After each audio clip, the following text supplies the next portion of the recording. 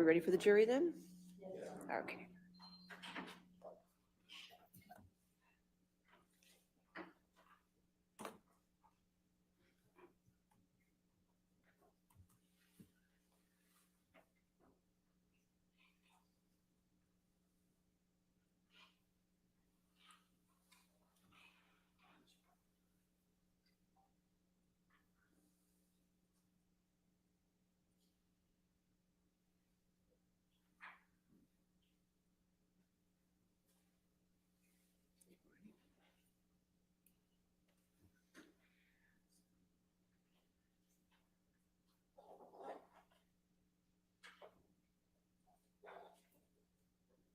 All right.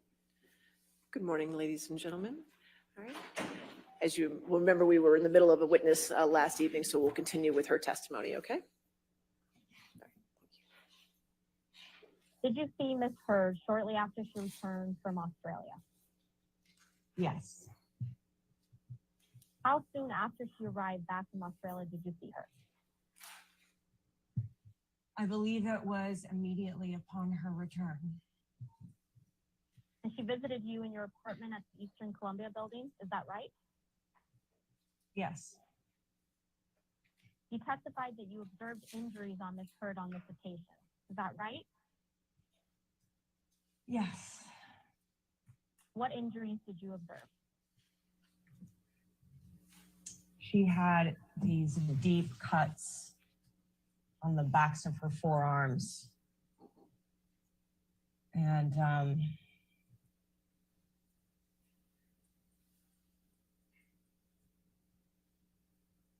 yeah, there were very, very deep, long cuts on the backs of her forearms.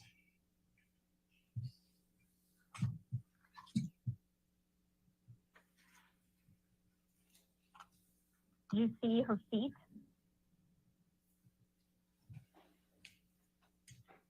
At first, when she came over, she had shoes on, and then she showed me her feet. Yeah.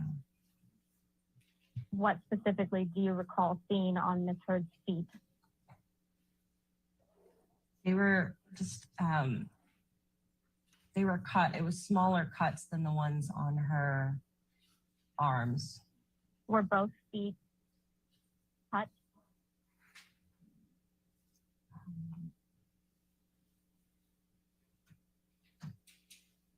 I don't remember if it was both or one.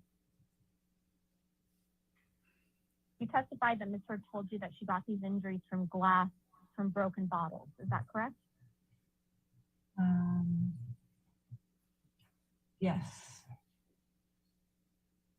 You were not in Australia with Ms. Heard when she allegedly sustained these injuries. Is that correct, Ms. Pennington? I was not in Australia. So your only understanding as to how Ms. Heard sustained these injuries is what she told you, right? That is my understanding. You've testified that you attended a Thanksgiving dinner with Mr. Depp and Ms. Heard in November of 2015. Is that correct? Yes. And this dinner was held in Penthouse 5 at the Eastern Columbia building, right?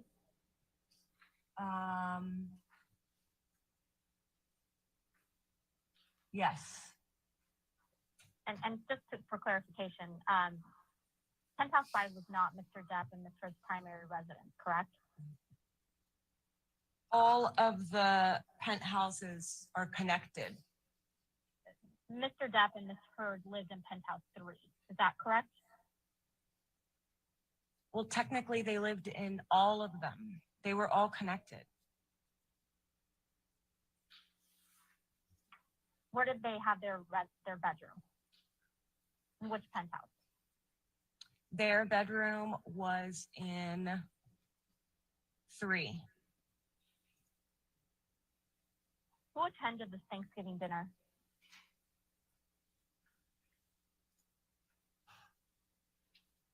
I think that, well, Josh, myself, Amber, Johnny. There were a couple of Johnny's friends. I think Amber's dad was there. Jack, Johnny's son. I don't remember anyone else specifically. Do you recall what time you all sat down to eat dinner? No. Okay, but you testified at some point late in the meal, Amber went upstairs to look for Johnny and stayed up there for a long time, correct? Yes. And did Mr. Depp sit down to dinner with all of you?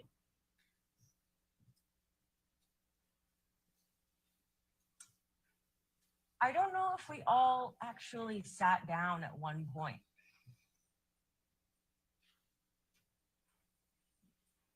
Did you see Mr. Depp at some point leave the dinner? I don't remember him leaving. I remember noticing that he was gone. Did you see where Mr. Depp left to, where he went? I either upstairs or out the front door. I didn't see it happen, so I don't know. Did you observe Ms. Heard consume any alcohol before she went to look for Mr. Depp? Yes. What was she drinking? Red wine. Did she seem drunk when she went to look for Mr. Depp? No. Did you observe any injuries to Ms. Heard when she returned? No.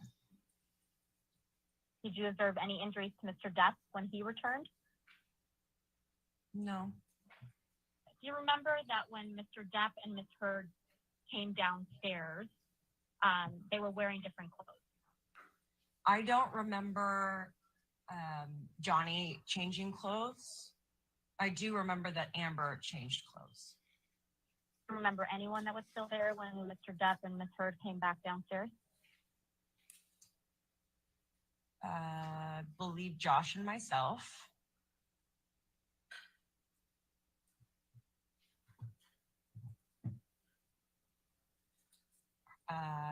David Heard. And I don't remember anyone else specifically who was still there. You also testified that when, quote, you went to look and found that a full bottle of wine had hit and broken a piece of art that Amber really loved above the bed, and that broken glass was scattered all over the bed. Did I testify that? Yes. Yes. Is that an accurate description of what you saw? Yes. And where did you see this? In what room? In their bedroom of PH3. How did you get to this penthouse from penthouse 5? I went upstairs in penthouse 5, across the top story, which all 3 penthouses were connected, through to penthouse 3. The bedroom was also on the top story, and all the way through and around. Do you recall seeing any spilled wine?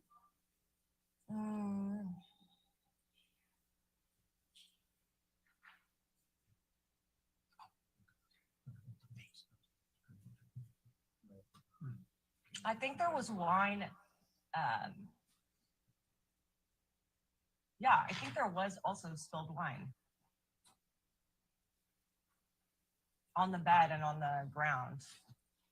Do you remember whether that bottle of wine was broken or not? I don't remember that the bottle was broken, but there's also plenty of glasses around with wine in them that could have been part of that. There was glass everywhere.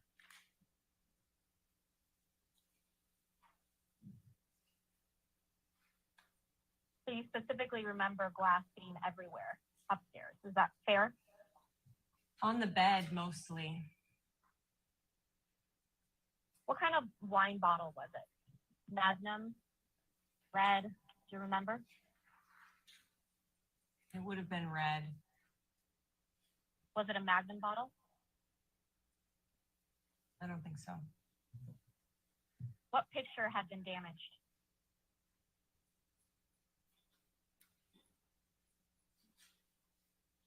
I think it was one of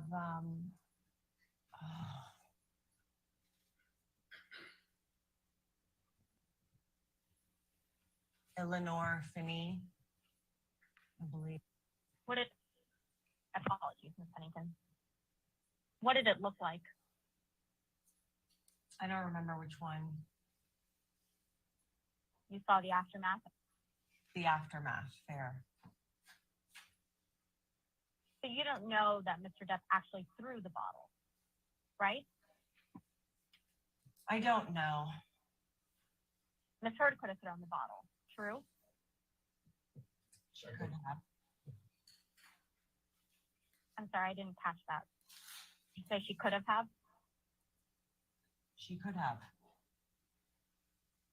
And was the evening still happening after you returned from observing the bedroom? Yes.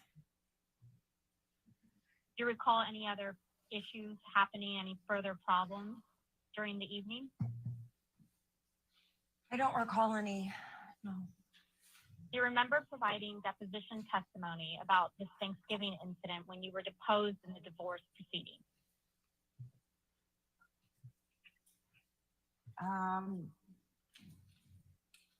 If you have transcript of that original deposition, I could take a look at it and recall. Do you have any independent recollection of testifying during the divorce proceeding about Thanksgiving? Are you talking about the deposition or testifying?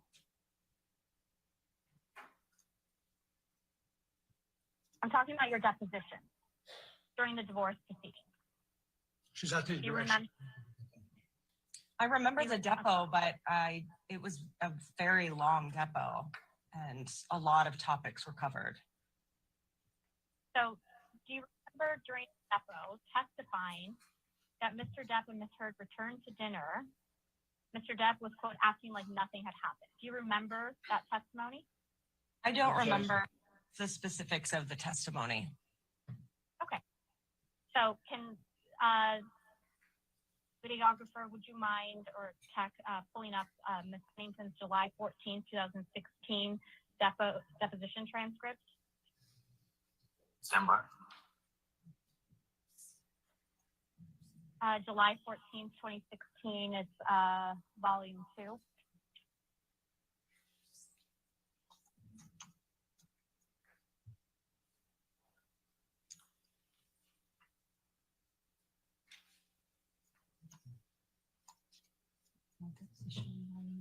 Where am I looking in the document? Yes, if you could please scroll down to page 238. Ms. Pennington, if you could look on page 238 of your deposition transcript from July 14, 2016, line 23, and if you could read to yourself through page 240, line 18.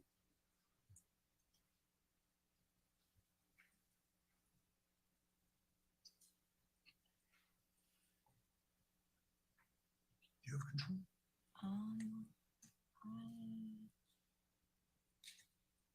You have control. Yeah.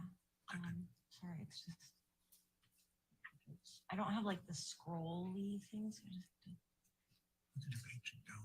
You can do this arrow. oh.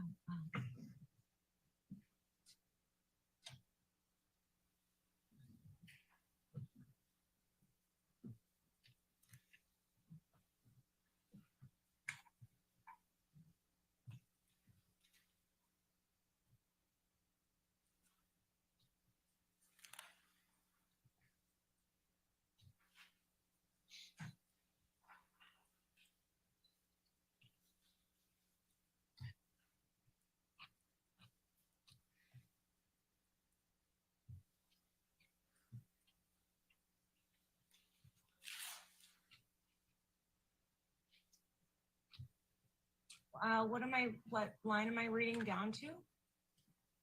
page 240, line 18.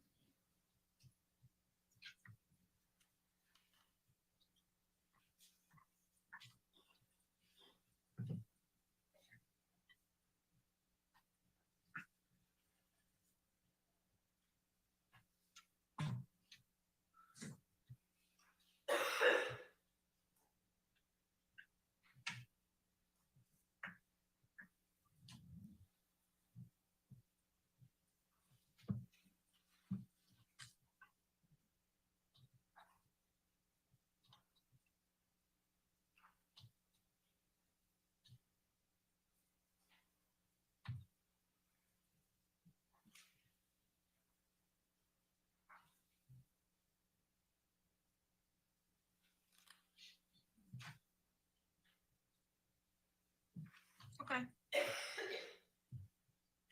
So you testified at your deposition that after Mr. Depp and Ms. Heard returned to dinner, Mr. Depp was, quote, acting like nothing happened. Do you remember that?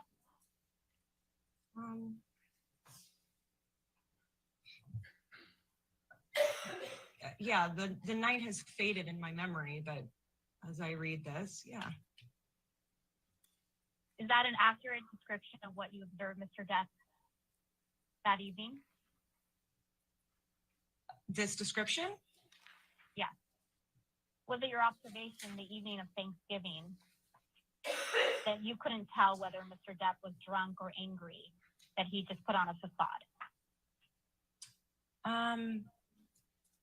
I couldn't tell what he was feeling. I didn't know what was going on.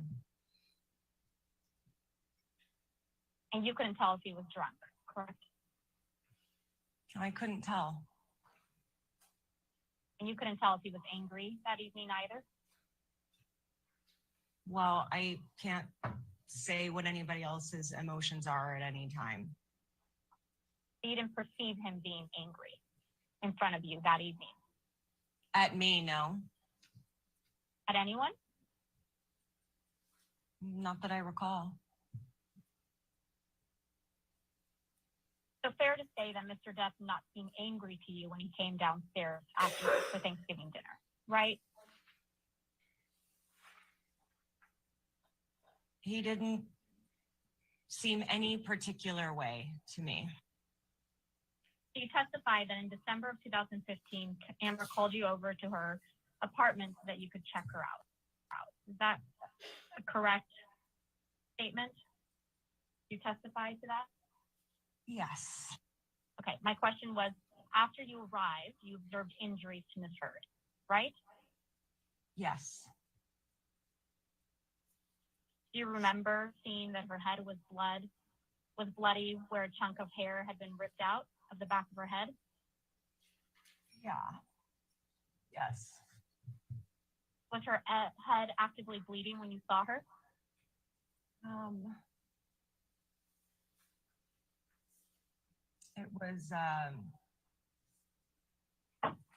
It wasn't like dripping down her head, but it was raw and red.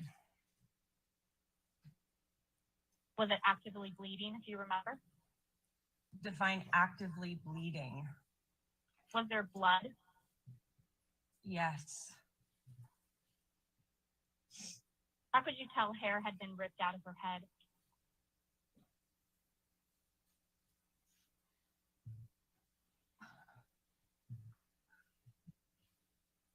There was a bloody patch with hair missing.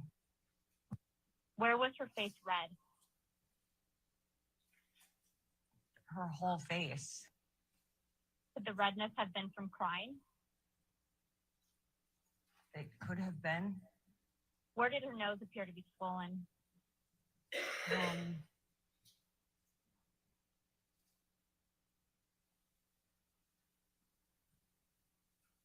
It'd be like the upper bridge.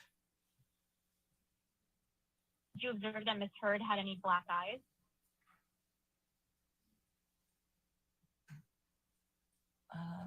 Not that I recall. Was there blood on her lips when you saw her?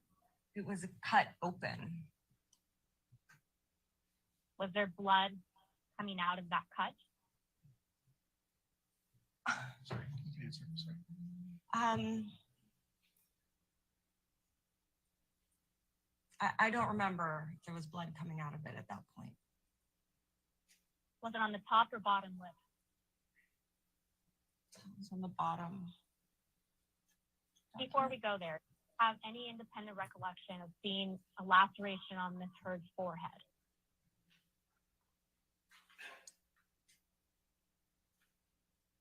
There were many times that I saw injuries on her. If you would like to show me a photo or point me to another place where I can remember which injury was Sorry. in which instance, then I can answer the question. So you testified that Miss Heard had a laceration on her forehead when you saw her, correct? Yes. If you remember, where on her forehead was this laceration?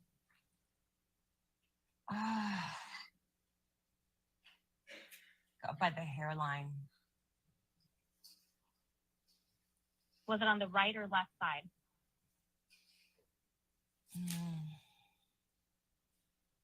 I don't remember. Was the laceration bleeding?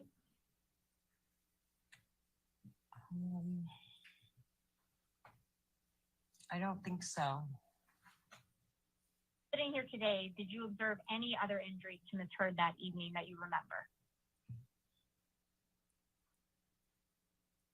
No.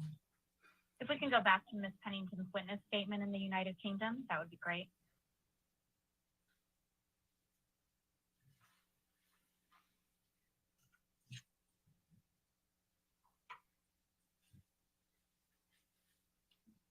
So in paragraph 20, Ms. Pennington, you testified that after you saw Ms. Heard, you, quote, called for assistance from a private nurse who was part of the concierge medical service which Johnny and Amber used.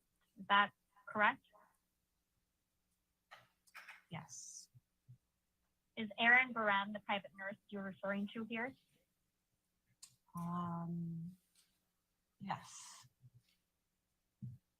Do you know approximately at what time you called Ms. Barem?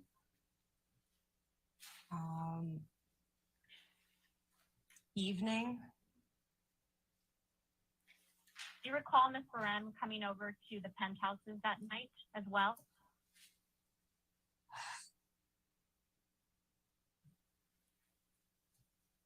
I don't know if she came over that night. Do you recall Ms. Barem providing any advice or recommendation to you on the phone?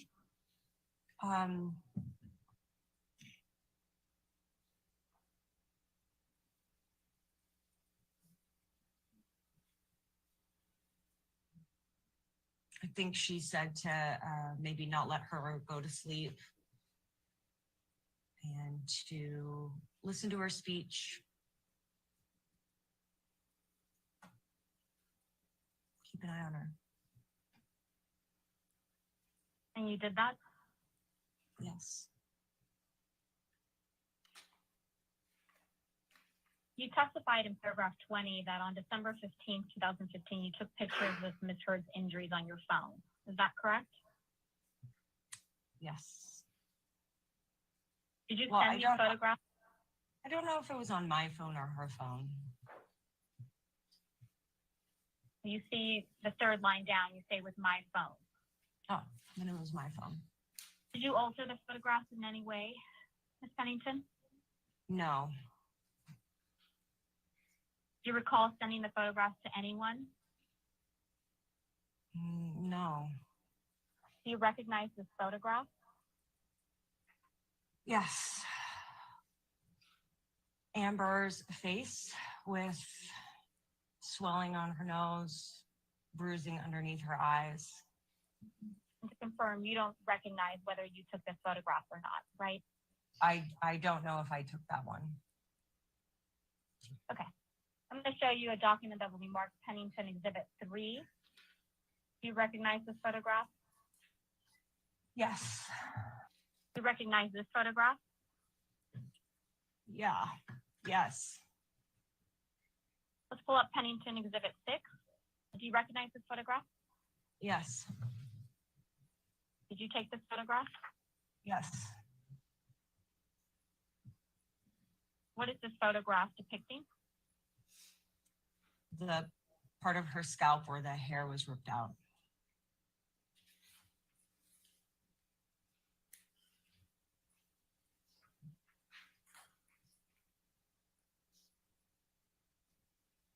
You've testified previously that you photographed a big clump of hair on the floor, which was blonde in color and clearly belonged to Amber.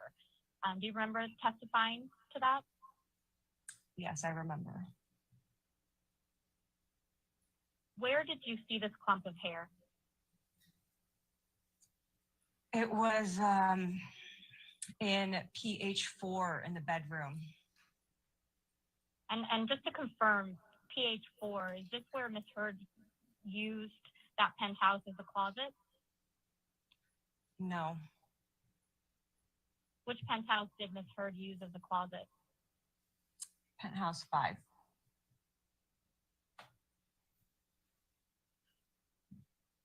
How did you know that the hair clearly belonged to Amber?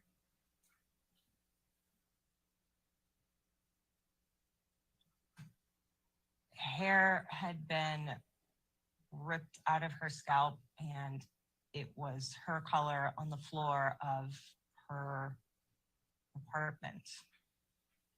But you didn't see the hair get ripped out of her head, right? Correct. And so your understanding that this was Ms. Heard's hair that was ripped out of her head was based on what Ms. Heard told you, right? My understanding that it was Miss Heard's hair was what I saw on her body and on the floor.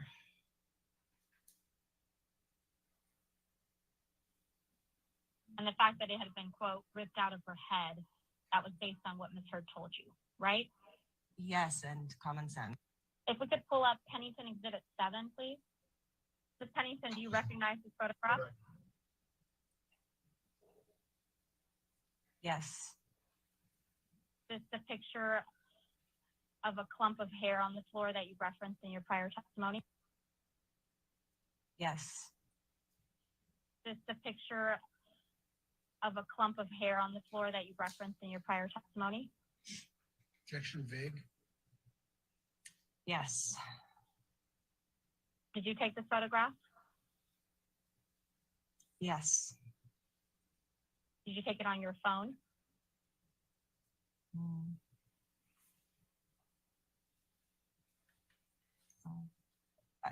Yes, And before you took this photograph, did you move the hair in any way? no, Okay, so this picture is the clump of hair exactly as you found it, right? correct. And when did you take this photograph? When I was taking the other photographs, And you didn't alter this photo in any way, correct? I did not alter this photo.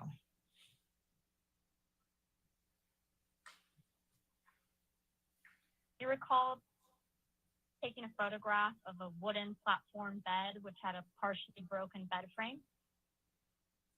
I do.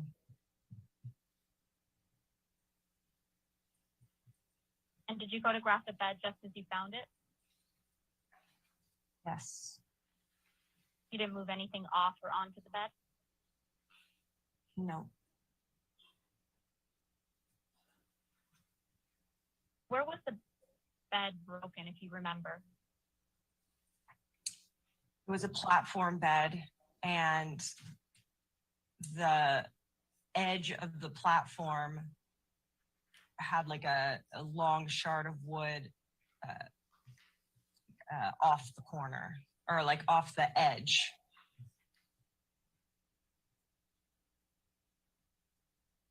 Where was the broken bed? In which penthouse? 4, In which room? the bedroom. I'm going to show you a document that will be marked Pennington Exhibit 8. Bears a base number Pennington 5. Do you recognize this photograph, Ms. Pennington? Yes, Did you take this photograph?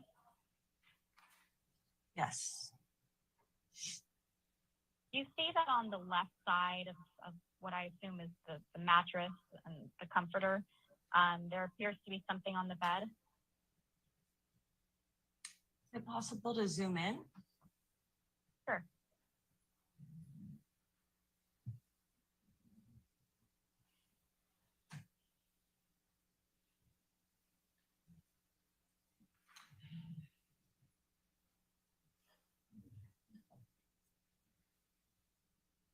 You see in the picture there appears to be something on the bed. Yes. Is this something that was already there when you found the bed? I don't remember seeing that before. It's not something that you put on the bed, right? No, And you don't know what that is. no.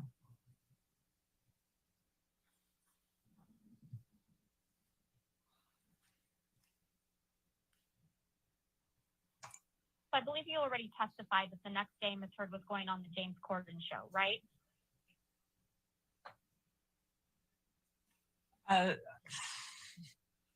Which testify? Which testification? Today. Oh, today. The next day, yes. And you were with Ms. Heard when she was getting ready for the show at her apartment, true? True. And was this in Penthouse 3? Hmm.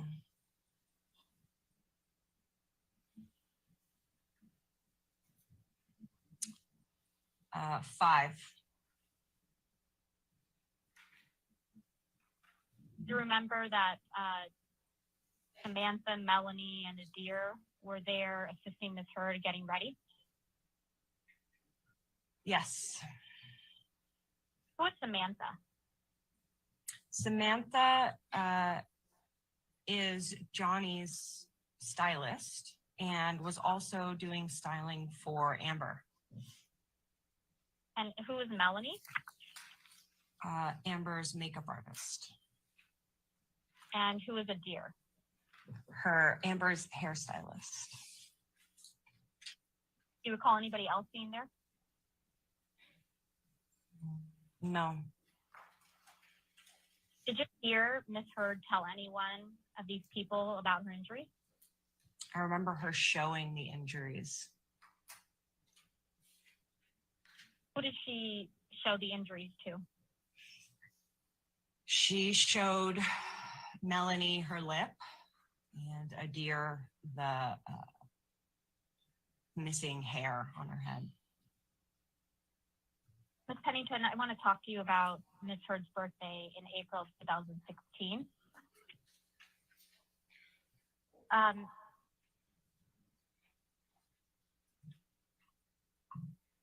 You remember that after Ms. Heard's birthday dinner, you and Ms. Heard and some other friends were scheduled to leave for Coachella the day after?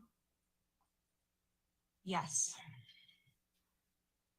So after the dinner, I know you attended the dinner, but after the dinner the next day, when you arrived to the penthouse, you noticed shattered glass on Ms. Heard's bedroom floor.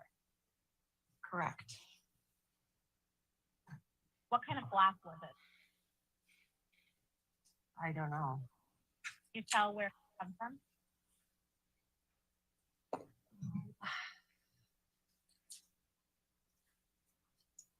I couldn't tell where it had come from. Did you notice any other damage in the bedroom?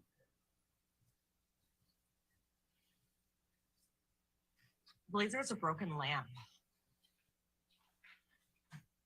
Ms. Heard had 2 dogs at the time, correct?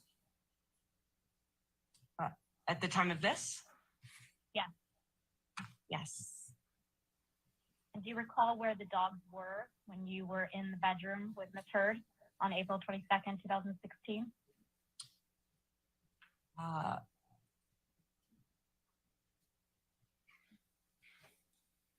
In the bed. Were you concerned about the dogs injuring themselves on the glass? Yes. Did she look upset? When I arrived? Yes. She was asleep. When she woke up, did she look upset to you? Yes. What made you think that she was upset or looked upset? She started crying. Now let's turn to the events of May 21, 2016. Okay.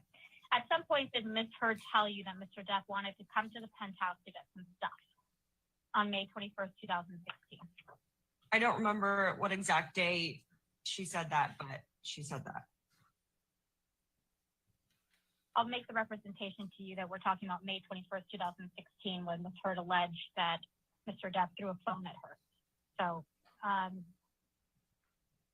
do you recall knowing that Mr. Depp was planning to come by the Eastern Columbia building on or about May 21st, 2016 to collect some stuff? I remember that she told me that he wanted to come over. Do you remember who was at the penthouse before Mr. Depp came over? On which, when? On May 21st, 2016. You were there, obviously, correct? Yes. And Ms. Heard was there? Yes. Was Josh Drew there? Yes. Was Elizabeth Mars there? Yes. Were you preparing for a jewelry show the next day that you were doing, Ms. Pennington? I was preparing. Was anybody assisting you prepare for that show?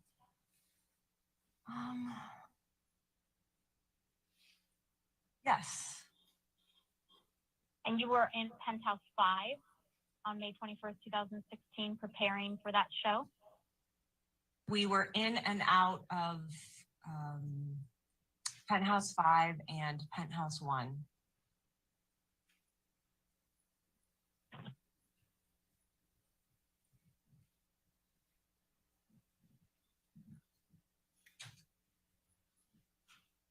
At some point, Ms. Heard left Penthouse 1 and Penthouse 5. And she went to Penthouse 3, correct? At some point that evening? Yes. Sometime after Ms. Heard left to go back to Penthouse 3, you received a text message from her, correct? Yes. Do you remember where you were when you received this message? PH1, Penthouse 1.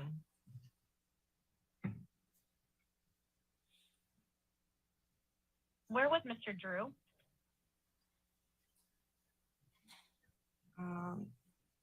With me in PH1. And where was Miss Mars? She was either with us in PH1 or in PH5.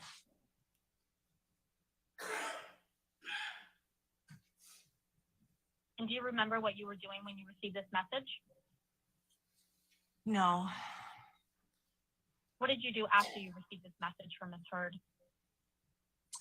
I went straight over to PH3.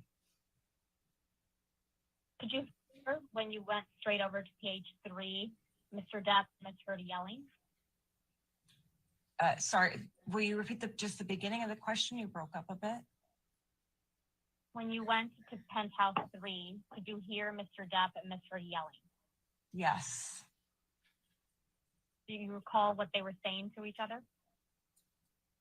No.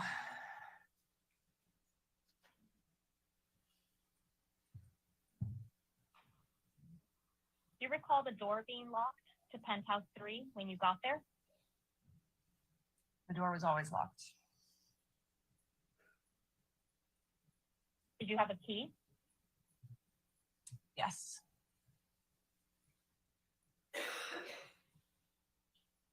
Did you use the key to open the door?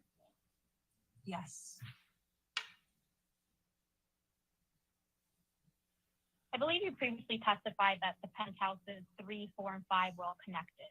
Is that correct? Correct.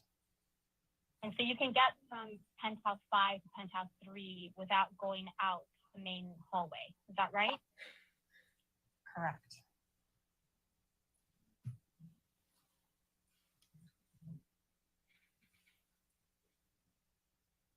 When you entered penthouse 3, only Mr. Depp and Ms. Bird were in the penthouse, right? Yes. Do you know where Mr. Depp was standing? Yes. Where was he? In the living room. What part of the living room? The sort of like the entry, like the in between from the kitchen to the living room. And where was Ms. Heard? On the other side of the living room. Was she by the couch? Yes. And were they approximately how far apart?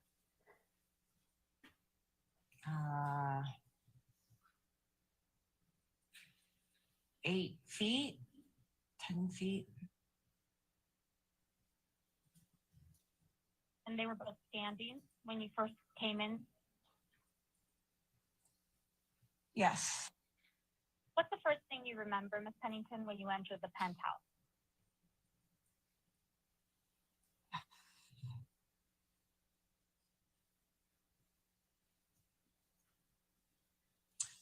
The first thing I remember was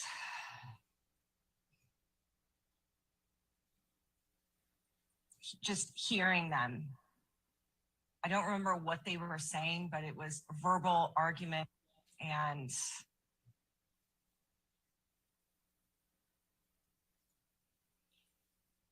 then he continued to yell, and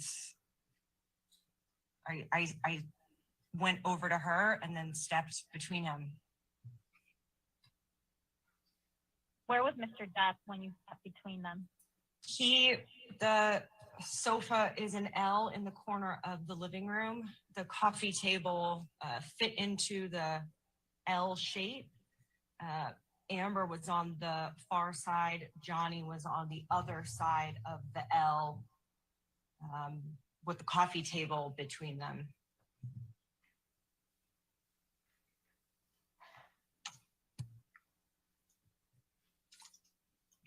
At some point, Mr. Depp's security team came in. Is that correct? Correct. And that was Jerry Judge and Sean Beth? Yes. Where was Mr. Depp standing when they entered the apartment? In the space between the living room and the kitchen.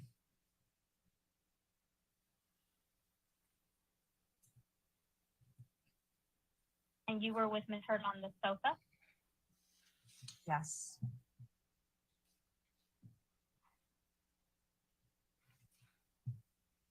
Mr. Depp eventually left penthouse 3 with his picture. Is that correct? Eventually, yes. And he left you and Ms. Bird in penthouse 3? Yes. From the moment you entered house 3 until Mr. Depp left, did you see Mr. Depp touch Ms. Heard?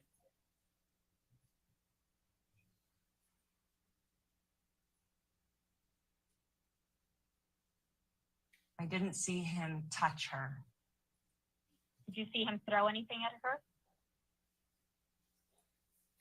I didn't see him throw anything at her. What did you do after Mr. Depp left penthouse 3?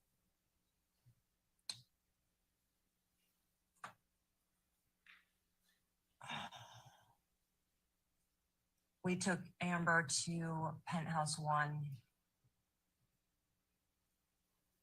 Is that where Mr. Drew and Miss Mars were? I don't know where they were specifically. I don't know if they were in different places or which apartment they were in. What did you do once you and Ms. Heard got back to penthouse 1?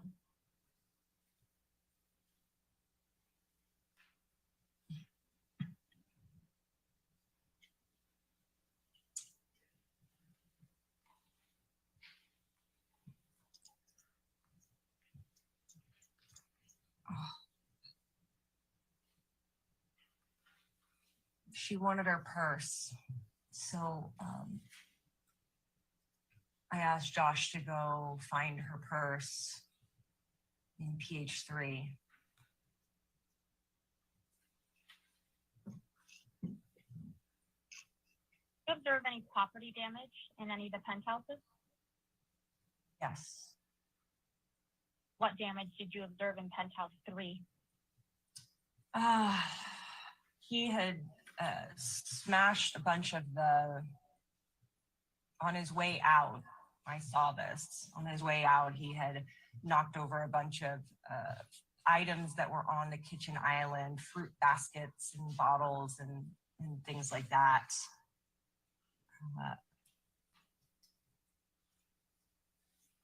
That was the main damage in PH3. What damage did you see in PH5? In PH5, there were photos that had been smashed off the wall, items that I had been working on the table that had been thrown against the wall.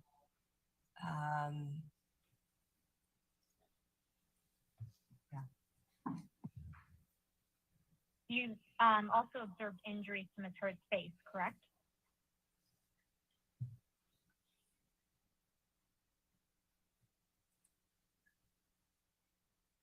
Yes.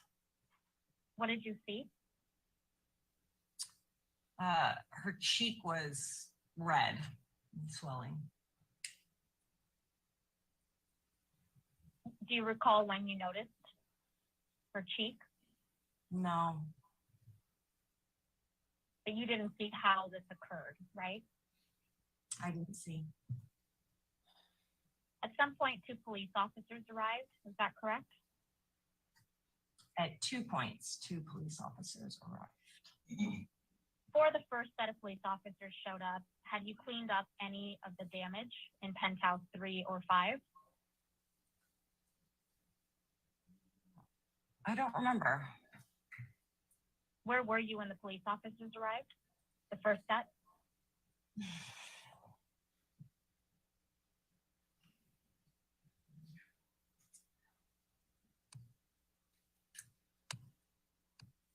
PH3.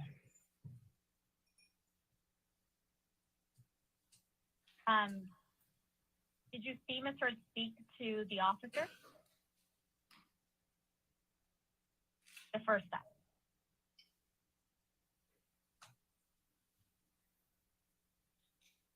Yes. Did you see the officers enter penthouse 3? Yes. They look around penthouse 3?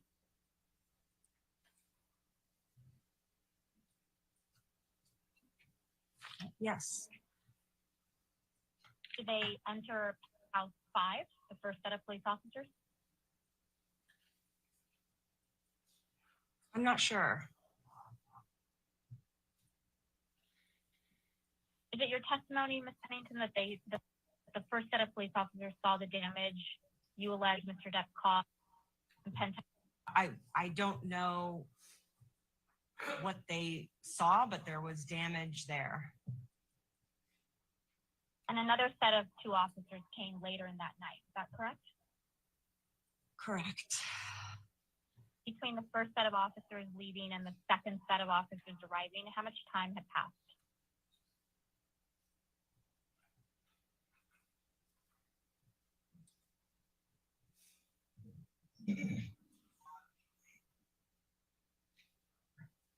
I don't remember exactly. Do you have an approximation of how much time had passed? An hour, 2, less than that? Less than 3. 3 hours? Less than 3 hours? Less than 3. In this time, do you recall cleaning up any of the damage to penthouse 3 or 5? I don't recall.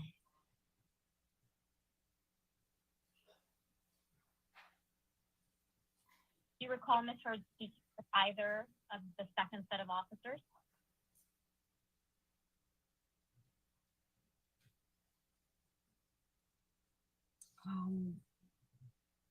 No, I don't remember if she did or not.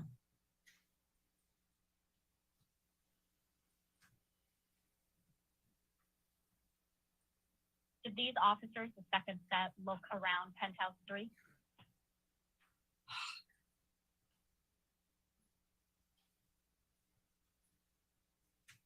I can't guess, so I don't know. Ms. Pennington, have you ever personally witnessed Mr. Depp physically attack Ms. Heard? Yeah, can you be specific to physically attacked? Did you ever witness Mr. strike Ms. Heard? No. Did you ever witness Mr. Depp throw anything at Ms. Heard? I never witnessed him throw anything at her, around her, yes. The question is, did you ever witness Mr. Depp throw anything at Ms. Heard? No. Did you ever witness Mr. Depp kick Ms. Heard? No. Did you ever see Mr. Depp physically injure Ms. Heard, cause her an injury? I didn't see it. So that's a no, right? I didn't see it. Your Honor, at this point, I start asking Ms. Pennington some questions, so we'll play that, but maybe we just approach to Sure. just get straight on some exhibits, please. Okay.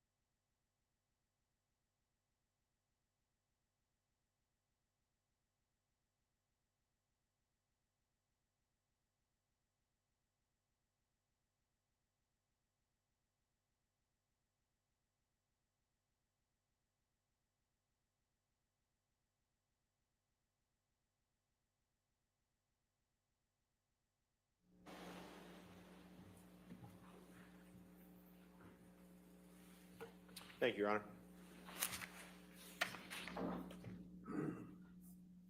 Are we ready to start? Yes, yes, sir.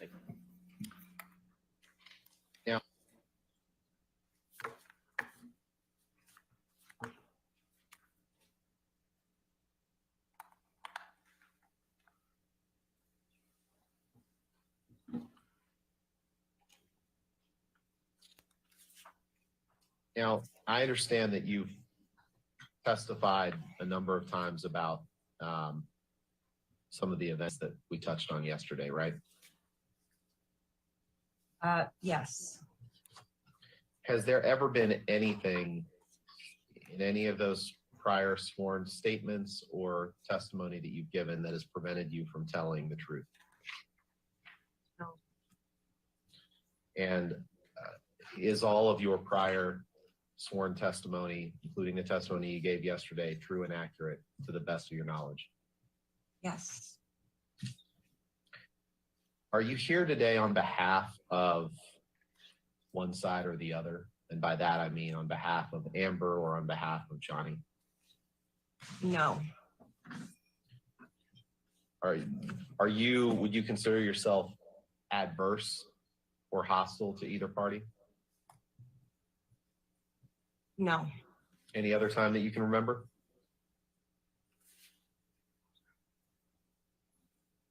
Not specifically, no.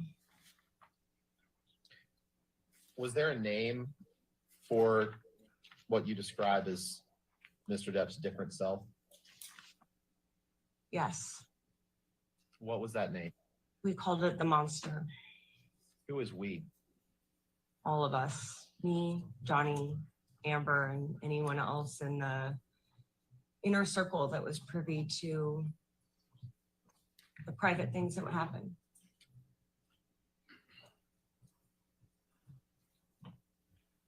How do you know that Johnny called it the monster? He named it that. You heard him refer to this other version of himself as the monster directly? Either heard or saw it written in a text. Did you receive texts from Mr. Depp referring to this other version of himself as the monster? I can't remember specifically any of them. But you do recall hearing or reading Mr. Depp directly referring to himself as the monster. Yes. And why did you do that? She asked for my help. And over the course of your relationship, when Amber needed your help, you tried to be there for her, right? Yes. What do you mean by scary? I was scared for Amber. I was sad for her, and I was also sad for Johnny. Because he is my friend too. And I really wanted them to be able to get it together. Why were you scared for Amber? It could be very unpredictable. And she didn't have a lot of self-preservation.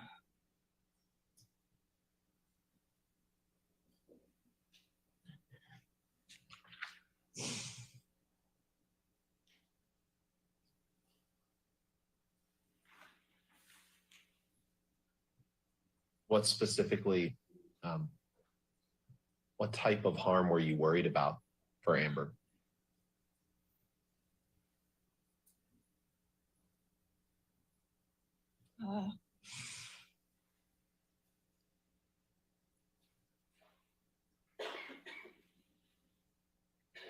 In the beginning, I wasn't worried.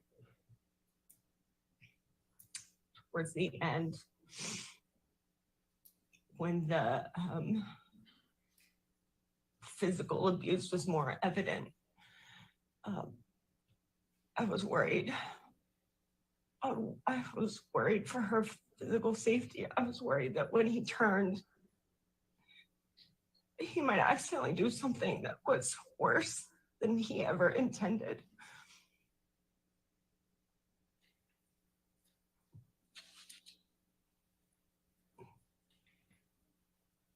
When you say, talk about abuse, is this signs of abuse that you personally observed? Can you explain what you mean specifically by that? Did you observe physical effects on Amber of that abuse? Yes. You testified a little bit yesterday about an incident between Johnny and Amber that took place in Hicksville. You remember that? Yes. Tell me as best you can everything that you remember about that. We were sitting around the campfire. I don't remember who the larger group was. And Amber and Kelly Sue were sitting on a chair together, hugging. And Johnny came up and said, "Get your hands off my woman." And it was surprising because it was a very benign, two friends sitting on the same chair, hanging out. And it was also surprising because Johnny had been hanging out with everybody in a friendly way, and a switch flipped when that happened. And Amber got up, went to go comfort Johnny, and then they went back to their trailer. How would you describe Johnny's tone when he said, "Get off my woman"? At first, I thought it was a joke. I thought he was kidding because it was so unexpected from the way that the rest of the night had been going. And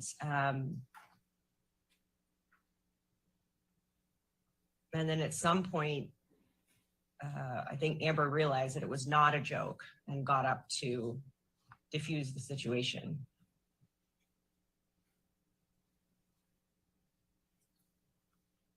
Did you perceive Kelly Sue to be acting inappropriately in any way toward Miss Heard? No. Had you seen when you said a switch flipped in Mr. Depp? That was your testimony, right? Just now? Yeah, just now. Yeah. Was it surprising to you to see? No. And why not?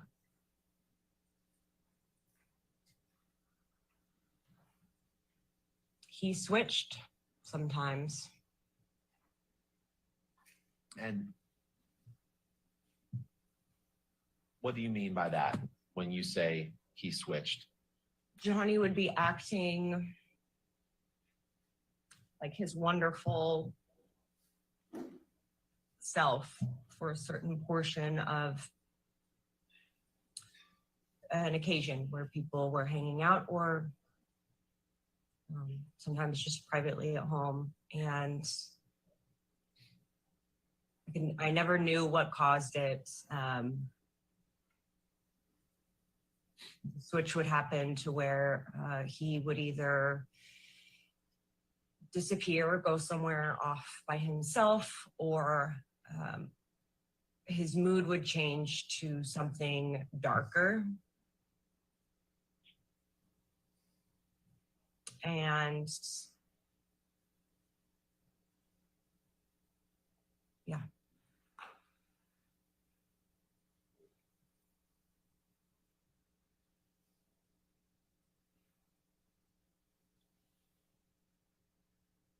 What do you recall? And we'll get to specific incidents in a little bit, but when you say his mood would change to something darker, do you remember any specific examples of times that you witnessed when his mood changed to something darker? I can't remember at this moment specific times when it would happen. Generally, he would go away from where the rest of the people were. Amber would follow to comfort. Sometimes they wouldn't come back, sometimes they would.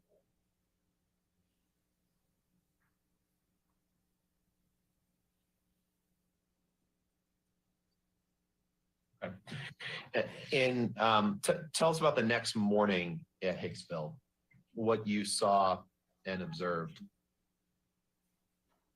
I went to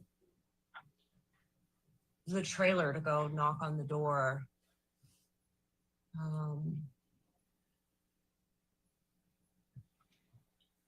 I think they had already left though. I went in and saw the disarray. Describe the disarray as best you can. Like I said yesterday, the light fixtures had been knocked off. Things were strewn about the trailer, cushions off the couch bank. Over the course of now, you've known Miss Heard since 2003, right? Yes. Have you ever known her to not pick light fixtures off a wall? No. Have you ever known her to throw pillows and cushions off couches?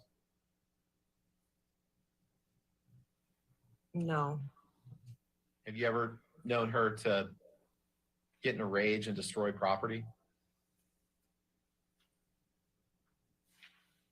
No. Have you ever known her to threaten someone's life? No. What did Amber tell you? Did you ever have a conversation with Miss Heard about what happened in that trailer in Hicksville? Yes. I'd like to fast forward a little bit in time, Ms. Pennington, to an episode that we talked about yesterday to some extent. Do you remember being with Amber after something that happened the day before she went on the James Corden show in December 2015? Yes. What do you remember? And I know this is painful and emotional, but give me your best recollection of what you recall from that time period. From the night before? Were you with Amber the night before the James Corden appearance? Yes. And were you with her the day of the James Corden appearance? Yes. And did you observe Miss Heard and Miss Heard's residence the day before the James Corden appearance and the day of the James Corden appearance? Yes. So with that, tell me everything that you can remember, starting with the day before. And I may interrupt you and ask you to clarify certain things, but everything to remember.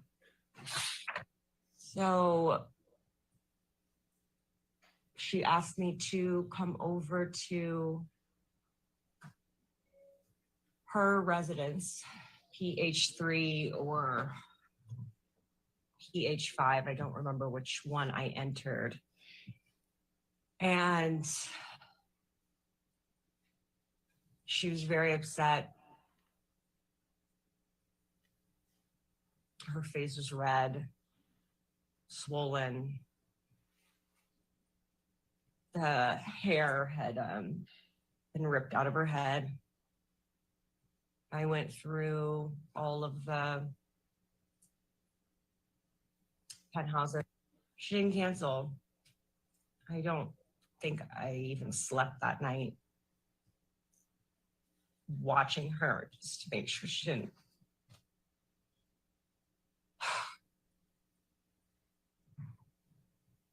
Is that because you were worried she had a concussion? Yes. Why did you tell her that you were going to go take pictures throughout the penthouses?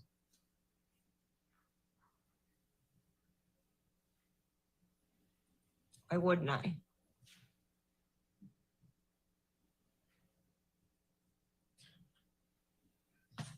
Ms. Pennington, I'm gonna you saw a few selected pictures yesterday. I'm gonna show you a number of pictures today that we need to go through, and I'll ask you some questions about them. Okay. Are you able to see exhibit 15? Yeah, I can see it. Can you, Ms. Pennington? Yes.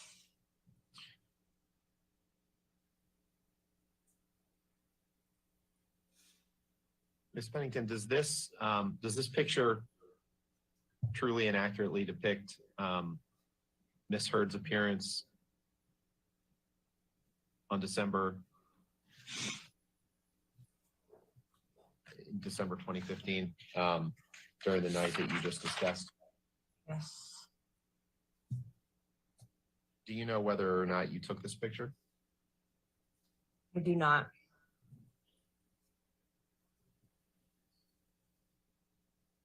That you were with Ms. Heard that evening after the incident? It was. What room was this taken in?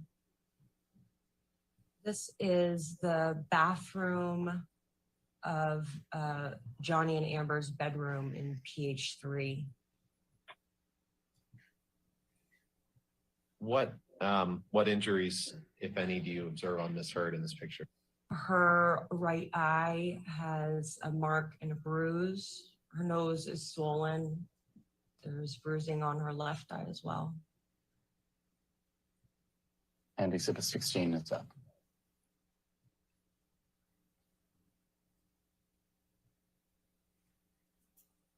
What is this picture of Ms. Pennington? There's a picture of Amber's face with bruising and a mark on her right eye, swelling on her nose, bruising on the left eye, in the same bathroom. And when was this picture taken? I assume the same night. Is that the night in December 2015 that you've been testifying about for the last few minutes? Yeah. Do you see behind Ms. Heard's left ear, there's a picture on the wall and then a writing, a note above the picture? Yes. What is that note signed? If you can tell. Steve. To your understanding, who is Steve? Johnny. And what does it say right above that? It says, "You're Steve." What's the line above that say?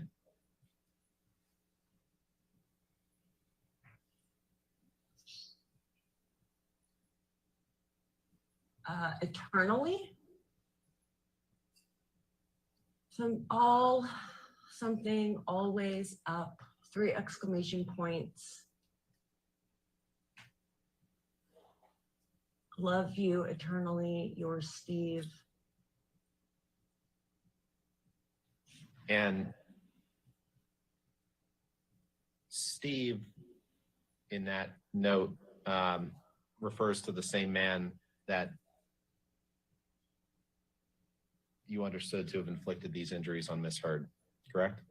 Yes. And does this picture truly and accurately reflect what you observed on Ms. Heard in that night in December 2015? Partially. When you said partially, what do you mean by that? You can't see the rest of the injuries. What other injuries are you referring to? The hair being pulled out. Exhibit 17 is up. What is this a picture of, Ms. Pennington? Amber's face turned at a slight profile with a bruise on her eye, swelling on her nose. And when was this picture taken? Appears to be the same night, same moment of the previous 2 pictures. Does this picture fairly and accurately depict, at least in part, Ms. Heard's appearance on that night? Yes. Exhibit 18 is up.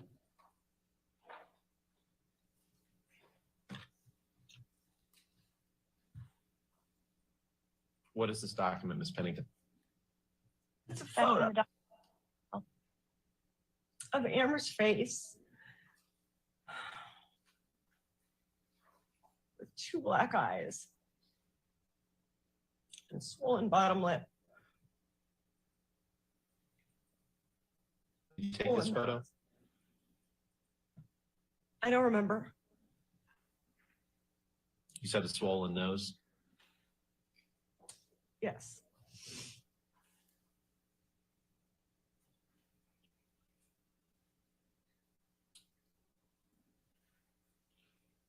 Does this picture fairly and accurately depict, at least in part, Ms. Heard's appearance on that night in December 15, 2015?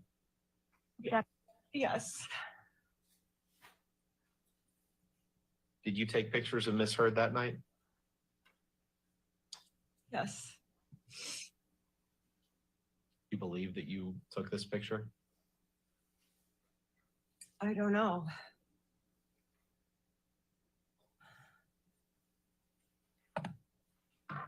But in any event, it accurately reflects what Ms. Heard's appearance from that evening.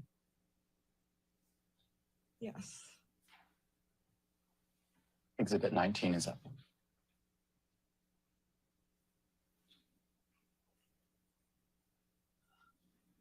And I'm sorry this is so hard, Ms. Pennington.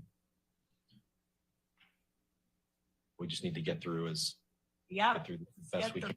What is this picture? This is Amber's face turned a profile, showing more of her bottom bloody lip and her right bruised eye. And what night does this, or when does this show Amber? It appears to be the same night and the same series of photos as before. Where was this picture taken, if you know? It's in the bedroom, facing she's sitting on the bed and it's facing the windows. Was anyone with you and Amber that night after you came over?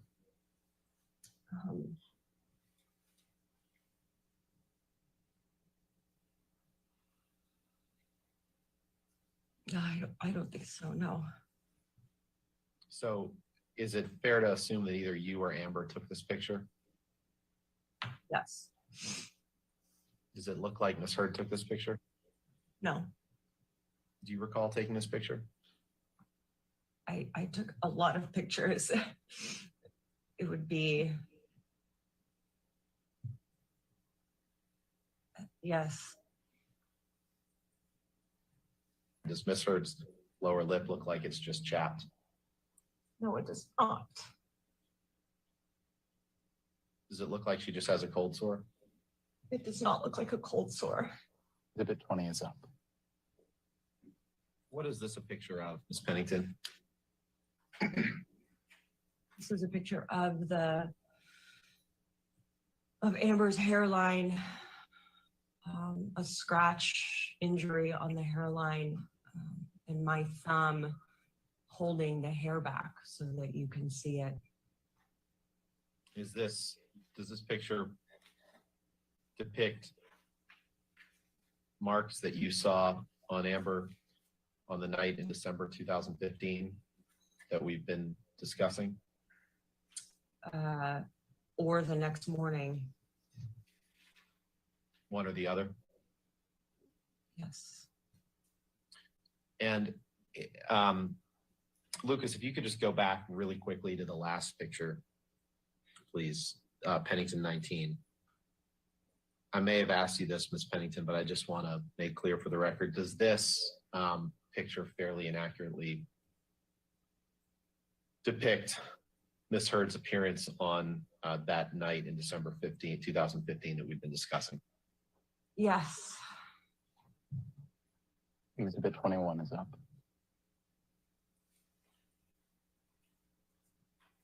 What is this a picture of, Ms. Pennington? This is a close-up picture of the side of Amber's nose and mouth.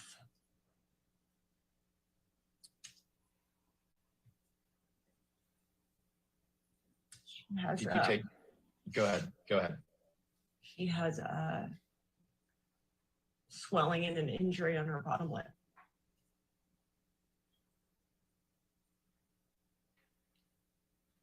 Are there any other injuries you observe in this picture? And see, you could see at the top of the photo, bruising on her eye and the small mark underneath her bottom eyelid.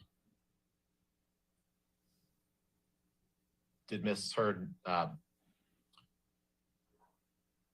did she typically have that small mark underneath her eye or bruising around her eyes? She did not usually have that small mark or bruising underneath her eyes. Did she typically have injuries to her lip? Sometimes. And over the course of your friendship with Miss Heard during the time that she was in a relationship with Mr. Depp, how often would you all communicate? Sorry, can you repeat that question? During the time that Miss Heard was in a relationship with Mr. Depp, how often would you communicate with Miss Heard? Like every day? When she was filming, less. When she was home, all the time. And you just testified, I believe it wasn't the only incident in which you observed injuries to Miss Heard's face or lips, correct?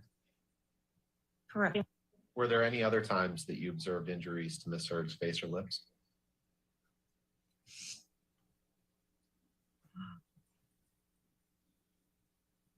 Yes. Exhibit 22 is up. What is this a picture of, Miss Pennington? Picture is hair pulled back to show the abrasion on the scalp where hair has been removed. Whose head is that? That's Amber's head.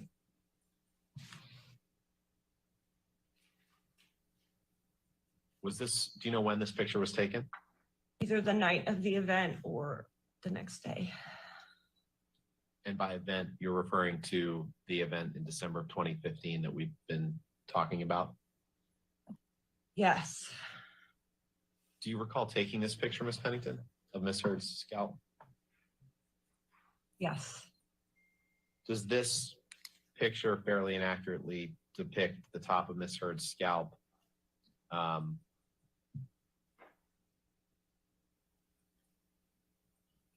During the day of or at the day after the December 2015 incident that you've been giving testimony about? Yes. Exhibit 23 is up. What is this a picture of, Miss Pennington? There's a picture of a clump of Amber's hair on the black carpet of the bedroom of PH4 with my finger there to show the scale of the hair. Did you take this picture? Yes. When did you take this picture?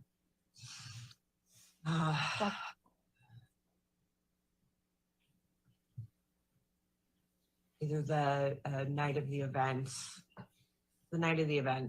the December, the occurrence that we've been talking about. In December of 2015? Yes. And how did you know that that was Amber's hair?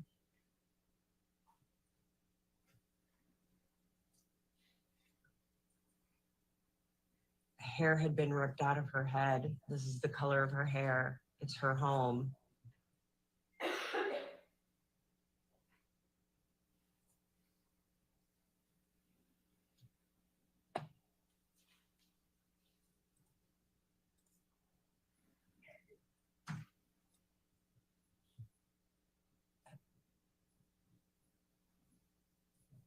And this, you said, was in the bedroom of Penthouse 5?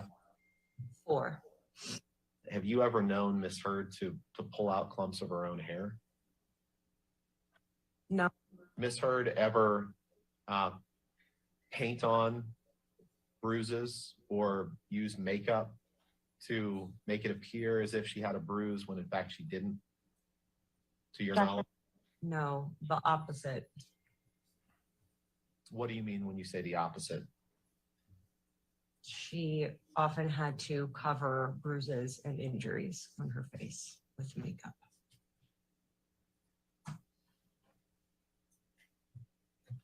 Did you see her cover bruises on her face with makeup?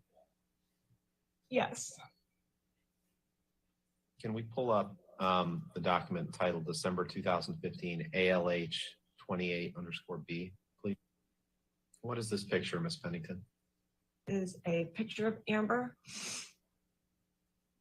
She has a small mark underneath her right eye. She's her coat and her shirt on. They're in the kitchen. She's in the kitchen of PH3.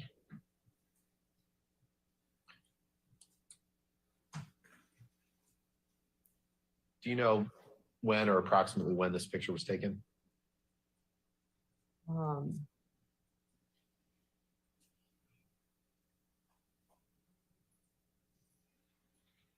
The day following the December event or the day after, maybe.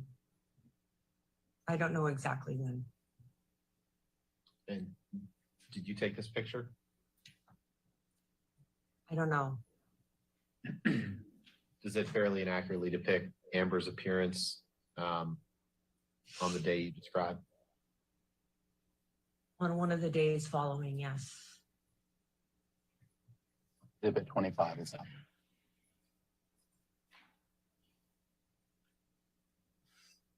Do you know what this is a picture of, Ms. Pennington?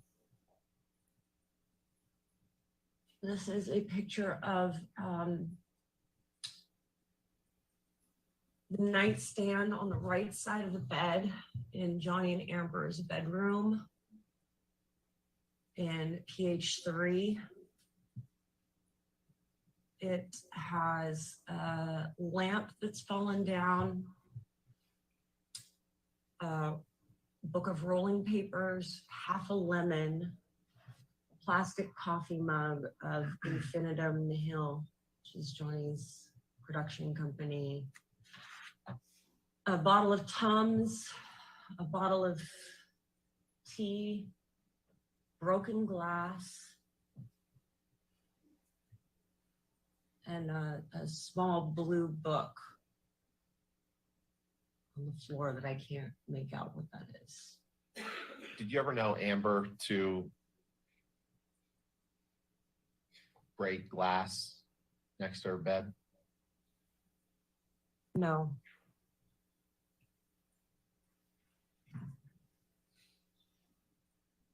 What's your knowledge about Mr. Depp's tendency to break things made of glass? My knowledge is that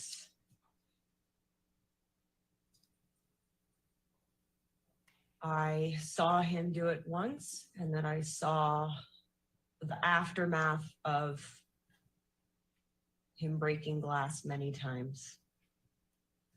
And on that evening in December 2015, did you see that we've been discussing? Did you see broken glass around the residence?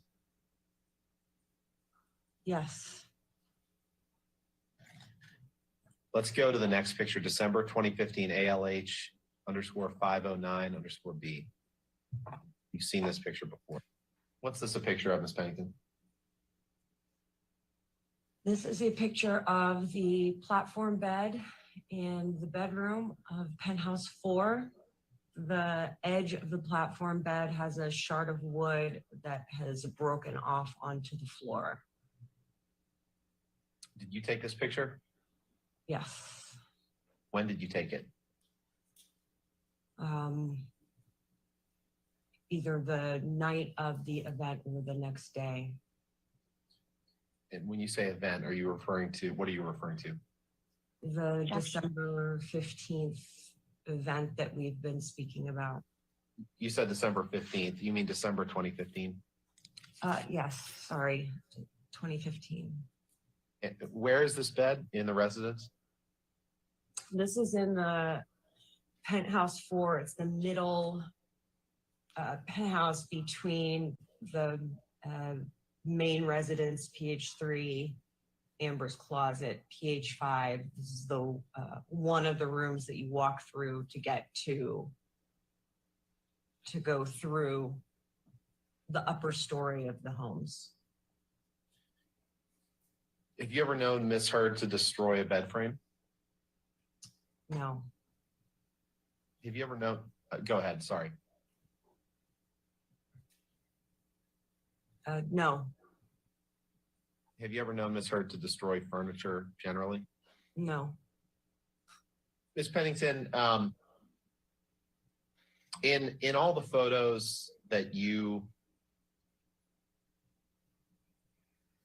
have taken of evidence or incidents or the aftermath of incidents between Amber and Johnny, have you ever done anything to alter those photos or, you know, make them appear to depict something that wasn't actually there or wasn't actually real? No, I want to talk about the day of the Late Late Show. When I say that, do you understand I'm referring to Amber's appearance on the James Corden show? yes, The Late Late Show with James Corden. Were you with Amber when she got ready for her appearance on that show? yes. Who else was present? A dear that who's her hairstylist, Melanie, her makeup artist, and Samantha, her stylist. Were you there when her hair and makeup was being styled or put on before her appearance on James Corden? Yes. Did you see anyone paint on a wound on her lip or put makeup on her face to make it appear that there was a wound on her lip? No. Did you observe anyone ripping clumps of her hair out of her head? No. Ms. Pennington, did you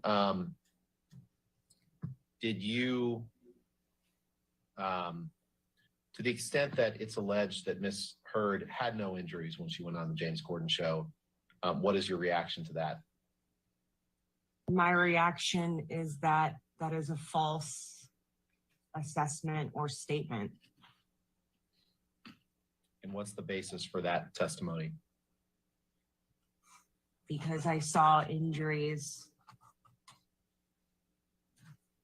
on her body from the time directly after they happened throughout the next night, the next day, and as they continued to heal.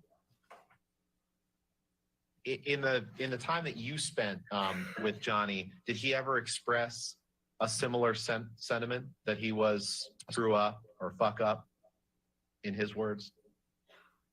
Yes.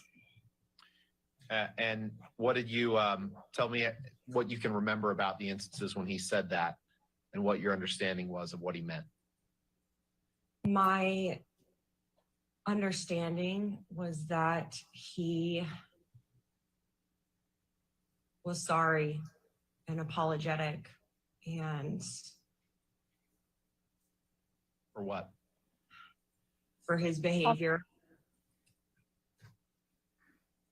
When you say behavior, what are you referring to?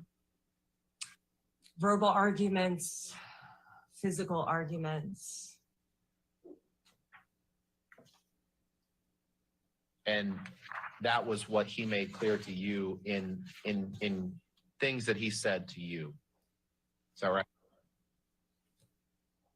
What he made clear to me in our conversations was that he was very sorry and that he was working to get clean and get better. And that he was asking for forgiveness and trying to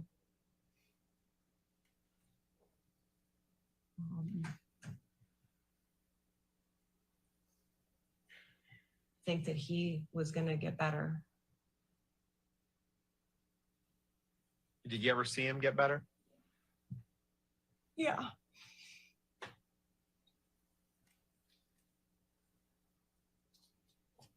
When? A lot of times. But did you ever see him get better permanently? No. Your Honor, at this point, we start questioning Ms. Pennington about May 21st. We're happy to keep going, but if you wanted to take a break, I think we're about halfway through this volume. Okay, let's go ahead and take our morning recess for 15 minutes. Again, do not discuss the case with anybody and don't do any outside research, okay?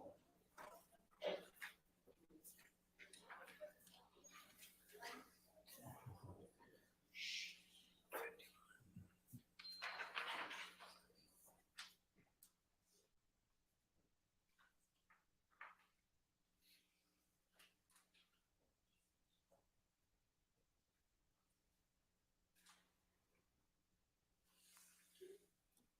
let's just come back at 11 o'clock then, okay? Thank you, All right, Your Honor. thank you.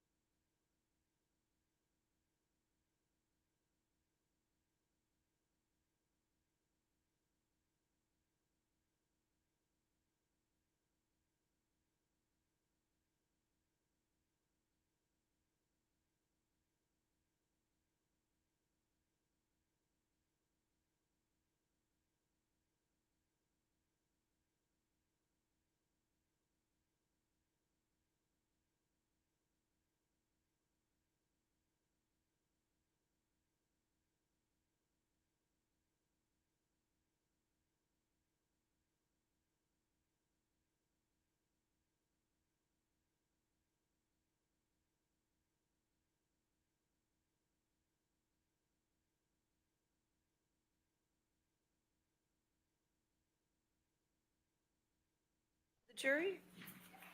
Okay.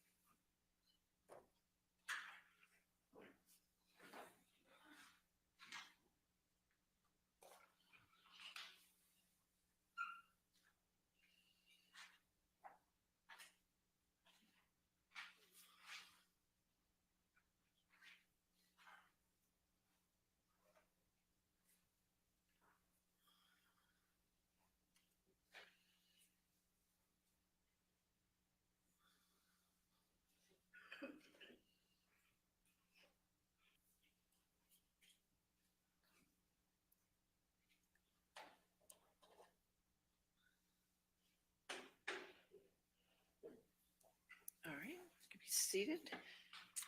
We're going to continue with your witness. Yes, we'll resume with the testimony of Raquel Pennington, Your All Honor. right, thank you.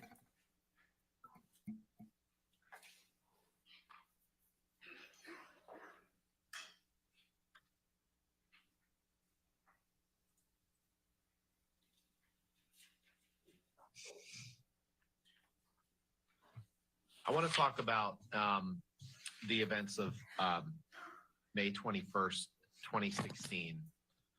Do you remember that night, Ms. Pennington?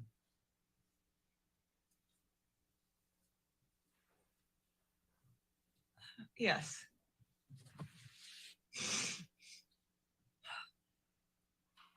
Walk us through what you recall about the evening of May 21st, 2016.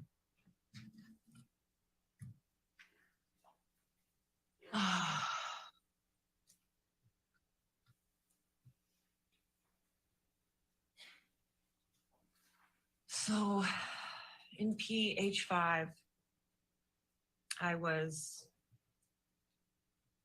getting things ready for a artist craft show that I had, and making jewelry, and my friend Liz was there, Josh was there, Amber was helping. We were set up in the downstairs living room of PH5. And at Liz some Mars? point- Liz Mars, yes. Okay, and your fiance Joshua Drew, is that right? Yes. And at some point, Amber got a message from Johnny that said that he wanted to come over and talk or pick something up. I don't remember what the exact message was. And I thought it was a really bad idea, but can't stop somebody from coming over to their own home. And so Amber went upstairs to get ready for him to come over.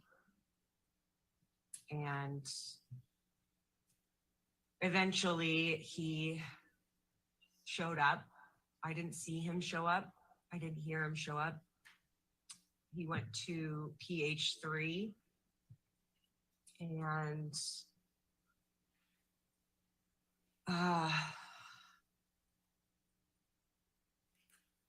then at some point I got a text from her, or I might have checked in, or I got a text from her that said, come over. So I tried to come over there and the door was locked. Their front door was locked. So I went to go get my key. I had a master key to all of the apartments. And I came back, unlocked the door, and he was yelling, and I don't remember exactly what he was saying. And she was calling for help, and that had never happened before, saying, help me.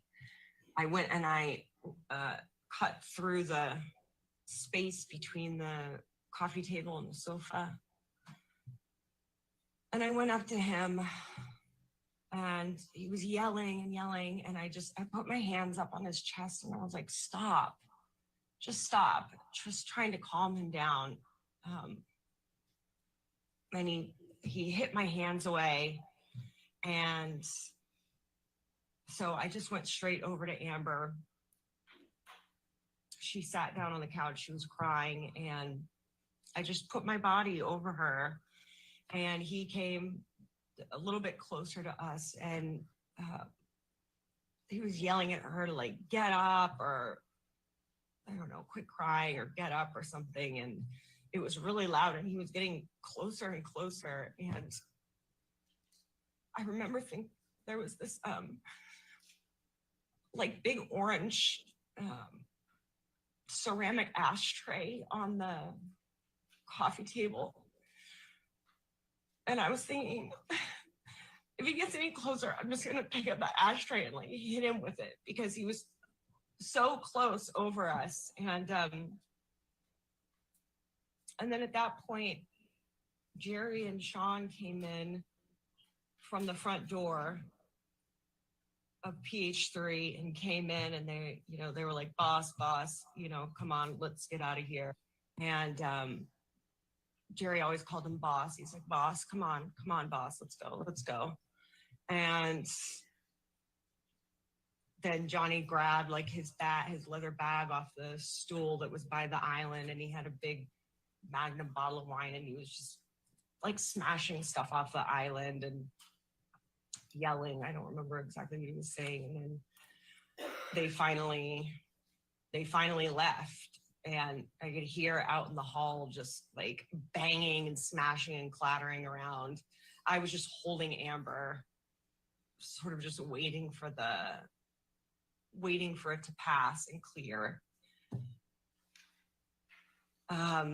Until a little bit later, and then I think Josh came in. Why did you get between and put your hands on Mr. Depp and get between him and Miss Heard? I just thought I could calm him down. And when he hit your hands away and then you went and laid on her, why did you do that? Just the thing to do. How would you describe Mr. Depp's mood? Irate.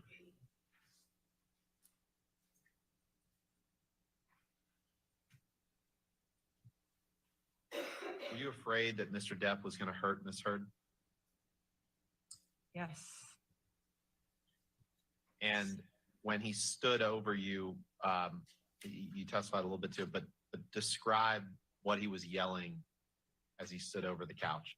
I don't remember everything that he said. The thing that sticks out the most is that he was just yelling at her to get up. To get the fuck up.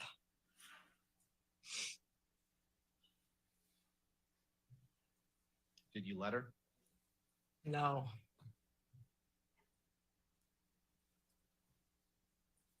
And where were you, just to be clear, where were you when you received the message from Amber asking you to come over to Penthouse 3?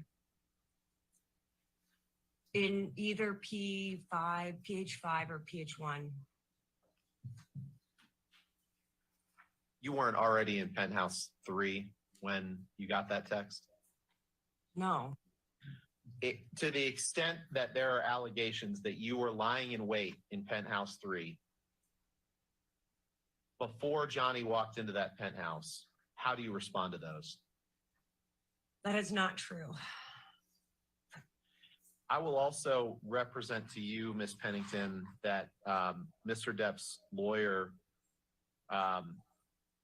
has been quoted as saying, quote, Amber Heard and her friend Rocky Pennington staged the May 21 crime scene to prove the abuse allegation against Johnny Depp. Is that statement true? No. Did you stage anything about May 21st, 2016? No. Did Amber stage anything, to your knowledge, about May 21st, 2016? No. describe for us the damage that you observed Mr. Depp cause to the penthouses, to penthouse 3.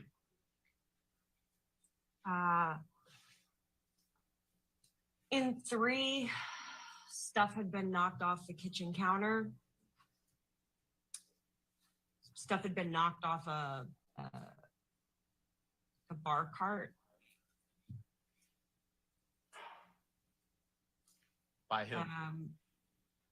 By Johnny. I saw this happen on his way out. He was With smashing his- stuff With what? with a wine bottle. What other It- damage can you remember Mr. Depp causing? In the hallway, there was wine splash spilled in the hallway. There was a dent on the outside of PH1's front door. And then in PH5, where we had been getting stuff ready for my craft fair, my jewelry and materials had been thrown against the wall, and everything that was on the table was like strewn off of the table, thrown down. I'd like to go through with you some photographs of the incident that we talked about. So can you pull up May 21st, 2016, ALH 7051, please? And while he's pulling that up, Ms. Pennington, did you or either yourself or anyone else take photographs in the aftermath of this incident? Yes. Who took photographs?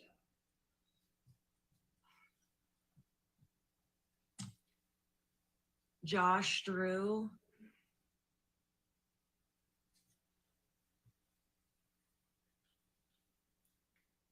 That's the only person that I can say for sure. Were you with Mr. Drew when he was taking photographs?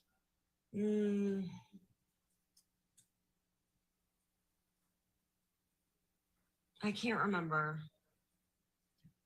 Did you go through the penthouses to see where the damage has been done?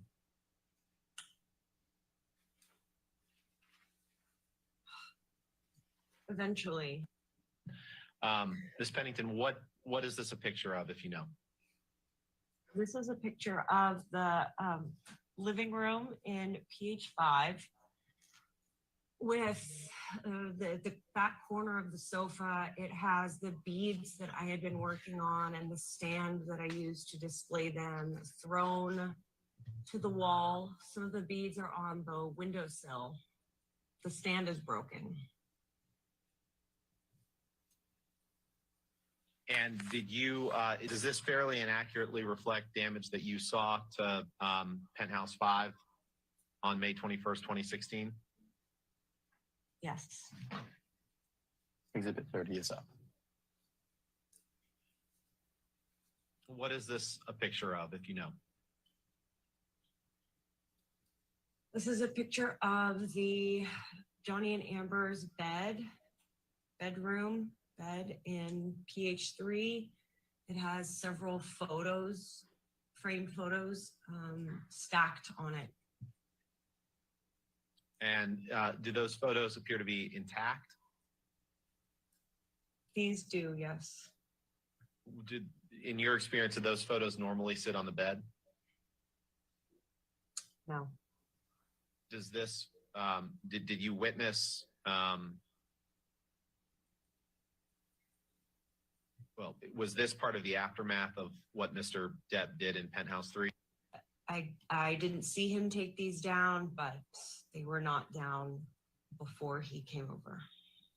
Does it fairly and accurately depict what you witnessed the night of May 21st, 2016? I didn't see this happen, but I did see this scenario. You saw the pictures. That's my question. Does this fairly and accurately depict something that you personally saw on May 21st, 2016? Yes. All right, let's pull up 7053, please. So my question, Ms. Pennington, will be, what is this a picture of?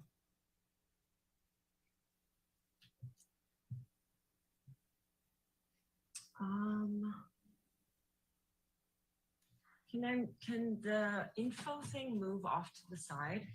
No, I don't, not in this version of the pictures. So I apologize for that. If you need it zoomed in or out.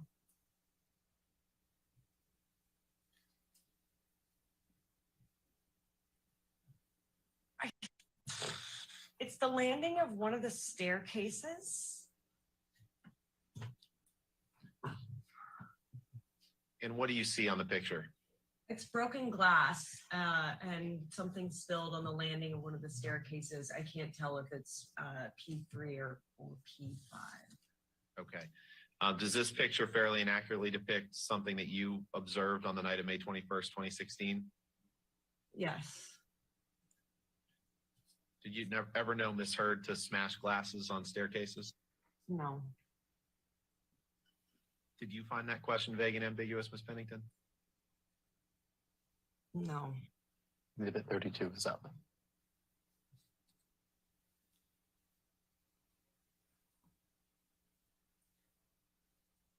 What is this a picture of, Ms. Pennington? These are stairs appearing of the same staircase with broken glass on them. Does this picture fairly and accurately depict something that you personally observed the night of May 21st, 2016? Yes. 33 is up. What is this a picture of, Ms. Pennington? This is a picture of the floor mat in front of the doors that would lead out to the balcony of PH3, and it has a broken, looks like top of a martini glass on it. Okay. Did you see this glass or material around this being broken on the evening of May 21st, 2016? Yes. And who broke this glass? Johnny did. And does this photo fairly and accurately depict something that you observed after Mr. Depp left Penthouse 3 on May 21st, 2016? Yes. Exhibit 34 is up. What is this a picture of, Ms. Pennington? This is the space between the cabinets in the refrigerator and the kitchen islands. It has a rug on it, and it has a fruit basket and fruit on the ground. And do you know who knocked that fruit on the ground? Yes. Who? Johnny. And does this fairly and accurately depict damage that you saw on May 21st, 2016? Yes. Exhibit 35 is up. Thank you. What is this a picture of, Ms. Pennington? This is the landing of PH5 that Amber's office was set up on. And this is her desk and her files. And boxes have been outturned, and there's papers all over the floor. And is this how Ms. Heard normally kept her office area? No. Does this fairly and accurately depict damage that you observed on May 21st, 2016? Yes. 36 is up. Is this that same office area? Yes. And is this an accurate depiction of what you observed on May 21st, 2016? Yes. 37 is up.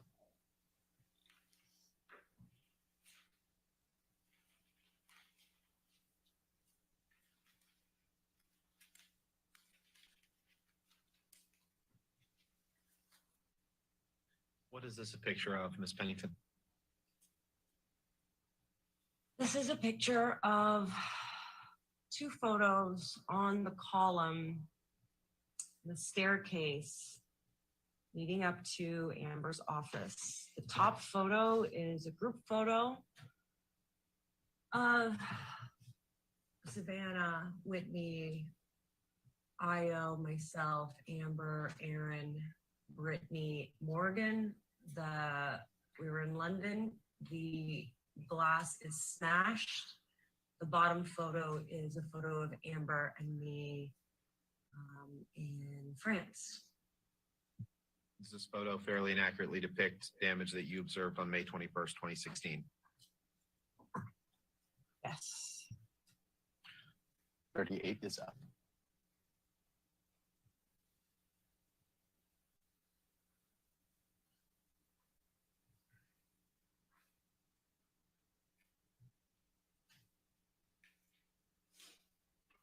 What is this a picture of?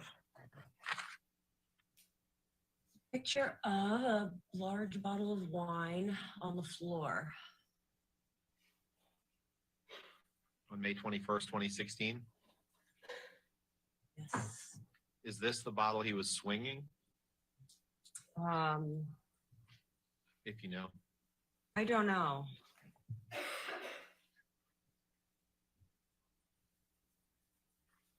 But it accurately depicts something you observed on May 21st, 2016. Yes. Did you notice you or misheard or anyone that you were with spilling wine in penthouses that night in order to stage damage? No. And by what is this a picture of? I meant the whole scene. Oh. Sorry. Oh, it's a picture on the floor. Do you know what penthouse that is in?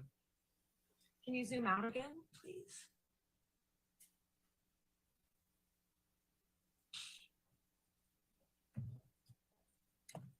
Three.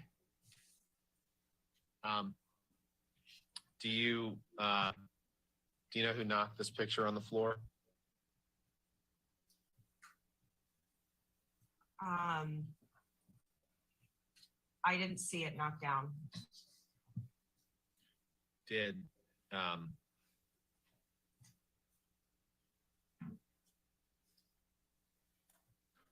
other than Mr. Depp, did you see anyone causing any damage or knocking anything down in any of the penthouses on May 21st, 2016? No.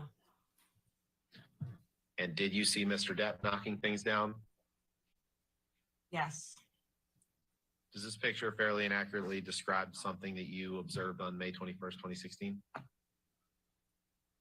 Yes. Okay. Can you describe, did you see any injuries on Amber on May 21st, 2016?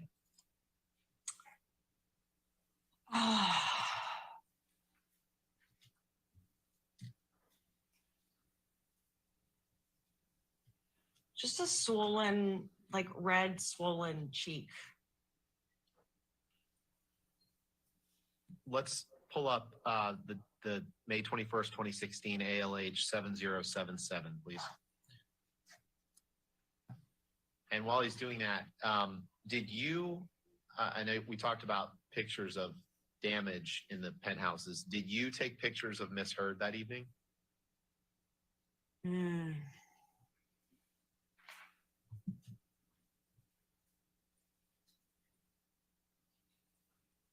I don't remember if it was me or Josh.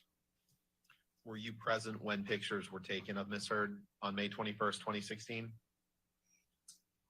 Yes. Does this picture fairly and accurately reflect observations you made of Miss Heard on May 21st, 2016? Yes. 42 is up. What is this picture, Ms. Pennington? This is Amber's face. It's red. the right cheek and eye is more red and swollen. Her right, my left. Does this fairly and accurately depict Ms. Heard's condition that you observed that evening? Yes. Can you pull up 7083, please? What is this picture of? This is Amber's face turned at a slight profile.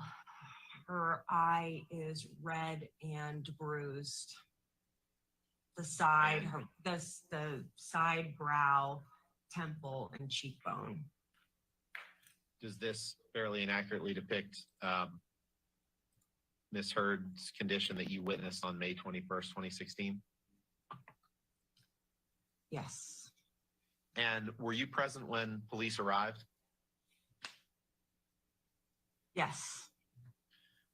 Were there two sets of police officers? Yes. And what penthouse did they come in? Penthouse 3 both times. How close were you to the police officer? In the same room. Could you see damage that he had caused while you were standing there when the police officers were present? Yes. Did you ever hear Ms. Heard say, express any financial motivations for wanting to remain in this relationship with Mr. Depp? No.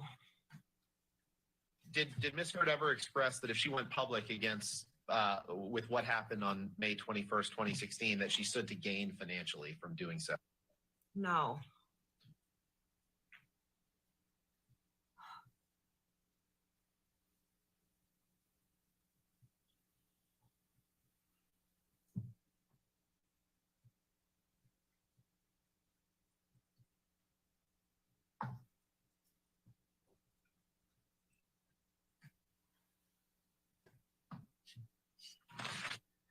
Now, at some point after May 21st, 2016, Ms. Heard filed for divorce from Mr. Depp, right?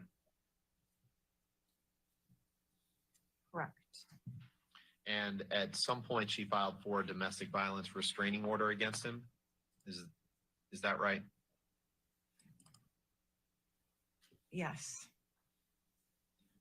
And I'm gonna come back to that line of questioning in a second, but before I forget, you mentioned Jerry and Sean Bett on the night of May 21st, right? Was there a space in the floor of the ECB where they would wait for Mr. Depp when he was in one of the penthouses? Yes. And what was that space? We called it the guard shack, and it was a vestibule separate from the penthouses, except that a door from the vestibule also connected to the door of the patio of PH5. Was the was it if someone were in the vestibule or the guard shack, as you called it, would they have seen you go into penthouse 3 when Amber requested that you do so? No. Did you see Jerry or Sean or any security guards when you entered penthouse 3 that evening? No. Okay. Going back to the domestic violence restraining order, did you accompany Ms. Heard to court when she got that order? Yes. I'd like you to pull up, please, May 2016, Court Pennington 1292, please. And while he's doing that, do you know if Ms. Heard wore any makeup that morning?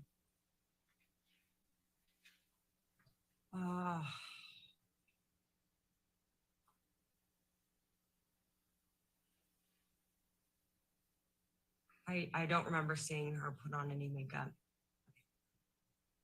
Was that rare for Miss Heard not to wear makeup? Yes. What is this a picture of? This is Amber and Jody, her publicist, sitting on the bench in the hallway waiting room of the courthouse. When? The day that the restraining order was filed. Do you see any injuries on Miss Heard? I do. Describe what you see. On her cheekbone, right cheekbone is bruise.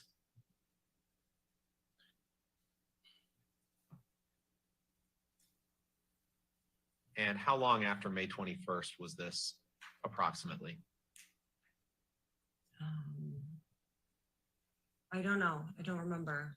A matter of days, weeks?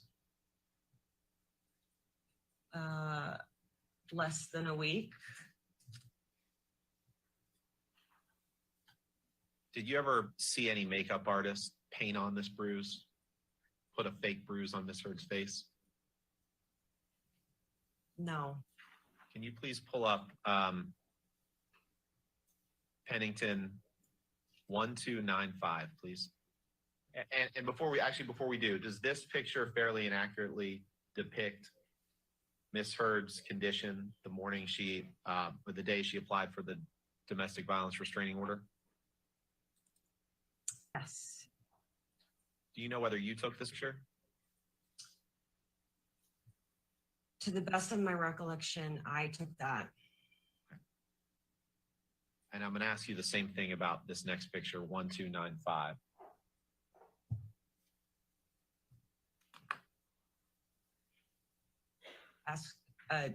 To the best of my recollection, I took that. And does that fairly and accurately depict Miss Heard's condition on that morning?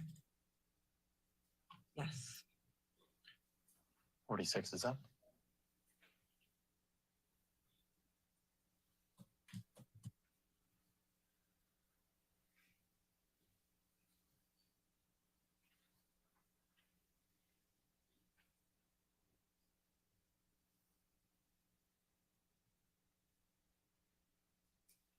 What is that a picture of? It is Amber at a slight profile in the same courthouse room. Her hair is behind her ear. You can see a picture of a bruise on her cheekbone. She looks like a skeleton. Did you take this picture? Yes. Based on your personal knowledge, is there any truth to the allegation that Amber did this because she's, quote, a gold digger? No. Ms. Pennington, you came to understand at some point, at some point, did you learn that Mr. Depp had lost the tip of his finger in Australia? Yes. And what is that other way that you learned that Mr. Depp had cut the tip of his finger off? He showed it to me. In addition to showing you, how did you learn from Mr. Depp that he had cut off the tip of his own finger? He told me. What did he tell you? Said, I don't remember how he said he cut the tip of his finger off, but while the nurse was dressing it, I wanted to see it. I also had a very small injury on the tip of my finger. And I continued to see it throughout its healing process, but I don't remember how he told me how he cut it off. But you remember that he told you that he cut it off. Yes. Ms. Pennington, I'll finish where we started, which is you've given a number of you've testified a number of times about the events that we talked about today, and I really appreciate you you being here today and talking about these. I know it was tough and it was emotional at times. Is there anything that you would change about any of the testimony that you've given today or previously about any of these events? No.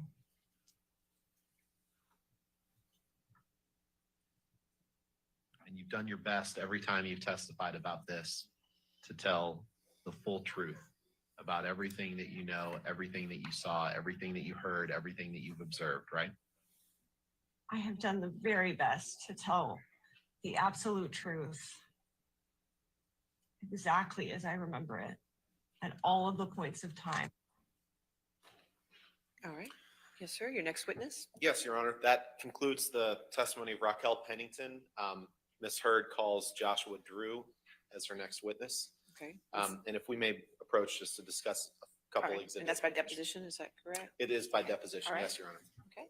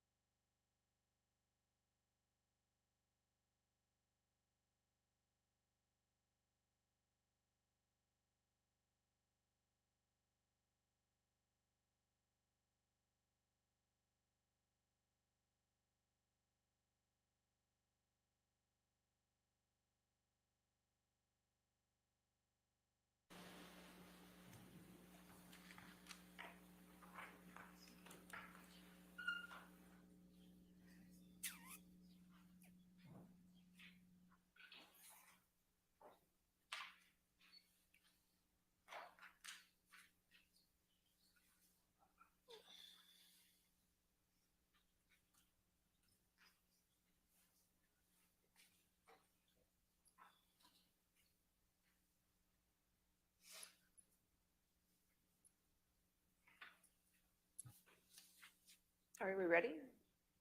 Not quite? Okay. Yes, Your Honor. Okay, This is, Ms. Hurd calls Joshua Drew. as I Thank you. mentioned. Thank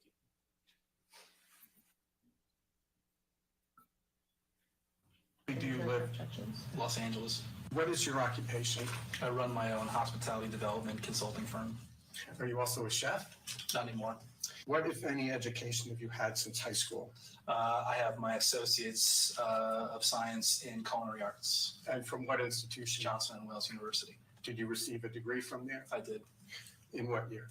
That would have been 2003. Who is Raquel Rose Pennington? My ex-wife.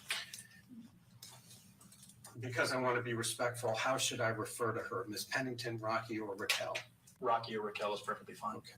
You were married to Rocky, so there came a time when you began to date Rocky, correct? Correct. When did you start dating Rocky? That would have been June of 2014. And did there come a time when you became engaged to Rocky? Correct.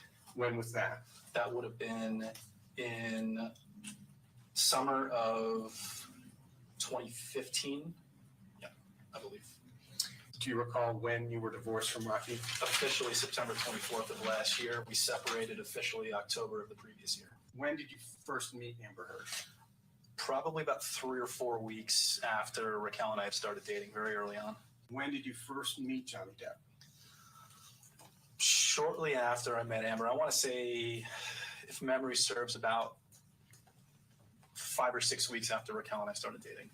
Again, I understand it was a long time ago, but do you recall under what circumstances you met him? Funny enough, I actually do very clearly. I had come over under the auspice of what was called Family Movie Night, and it was Amber and Johnny and Jack. I honestly don't remember whether Lily Rose was there. She might have come later at a certain point. And it was just us in their apartment eating burgers and watching movies. Since that time, on how many occasions have you seen and interacted with Johnny Depp from that very first time on movie night? I couldn't even speculate the number of. It's not that it was infrequent so much as it was sporadic and honestly for a large portion of it fairly casual. Not the kind of thing where you would just count the number of times. It was regular interactions over various periods of time. Well, your counsel is not going to let you speculate, but I'm going to ask you to get a range. Is it more than 10 times? Yes. More than 50 times? Yes. From the time that you first met Mr. Depp on movie night until this very moment sitting here today, have you ever seen Mr. Depp strike Amber Heard? No. Have you ever seen him throw a telephone at her? No. Have you ever seen him hit her with a fist? No.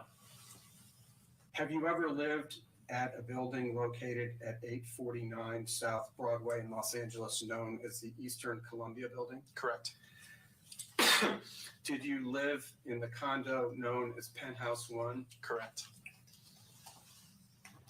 With whom did you live in Penthouse One? Raquel Pennington. From when to when did you live in Penthouse One with Rocky Pennington? Again, my memory is a little bit foggy of exact dates. Man, you'll have to bear with me a minute here. So while I was a frequent guest, I didn't actually live there until I want to say about October or November of 2015. Was Rocky already living in Penthouse One when you started visiting and ultimately moved in there? Yes. Did Ms. Pennington move into Penthouse One in or about June of 2014? I couldn't tell you with any specificity, but I believe it's around that time frame. Who owned Penthouse One at the time? Johnny Depp. While you and Rocky lived together in Penthouse One, did you or she have a key that allowed you access to all of the penthouses on that floor? Everything except PH2, yes. At the time, did Mr. Depp and Ms. Heard live together in PH3? Sporadically, yes. The key to which you and Rocky had access allowed either of you to enter PH3, correct? Correct. Who was in PH5 at the time? Nobody lived in PH5 for the entirety of our time there. Did you or Rocky ever pay Mr. Depp any rent to live in PH1? Offered and refused. Did you consider the refusal of your offer to be a generous gesture by Mr. Depp? Exceedingly. In your experience, is Mr.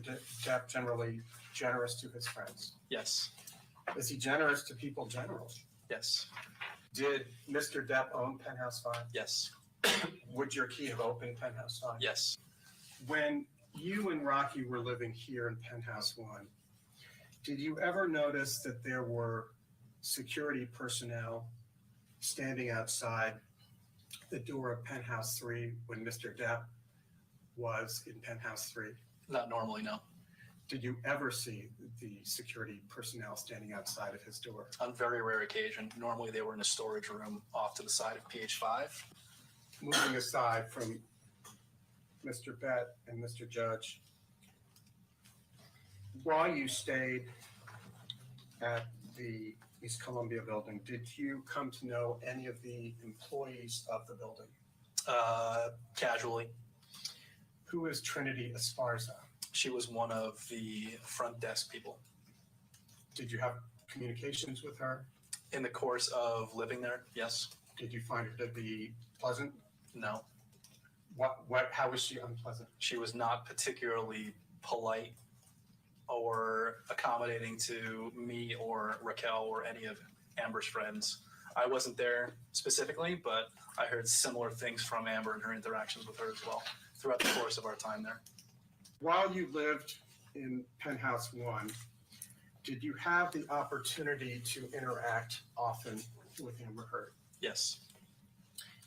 Did you and Rocky see Ms. Heard frequently? Yes. Did you ever see her drinking alcohol? Yes. Did you ever see her drink to excess? Yes. Did you observe Amber Heard during her wedding to Mr. Depp at the Bahamas? Yes. Was she intoxicated at any time during the wedding weekend? Yes. Uh, As were we all. Did you ever hear at any time Amber Heard yell at Mr. Depp? Yes. On how many occasions? I couldn't tell you the number of occasions. Did you ever see her strike Mr. Depp? No. Did you and Rocky ever discuss the relationship between Amber Heard and Johnny Depp? Yes. On how many occasions? Honestly, probably hundreds, if not thousands. Mr. Drew, moving to April 21, 2016, do you recall that there was to have been a birthday celebration that night? Yes. Was that Amber Heard's birthday? Yes.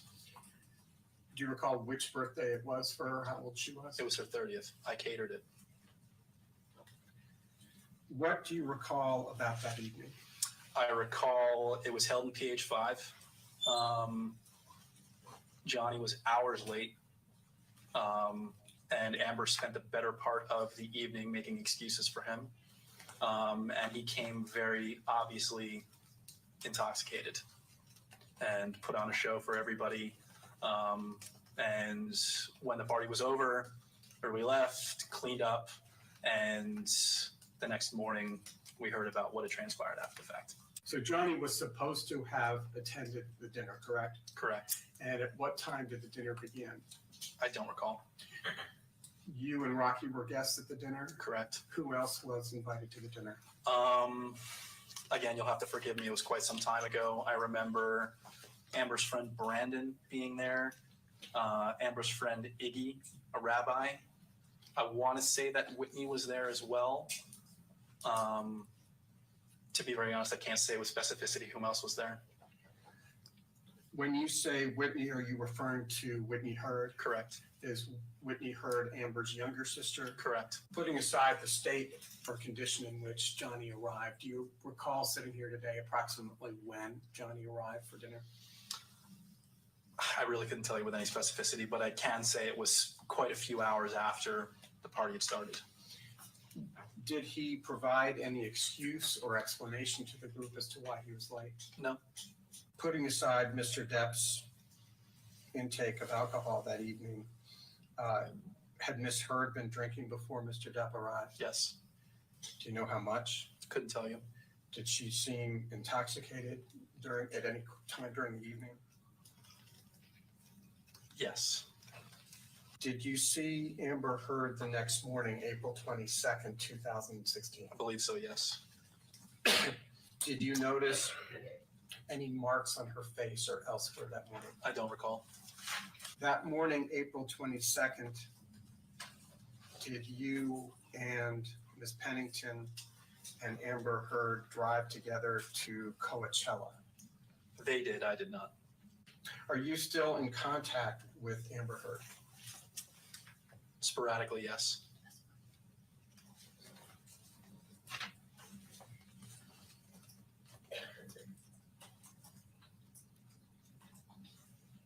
And just to be clear, and I'm sorry to jump around, when you say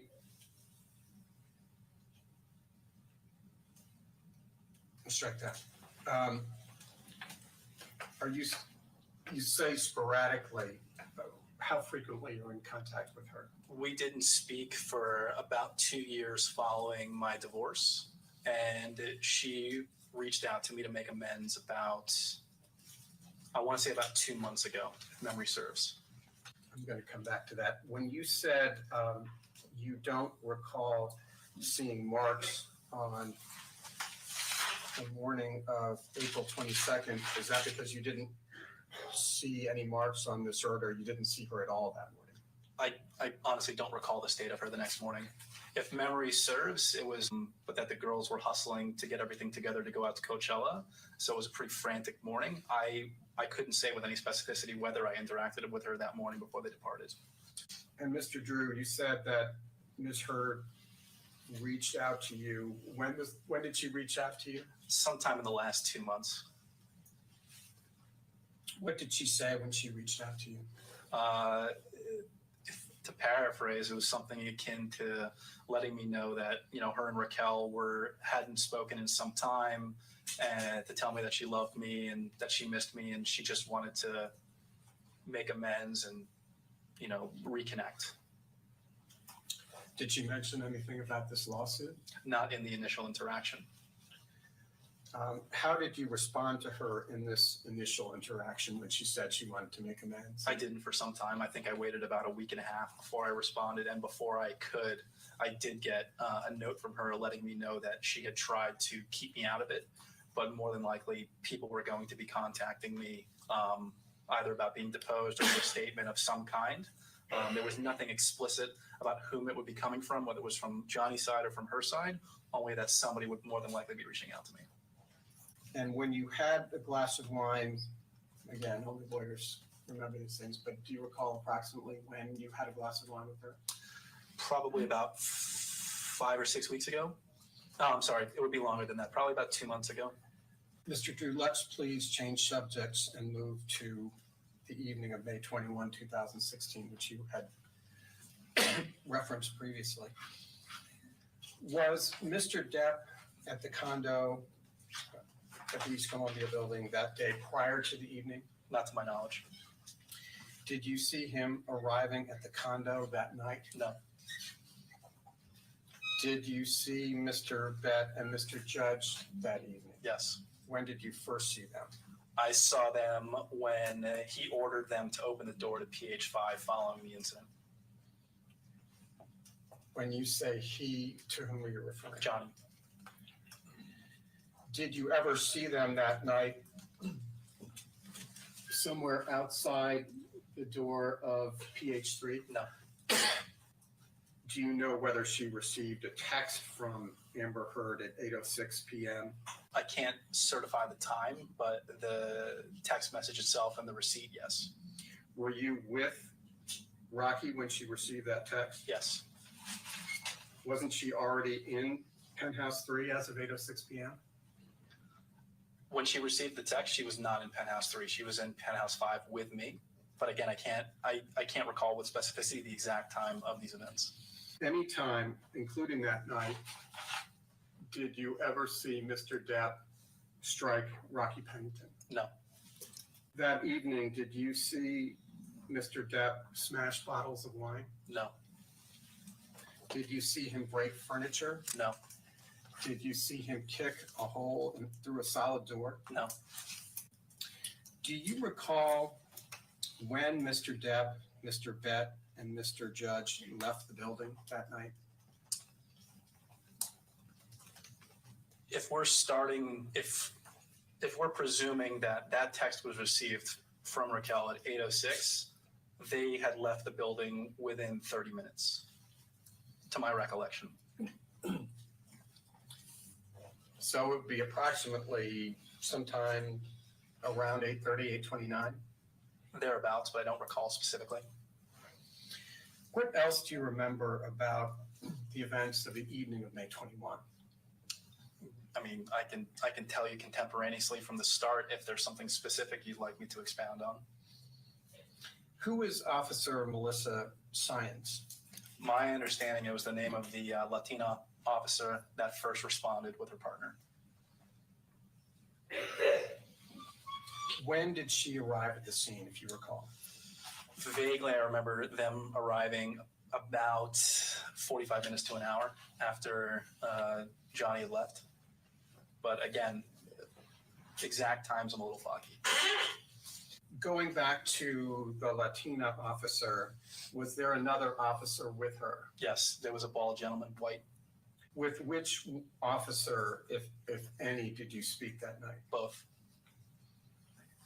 What did you say to them, if you recall? When they arrived, I greeted them at the door.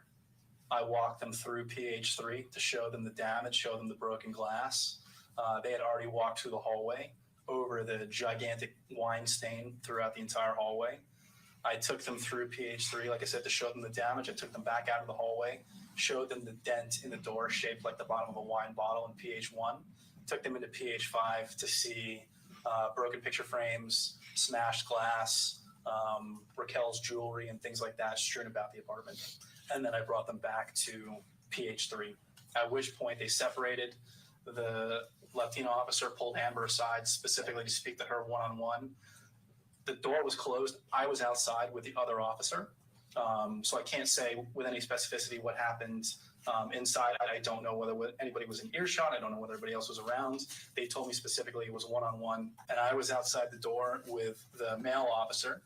And specifically my communication with him was asking what, if anything, could be done, because we were obviously upset. And his comment to me specifically was, there's damage in these apartments. Her face is red. If she wants to file a report, we have enough here to go pick him up. But you've never seen Johnny hit Amber.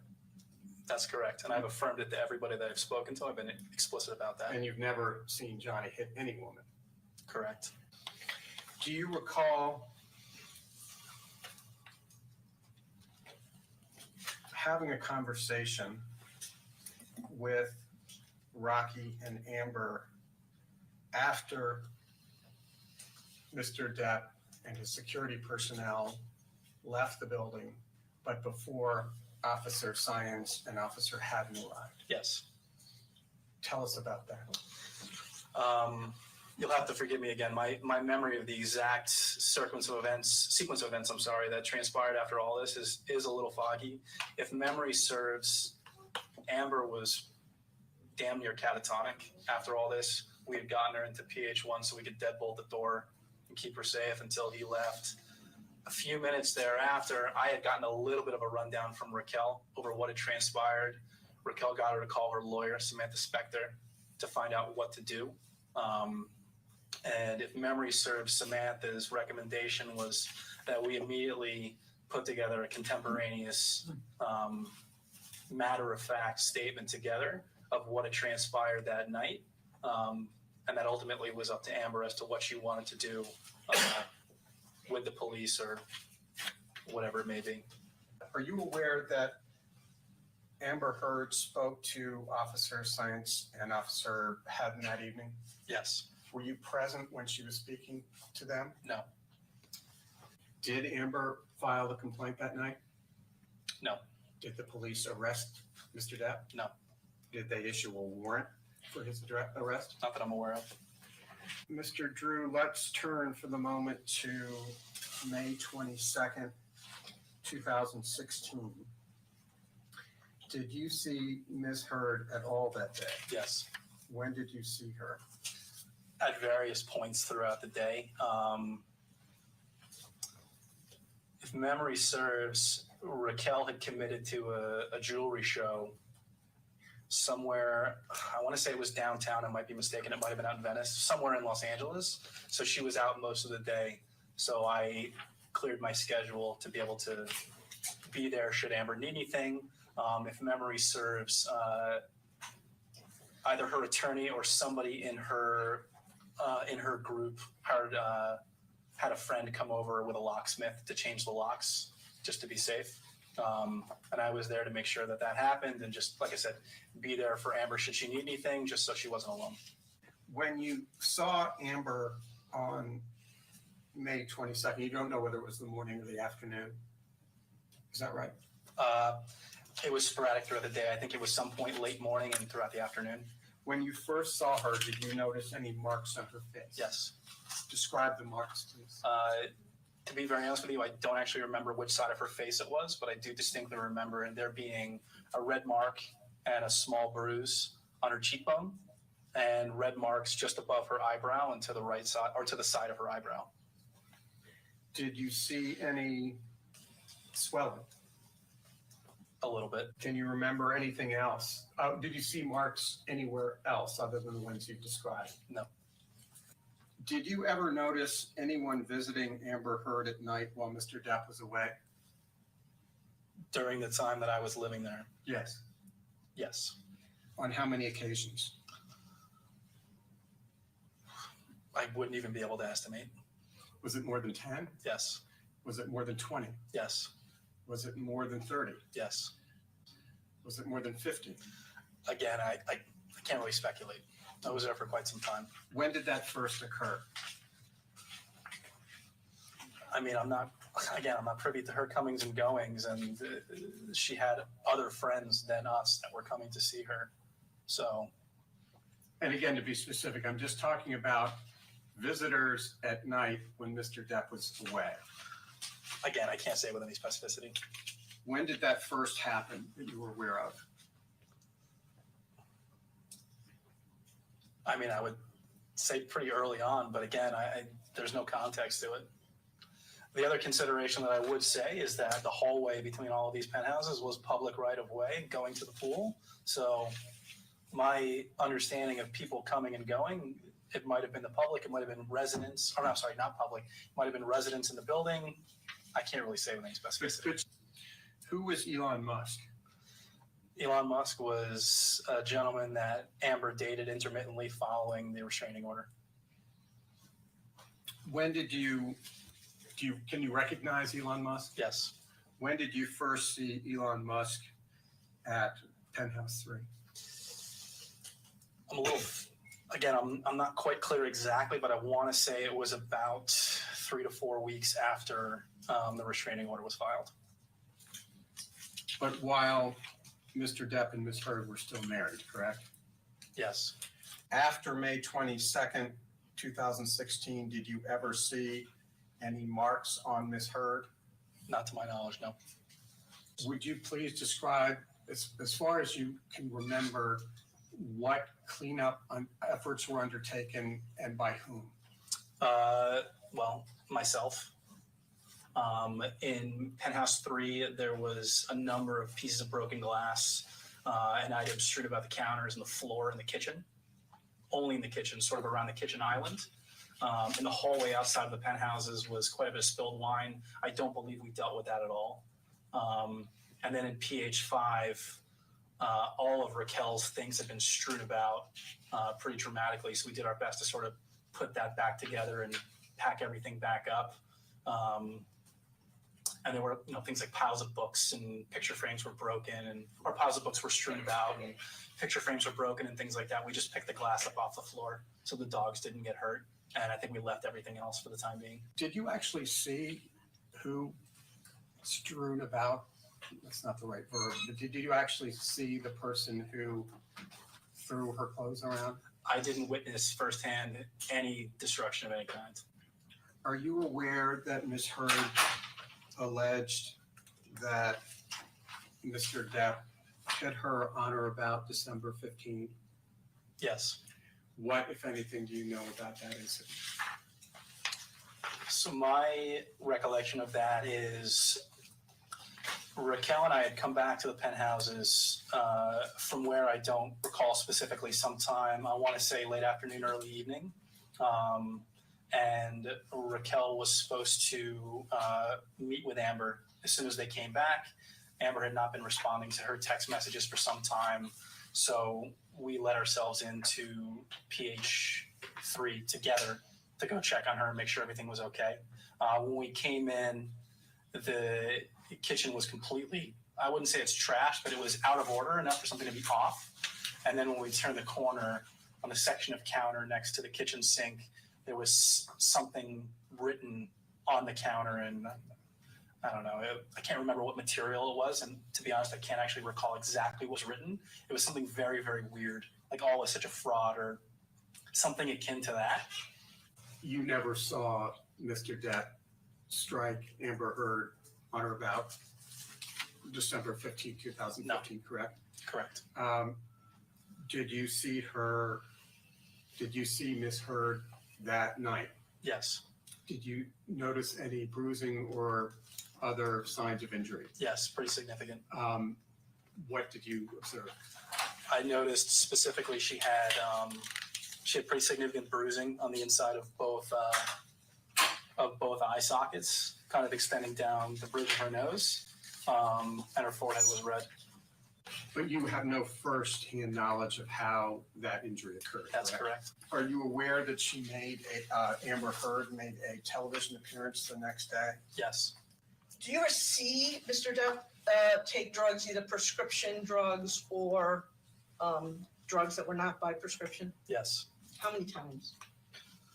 I can't speculate on the number of times, to be honest. There was some questioning before where people were asking you about emphasizing how many times. Is it fair to say more than 10 times? Yes. Fair to say more than 20 times? Yes. But to be very honest with you, he was also a very private person, and a lot of that behavior was done in private. I didn't witness a lot of it. Did you ever hear Mr. Depp yell at Ms. Heard? Yes. Can you tell me when you recall that and what happened? I can't say with any specificity the number of times. There is one incident specifically that I do recall. Myself and Raquel were vacationing in France with the two of them, and we were staying separately, separate houses, and the two of them were having a very, very loud argument with one another, screaming at each other that we could hear through the walls. How long do you recall approximately that yelling lasted for?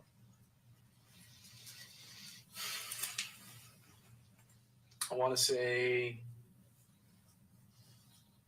that I witnessed personally, maybe 30 minutes.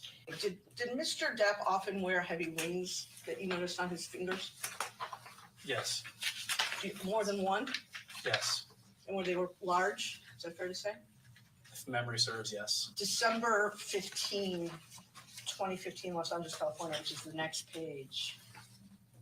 And you'll see in paragraph 23, in case it refreshes your recollection, there's a specific reference to Rocky. What knowledge do you have about this incident? Specifically, coming home, I want to say late afternoon, early evening. It was myself and Raquel. Melanie was not present. Amber had not been responding to Raquel for some time. They were supposed to hang out, the three of them. So we let ourselves into PH3 to check on her and make sure everything was okay. When we came inside, the kitchen and the dining table were a mess. Like the kitchen island area, things were strewn about outside of the norm. And there was something written on the counter adjacent to the kitchen sink, like I stated previously, something like "all is such a fraud" or something in that vein. We realized something was off right away. Raquel told me to go back to our place and then booked it upstairs. I didn't hear from her for about 10, 15 minutes, which I was obviously concerned about. The incident you just testified about, you talked about the kitchen being, with Mr. Chu, about the kitchen being a mess on one incident. Is this the same incident you were referencing? Correct. Okay. So I think you testified that when you came and you saw some writing in the kitchen. I've showed you a document, which is a photograph that we've marked as Drew 10, and asked you if that's what you were referring to earlier. Yes, And did you come to learn, Mr. Drew, who had written this language? Is this the kitchen, withdrawn, is this the kitchen counter? it's the kitchen counter next to the kitchen sink, And this is in the apartment of Ms. Hurd and Mr. Depp? PH3. And did you come to learn who had written these words on the kitchen counter? I'm sure there'll be an objection to this response, but I knew it's his handwriting. When you use the preposition his in that answer, you meant Mr. Depp? Correct. And why, and are you saying that you recognized at the time that it was his handwriting? Correct. And how were you able to recognize Mr. Depp's handwriting? He has a very unique mode of penmanship And you had seen that mode of penmanship previously? many times. Can you read what is written on the countertop in Drew 10? Why be a fraud? All is such bullshit. Is this Drew 10 an accurate photograph of what you recall seeing that day? To my recollection, yes. Was anything else written on the countertop? Not that I remember. When you came into the apartment and saw the mess in the kitchen and saw these words written on the countertop, were you concerned? Immediately And what were you concerned about? that something very, very bad had happened. And that's in part because you assumed immediately that Mr. Depp had written these words? Yes. Can you read you read into the record what it says? Could just correct me if I'm wrong. That little kind of red thing there, in the top right-hand corner of the photograph. Do you recall, is that a lipstick? Part of a lipstick? Couldn't tell you. At the time, did you have any idea of what this was written in? Do you recall? Looking at it, I can answer. I don't recall from the time, so I'm going to say no. And I take it, Mr. Drew, you didn't take this photograph. No, Do you know if Rocky did? I don't know. And when you say you were concerned that something very bad had happened, what do you mean by that? You walk into somebody's house and it looks like they vandalized it and things are amiss or things are strewn about. It doesn't portend anything good.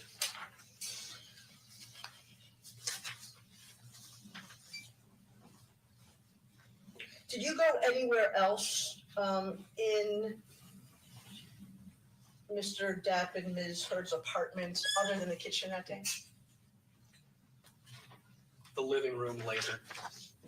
So again, to the best of your recollection, I understand it's a long time ago and I understand these aren't exactly happy memories, but can you tell me chronologically what happened? You let yourself into the apartment, you saw this. Just tell me the story again to the best of your recollection of what happened when. How I remember it is that like I said, we came home late afternoon, early evening, hadn't heard from Amber in some time, which was out of character for her. Let ourselves in to go check, saw that written on the counter, saw the kitchen amiss. Raquel looked at me and said specifically, go back to our place. I'm going to go check on her, bolted upstairs. I was sitting over in PH1 in our apartment waiting, and I heard from her.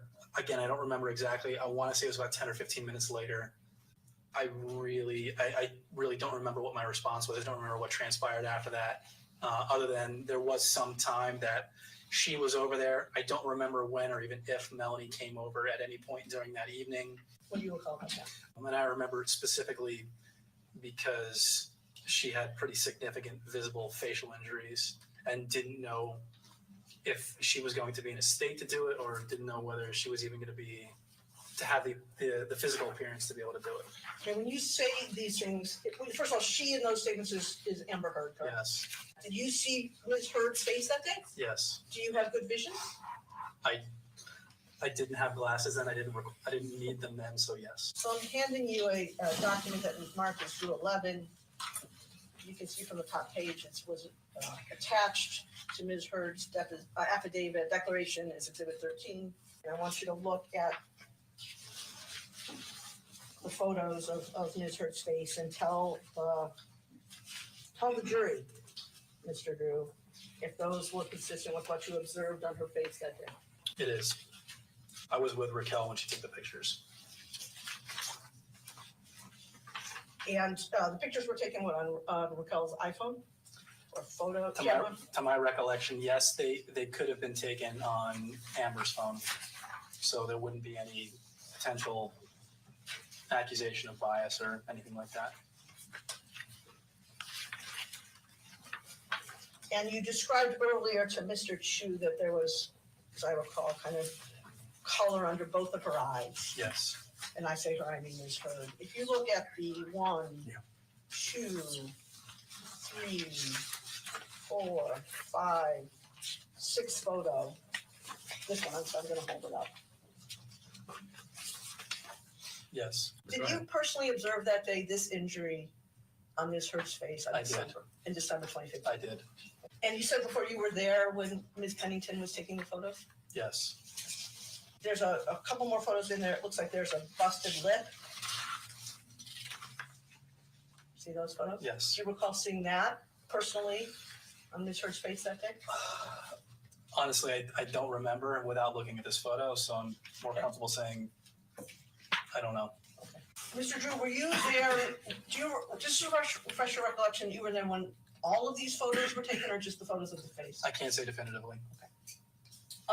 But there's some photos you were there for that are here. Correct. But at least some of the photos in Drew 11, you recall being there and personally observing Ms. Pennington take them. Correct.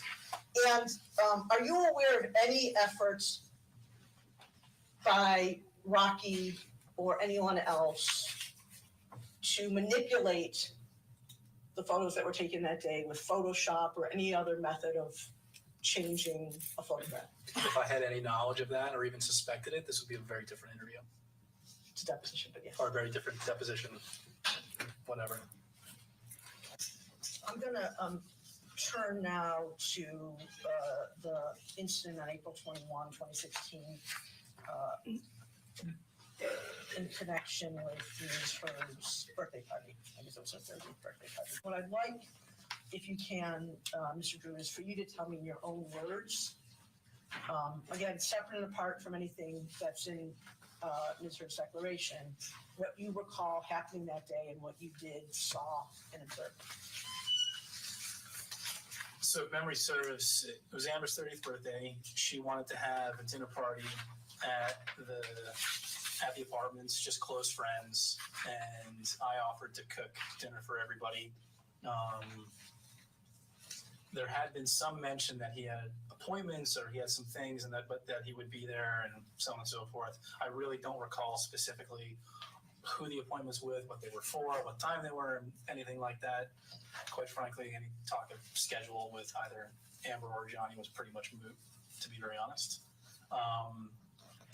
Everybody arrived. We were I think we waited for a little bit of time, expecting him to show up. And at a certain point, I don't know who made the decision. They're just like, let's sit down, have dinner. He'll get here whenever he gets here. And we had the party in PH5. We sat outside. I want to say he showed up not towards the end of the evening, but pretty close to. Again, this is just my observation, but it appeared that he was inebriated in some way. I won't say whether he'd been drinking on pills or whatever it was, but it did have the appearance that he was inebriated in some way. She did not react to it. She being Amber, yeah, played nice. He sat down, and honestly, the rest of the evening was quite pleasant. He does what he always does when he comes and sits down at dinner, is put on a show and connect with everybody and, be entertaining and be pleasant and polite. And her the same thing. You would have never known that there was an issue.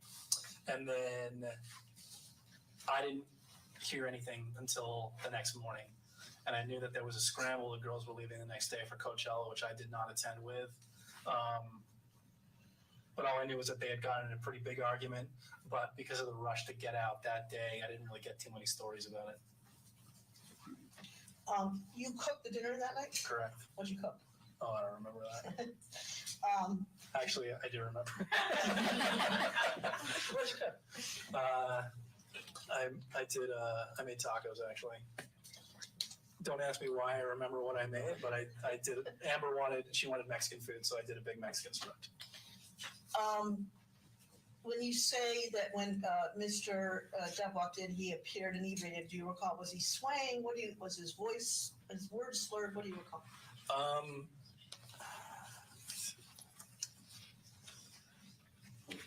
Because I had come to know him pretty well at that point, he was pretty good at hiding it with people who didn't know him all that well.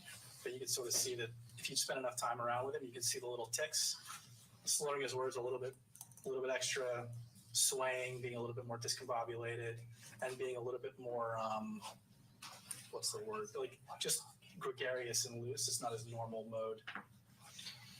Okay, I hate to go back into what I'm going to refer to as the poop incident. I think you testified earlier that you observed on a number of occasions dog poop or dog pee in Mr. Depp and Ms. Herc's apartment. Is that correct? In perpetuity. When you say in perpetuity, what do you mean? It's pretty much constant. I've cleaned up my fair share in that apartment. And I think you testified that the dogs weren't trained to only poop on the sidewalk. They weren't trained at all. They had their run, and they'd be left at home for large portions of the day sometimes. And if there was nobody there to take care of them, and at some point, there was pee and poop on everything: couches, sofas, chairs, the bed, you name it. So let's go to the May 21 incident, which is covered on pages 10 through 13. This is from Drew 7. Again, same thing that we did for April 21. I would like it, Mr. Drew, if you could just tell me the story of your role, what you saw, what you observed, what you did, chronologically in connection with this incident. I don't remember what day of the week it was. It was either a Friday or Saturday. I want to say it was a Saturday because I was not in the office. Raquel had her first jewelry show the next day, and the plan was for her and her friend Liz, who would come over to help her specifically get set up for this. Amber was around. They were going to sit in PH5 and do yoga and paint and make necklaces and things like that. And I was sort of in and out most of the day, hanging out with them. And pretty rapidly thereafter, I don't think it was more than like 10 or 15 minutes before I heard a door open in the hallway.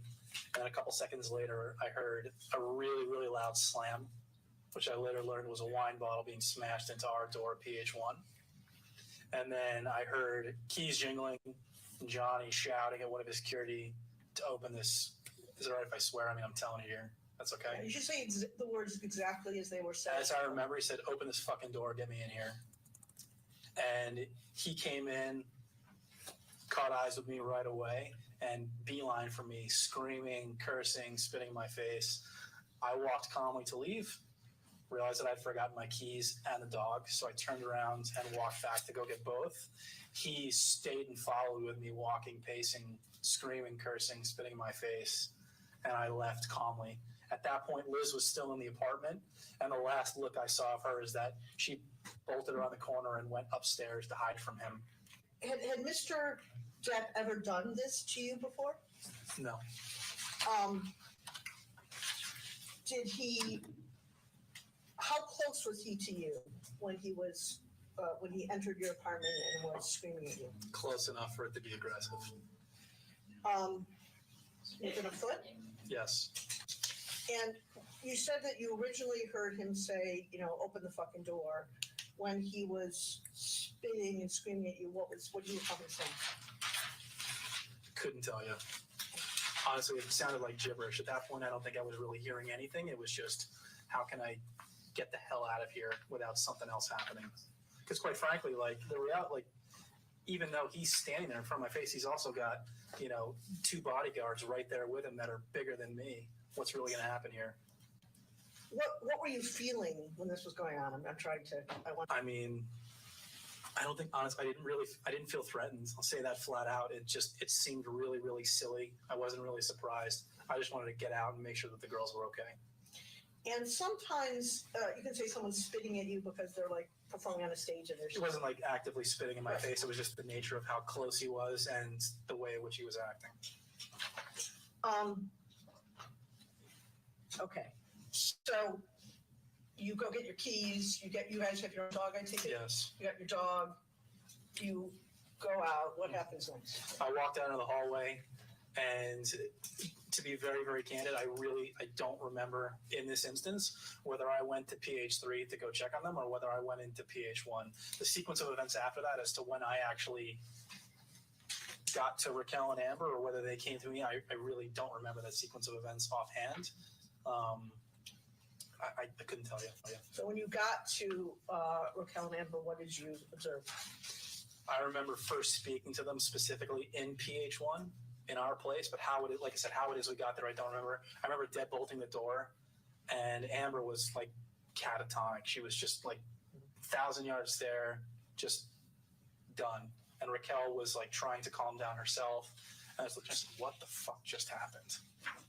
And she started to recount a little bit, and I went right out the door and started banging on the door to do something regrettable. He was already gone at that point. Just so I understand that you banged on the door. PH5. I'm gonna go to Drew 1 if you don't mind. Your incredible architectural drawing, Mr. Drew. So tell me where you are, where he was, where you went. I was in here when Johnny came in. Doors right here. The witness should reflect, the record should reflect the witness putting to PH5. Door was right there. This is in PH5. The living room's a little bit larger. I came out of the door to PH1, right smack in the middle. And I went back, started banging on the door to PH5, assuming he was still in there, but they were already gone. So what sparked you to go back to try to go after Mr. Depp was hearing from Rocky that Mr. Depp had pushed her Correct. as opposed to Ms. Hurd. Correct. By the time you got over there, he had already left. Yes.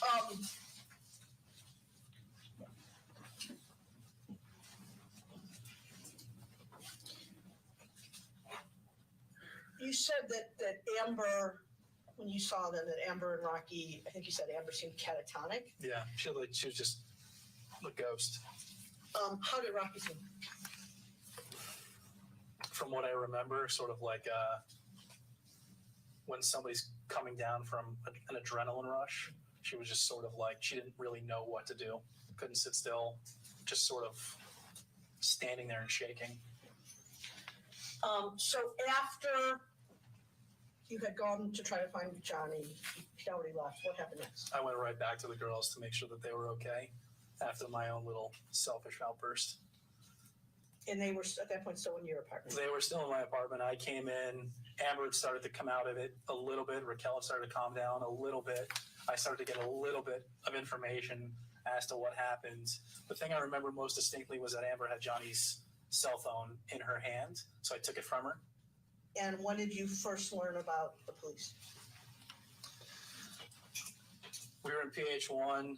I believe at that point when I came back upstairs, Amber was already on the phone with her attorney. We went back to go take pictures of all the damage, took pictures of the wine stain in the whole. Is that the first time you saw the damage in her place, or had you already seen it and kind of been back and forth? Again, I'm a little foggy on that. I can't say definitively whether I'd seen it before or whether that was when I saw it for the first time. So we took her back to PH3. We took photos of the damage inside. And I want to say the first responders came pretty shortly thereafter. Maybe, again, I'm really guessing here. I want to say 20 or 30 minutes at the most. The first set of police officers who were there, how long do you recall them staying? Maybe 15 minutes. I was asked to greet the officers specifically because Amber didn't want to file a report, and I said that I would speak to them to see if I could, get them to leave and say that everything's okay, even though we all knew that there was no way they could do that. I told her that I would go and greet them first. Okay, so 2 questions. Why did you know that there was no way they could do that? Let me ask you that question first. Survivor of domestic violence myself. What was your understanding of why she didn't want to have him She arrested? was still protecting him. What else, if anything, Mr. Drew, do you remember either the female Hispanic police officer or the Caucasian gentleman saying that even?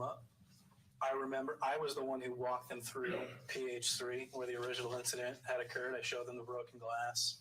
They had already walked over the wine stain in the hallway, or the big spill of wine, and I showed them the bolt in the door. You could see looked like the bottom of a wine bottle. I took them into PH5 and showed them through. Their communication to me throughout was me just pointing things out to them. The Caucasian police officer pulled me outside solo. I can't say what happened internally, so I don't know whether anybody was in earshot, whether it was just Amber and the officer having a one-on-one, or whether there was anybody else around them. I don't know what was said either, specifically outside of what I might have heard secondhand, which has already been talked about ad nauseum. You have in front of you, Mr. Drew, a series of photographs that we've marked as Drew 13. And I think I'm just going to take you through them one by one, if that's okay with you. And I'm going to ask you if you remember, if you can tell me what these photos are. These are photos taken of her the night of the incident. Who took the photos? Some were taken by me, some were taken by Raquel.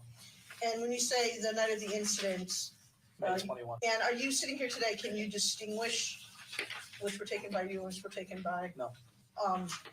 Were you present when they were all taken? I can't say that definitively. Okay. Were you present when photos were taken of Ms. Heard's face, like you see on the first page of this? Yes, And is this image of Ms. Heard's face on May 21 consistent with your recollection of what her face looked like? yes, And am I correct that unlike, it's a little hard to see because there's shadow on the right, but unlike the prior incident that we looked at where there were photos, here the injury looks like it's mostly on one side. correct. Let's look at the next photo. Tell me if you can remember, if you can identify what that is. These are pictures pulled off the wall and placed onto their bed in their bedroom. Let's go to the next photo where it's clearer. Do you recall seeing this on the night of May 21? Yes, this is on the column in PH5 going up the stairs.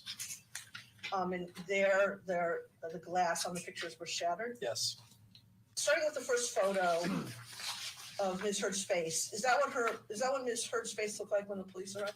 yes, With the next photo of the pictures on the bed and the broken picture frame on the wall, did you show these to you personally show these to the first group of police officers that night? honestly, this one, I really can't say whether I did show them to the officers. I don't recall It's this. just so the record is clear, you're pointing to the photos on the bed. Correct. What about the photos on the wall?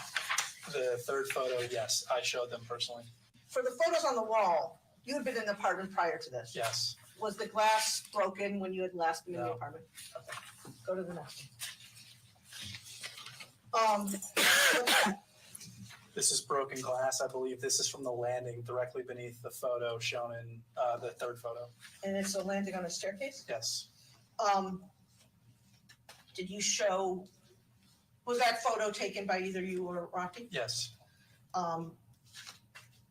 Did you show that glass to the police officers who came, the first group of police officers who came that night? yes, I did. Next photo.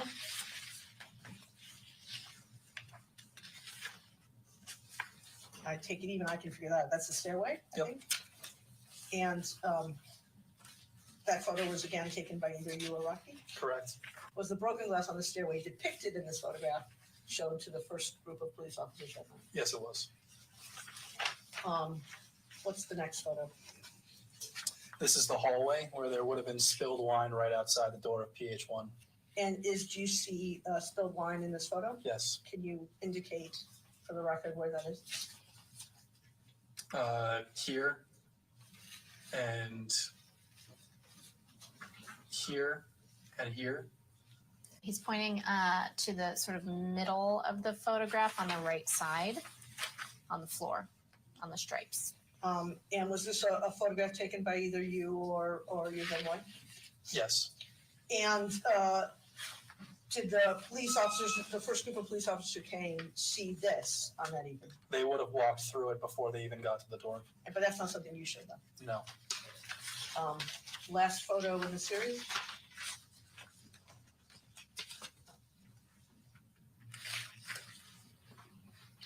Can you tell me what that is? That is a wine bottle and spilled wine on the floor. Is this a photo that was taken by either you or Rocky? Yes.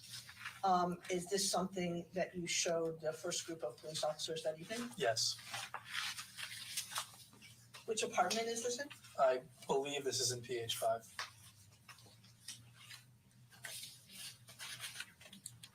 Which room? In the living room. As I asked with the other series of photos that we saw, first of all, are you aware of anyone who made any efforts to Photoshop or otherwise manipulate these photos to make the incident and the circumstances look worse than they were? Not to my knowledge. Did you have any understanding that evening that looking at the first photo of Ms. Heard's face that anyone had somehow put makeup on her face to make it look like she had an injury under her eye? No. With respect to these photographs generally that we've looked at in Drew 13, was there any effort to stage the photographs in any way? Absolutely not. And do you know how the photographs got ultimately to Ms. Heard? I do not.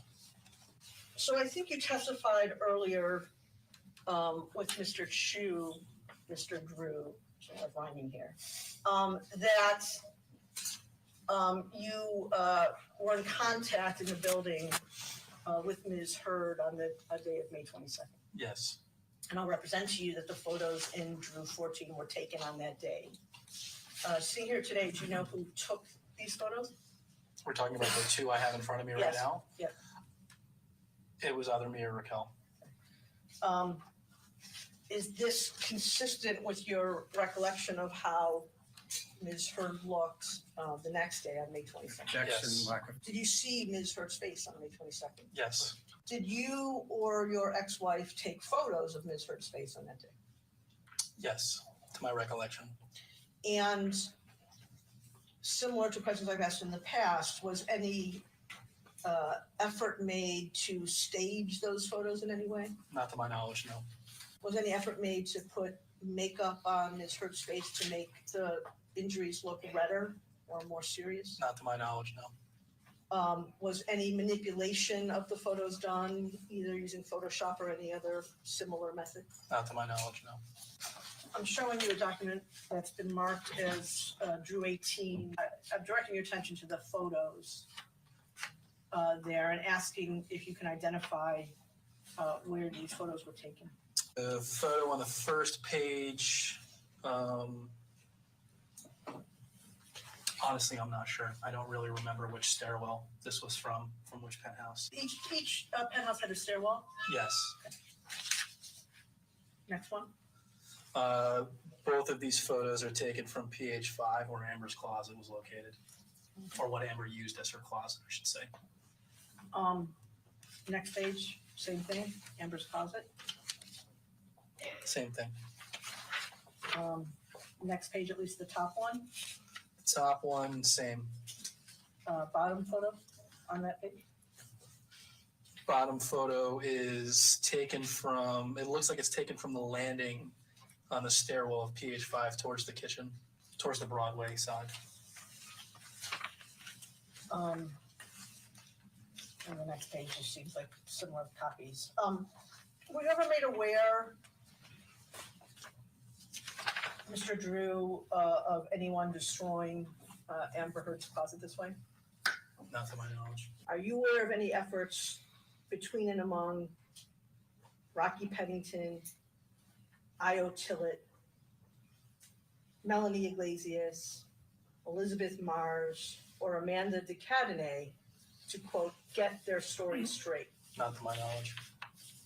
Have you had any outreach from any of those people that I just mentioned to you to coordinate your story or your recollection or your testimony about the things you testified here today? No, I did receive a phone call from IO. I want to say maybe 3 months ago. That was to catch up. And did you discuss during that phone conversation your recollection of the events that we've been discussing? No. You testified that the dogs were too small to climb the stairs. Is that Correct. correct? And if the dogs, in fact, were too small to climb the stairs, how would they be able to jump on the bed? One of them was not. So it's your testimony that one of the dogs had the ability to climb the stairs and jump on the bed, and the other had neither. Correct. All right. Ladies and gentlemen, that completes the testimony of that witness. So we'll go ahead and have our lunch break. Again, during our lunch break, do not discuss the case with anybody and don't do any outside research, okay? Thank you. We'll see you in an hour.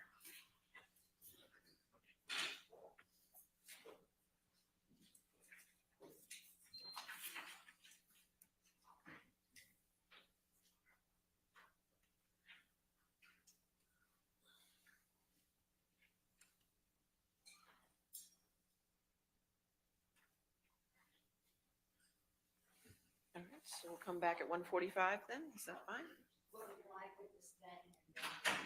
Okay, live witness at 1:45, so we'll take the TV down. Okay, all right, thank you.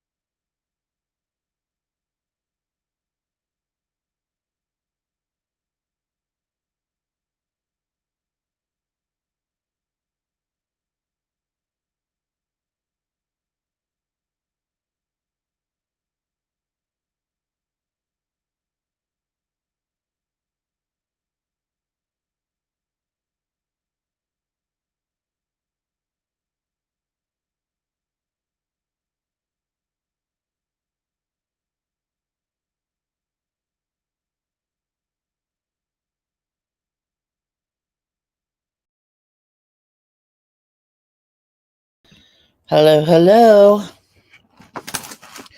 What's going on? Well, that was exciting. Not really, right? Listening to people lie and stuff and cheat and steal and all that good stuff. Give me 1 second.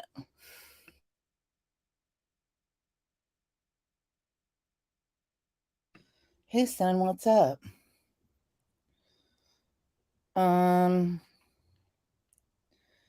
Yeah, I think you should sneak in a nap. Hey, Amber K. Hi, Sunnyside. I saw you guys chatting. You're over the defense. I slept in, so I set this, but I slept in like longer than fucking 5 a.m. And so I set this to on StreamYards instead of on OBS. It worked out okay. Peeking in from writing training. Oh my god.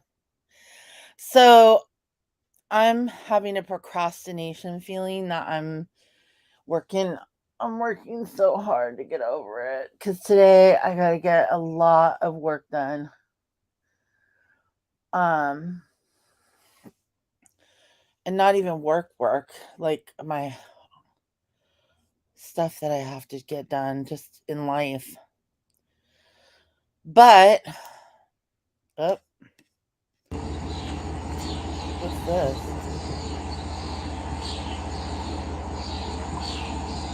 Is this normal for the lunch break?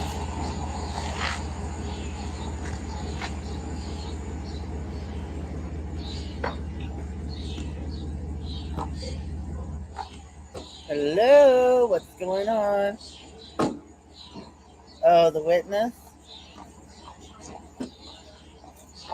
What is this?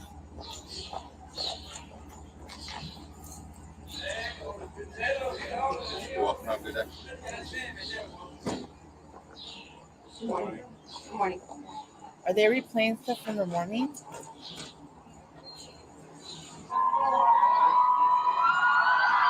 Oh. They're replaying the arrivals. Oh, look at the difference.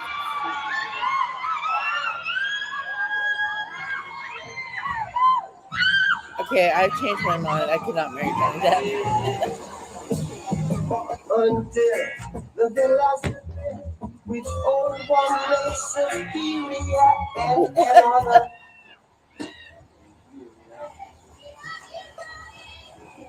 And there comes the party bus.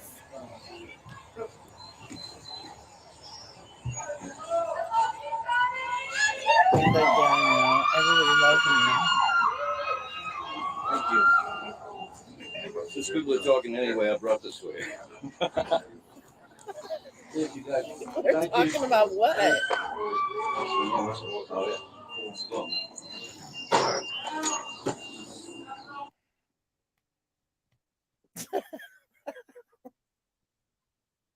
Oh, God. That was ridiculous. Thanks, Court TV, for that little add-on. That's cool. Everybody loves Johnny Depp. Everybody loves Johnny Depp. Why? Why do they love him so much? She did. Because she's lying and, you know, it just sucks. Sometimes we need justice, and there's so many times, I don't know for everybody else, but I feel like for me, there's so many times that I just let shit go and just said, fuck it, who cares? It doesn't matter. They'll get theirs in the end, God will take care of it, whatever. But then there's other times that, you need that justice. And I don't know that. I think he's already won, because she's a liar. Now I'm going to have that song stuck in my head.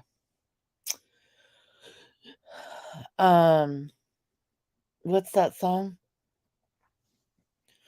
It's about a girl that's a liar. I can't remember now. I won't have it stuck in my head. Otherwise I could sing it to you. But yeah, I mean, I think in some instances there are some situations where you have to have justice, but so often we don't get it anyway in life. We just let so much stuff go as human beings.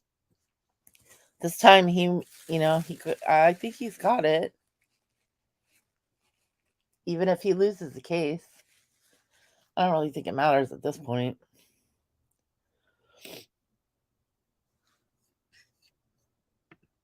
You think so? Yeah, I don't know. I think it's a very weird juxtaposition if you think about what everybody would be saying if she had some credibility in her stories and in her voice and in her way. If she had some credibility about her and was being honest, that's like the absolute opposite thing that anyone would think. But it's like she, like you're saying here, Sunny, she dug herself in a deep hole and she keeps lying and compounding on top of lies. It just makes it worse. That's true. She can't keep selling her photos to TMZ. Ugh.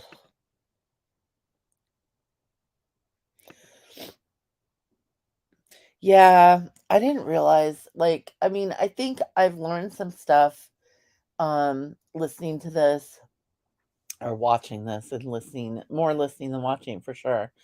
I think I've learned some stuff listening to this about how these people they just don't I don't know.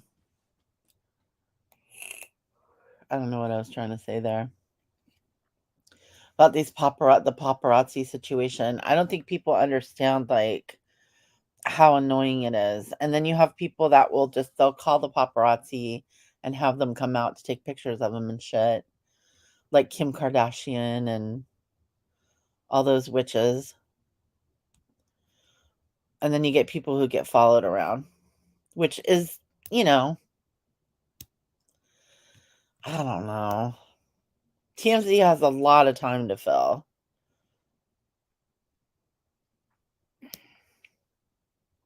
There were so many epic times during this trial. I just saw a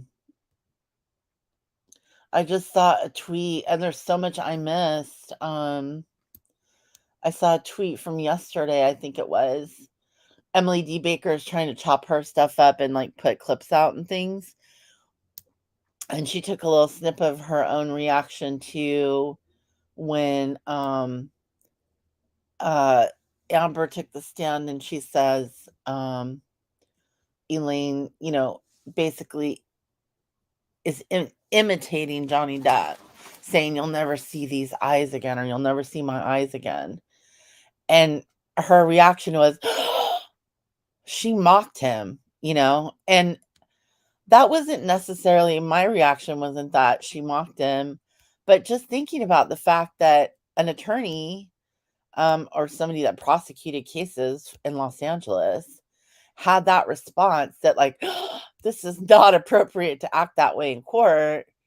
That's just one little moment of crap that happened in this trial, and there's so many of those. There's so many clips of her lying, him smiling, his little gestures and all that stuff.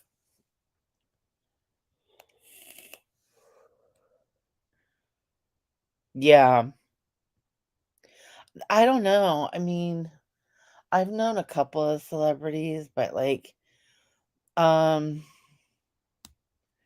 it's weird. It's a weird world. Nobody needs to be followed around. It's true. It is what they sign up for.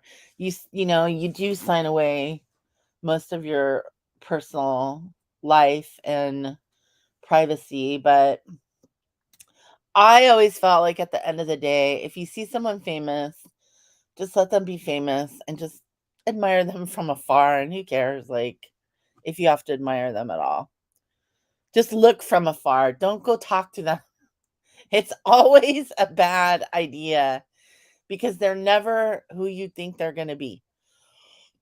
These people get paid to play someone else. And we've seen some of them suck at it really bad. Yeah, I can't believe she did that either. It was really weird.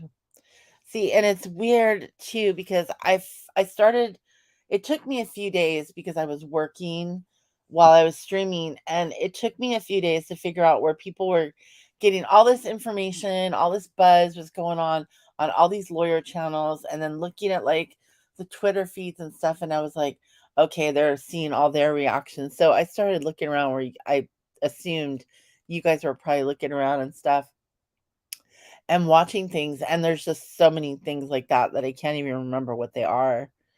I feel like I should do a whole list of epic moments, and then we should do an open panel on it just for fun.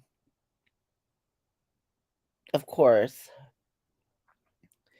Yeah, that's the word on the street is that Amber Heard and Elaine are arguing with each other because Amber Heard wants Elaine to do and make certain things happen that aren't allegedly possible at a court of law because you have to follow the court's rules and you do what the judge says, right? You don't do what Amber Heard says. But yeah.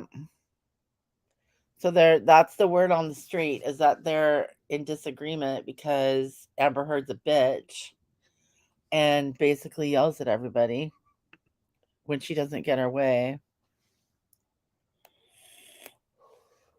You try not to. It's a really good idea not to.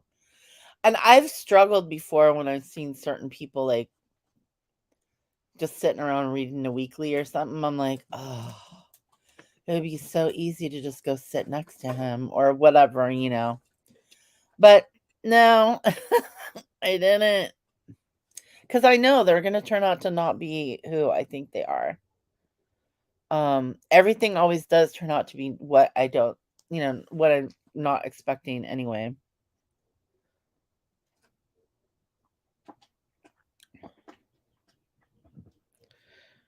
There's nothing solid to support it. Hearsay. Jenna's gonna start calling us out for hearsay now, just in a chat, Sunnyside. What are we gonna do?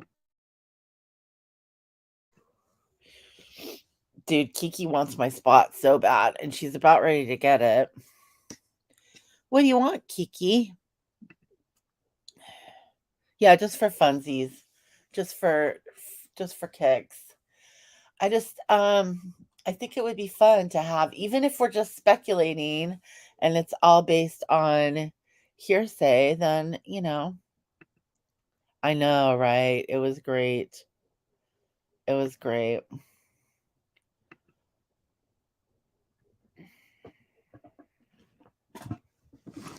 After seeing some TikTok videos, I'm feeling sorry for Elaine.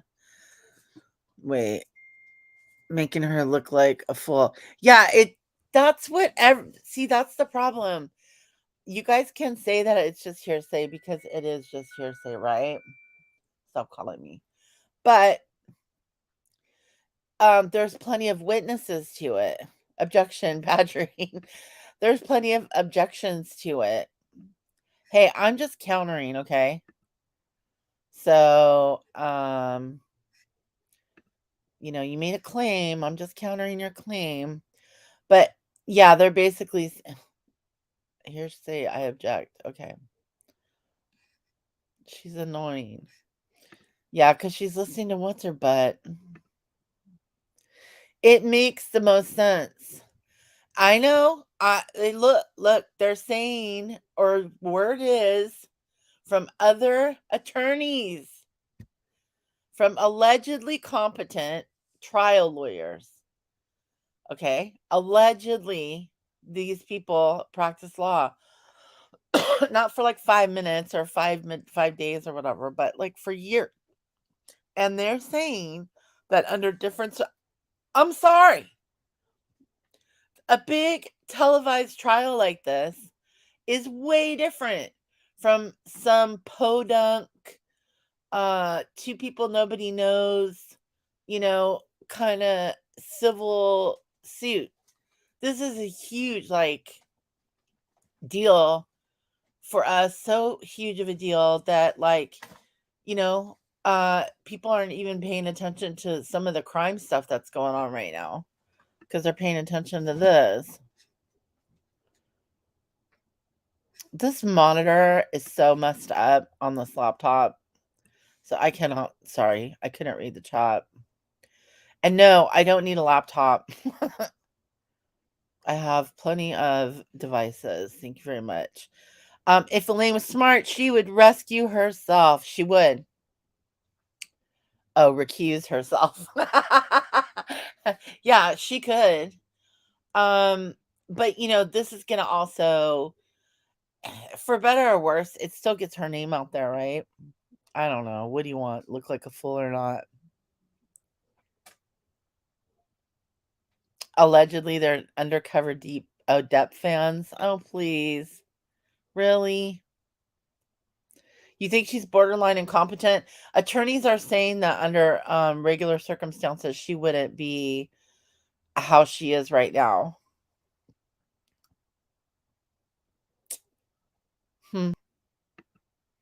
I probably would. There is good cause. She's trying to tell her what to do. Oh, man.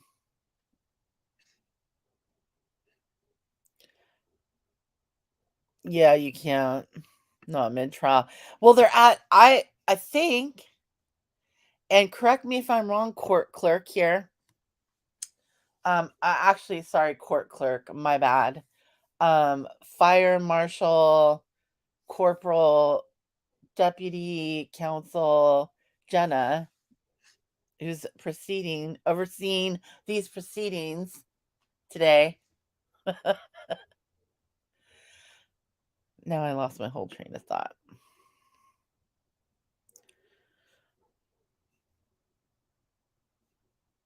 She says, I know you have to file. Ricky's rescue also works. It does. Sorry, guys. I haven't had any coffee today because I don't think I can have any coffee today because yesterday I had a major panic attack and I don't want to have any more anxiety. So I'm trying to not drink any coffee or anything that gives me any anxiety or jittery, I don't know, caffeine-y. But then my brain's like, have caffeine, have caffeine, have caffeine. See above. See above. Oh, and there would have to be good cause. Well, yeah, that's what it was. Thank you, Sin. I think she does have good cause. The only problem is I think we're at the end of the trial. I think we're at the end of the trial. I think we only have tomorrow, right? And then we go into deliberations. I believe they have to be done by tomorrow, don't they?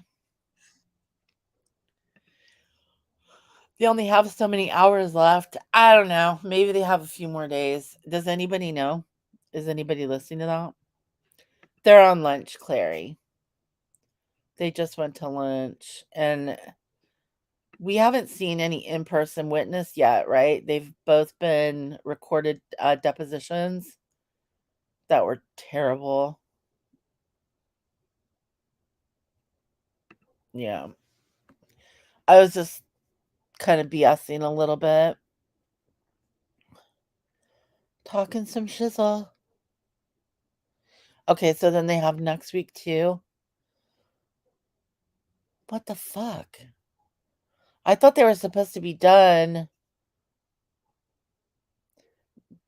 Okay, so I know I fell asleep with her this morning. It was bad. No wonder I woke up feeling like crap. Okay. Well, if they have all next week, I don't know what I'm going to do with that. That's a lot. But we'll be here for it because, I mean, basically, we need to know, we need to be there for the moment.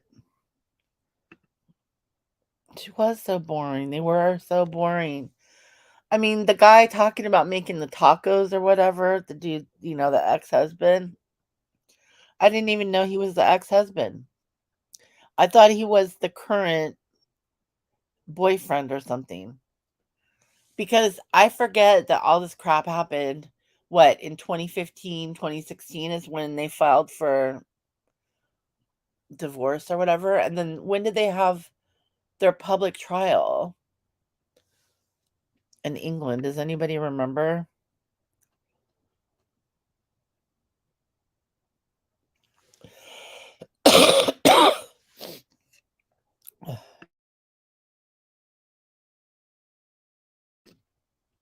Dude, I'm sorry. I don't know what's wrong with me. 2018. That sounds more familiar. So they must have gotten the divorce a couple years before that. And then they had the UK trial. And now we got this. I thought it was so funny. Sorry, I just have to talk about this because I couldn't yesterday because I was super like busy at work. Yeah, you guys, I think you guys are right. But I was trying to think of like ways to cut in and I couldn't yesterday. Anyway, Amber Heard sitting on the stand and she says something about like when Camille is hammering on her. She says something about the money that she owes to the ACLU and to the Los Angeles Children's Research Hospital. And basically they're questioning her about why she hasn't paid. You know, they're having the whole argument between what were the two words? And pledged. And Amber Heard says she couldn't pay it because he won't stop suing me. And she like raised her hand and she got like animated for a moment. And it was like one of the only times I've seen her get animated. And I wasn't even paying that close of attention to her, but I just couldn't believe that she said he won't stop suing me. I was like, are you fucking for real, dude? It was kind of strange. Did you hear them all say none of them were friends with her anymore? LOL. Oh, yeah, I heard the only one I did hear personally was Raquel. Raquel said that they were no longer friends. This is something I found so disturbing about Raquel and their relationship in general. And I'm sorry, I'm just going to fucking say it. I'm just going to say it out loud. But why in the hell are these women shopping for freaking glasses together for a meal for a holiday? And they get into an argument about a pattern or whatever, a style, to the point where they pushed each other. Why? Who does that? Like, we were having a conversation in Discord last night about this because I just could not believe I'm hearing grown women will get into an altercation, an argument with someone to the point where they'll push their friend. No, it's not happening. Like, yeah, it's just weird. It's not like they were in bed together or something. I don't know. Hi, Nada. Fancy meeting you here. Yeah, she had the money. Oh, she did. Yep. Yeah. Yeah, they said she stormed off the stand yesterday. That doesn't look very good for the jury. They're not going to like that very much. Oh my gosh. Yesterday, you guys, I think it was Monday when they went to lunch. Everybody's like, okay, bye. I'm glad you guys stuck around today because, you know, the struggle. I'm on the struggle bus, Nada. Today's the day. I know. Why were they pushing each other over glasses? We're talking about cups that people are going to drink alcohol or water or whatever. Probably alcohol, knowing them.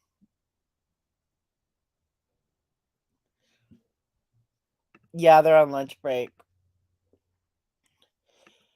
So the recap is all the testimony today is going to be pre-recorded testimony. Come here, Kiki. Pre-recorded testimony except for one witness, one human, right? Am I right? And then they go to lunch. Well, they're at lunch now. So when they come back from lunch, I saw a physical human go in there with her too. Oh, and if you rewind just a little bit, like to right when they went to lunch, like maybe 15 minutes ago or so, or 10, I don't know, 12.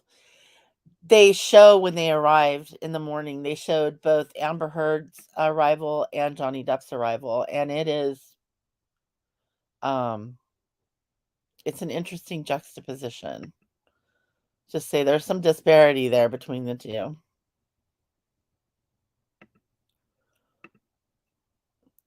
Is it normal fighting over? Okay, so I don't think it's normal. But the conversation that I had was like, I knew girls that would like just and like cry and act so stupid when they got drunk and stuff because they couldn't handle their liquor. Now that I think about it, they couldn't handle their liquor, is what was up. And so, I've been like at a party before where people were like just freaking out, crying, and like they're getting ready to, start getting physical and shit. But um it's so easy not to be a part of that, You just don't. I don't get it. I don't understand anybody who would do that. I don't. I mean, it's not like you're in jail or something. If you were in a locked environment where you had to defend yourself, it's one thing, but you're out like at some bougie ass, Williams Sonoma looking ass, leveled up, you're at the Supreme shop buying your Louis Vuitton bag. I'm kidding. I'm just joking. They're like higher level celebrities than that. Those are just like social media people usually.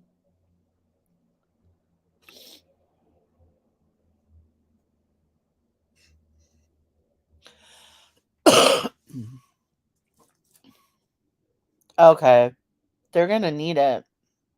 Oh, is it her sister? Maybe I'll probably get some food because I haven't done that for a hot minute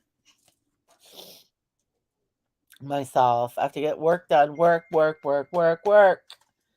And then I'll be listening with you guys. Hang on, let me catch up a little bit. I don't know how people with actual like giant chats do this. She has to put us in her back pocket and get on with her work. That's her telling us, yes, I have to get on with my work too. You have a friend that found out her boyfriend was cheating on her, and she went to the bar he was at. She was drunk. She started throwing. Oh my gosh, these dogs won't stop barking. So now that thanks for putting us in your pocket, Nita. Appreciate it. Yeah, I gotta put once this comes back on in particular, I will definitely be with you there. I got stuff lined up thanks to you, and I asked for a couple other suggestions. So even though I don't have, people talking to me, I still have stuff to listen to. So I'm hoping no more panic attacks. Like yesterday was not good. Hopefully they cross her. Oh, okay. This is a weird thing about the fighting that I experienced with the girls in their 20s, is that I found the boyfriend I had at the time cheating on me at a party, and those girls were crying because they wanted me to take them home when I couldn't find my dude, and I wasn't going to leave anybody behind till I found him, with another girl. Then of course left him behind. But that was, oh my god, I can't imagine getting in a physical fight, even over something like that, over a stupid ass dude.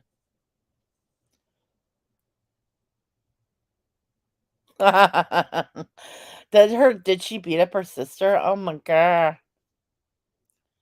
I couldn't.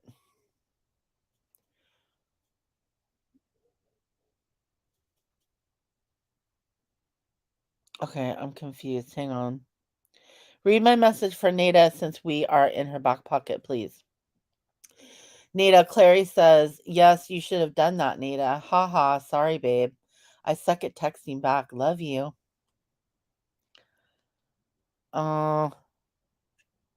Everyone knew. Oh, about the bar? During the bar stool? Yeah, that's not good. You need them to play the sister video? I've never seen it. Is it that good? Dang, you know what? I'm gonna start going and putting people in my pocket. I got a bunch of people I gotta put in my pocket. But she works so hard, Nina does. I could learn a lot from that woman. She's got the stamina, man. She's got it. I did. I read it. Find it and play it. Please. Let's see.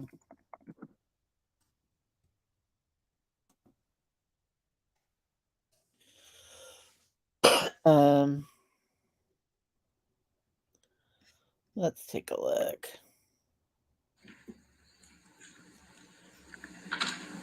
This was in the opening argument. Was such, and you Eddie Sue. No.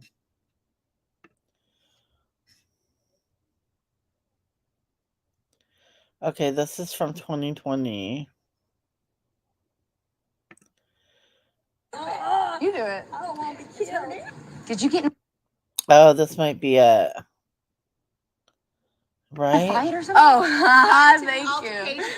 Got into an altercation. Oh. I already talked about it. I don't want to talk about it anymore. I can't believe Amber beat your ass. I know you could beat her ass. So that's the British. It's the British one. Let's see.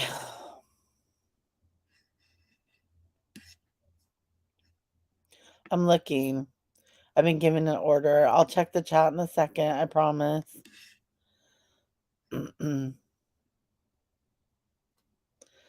This says video shows, but it's really not. It's like, that can't be them.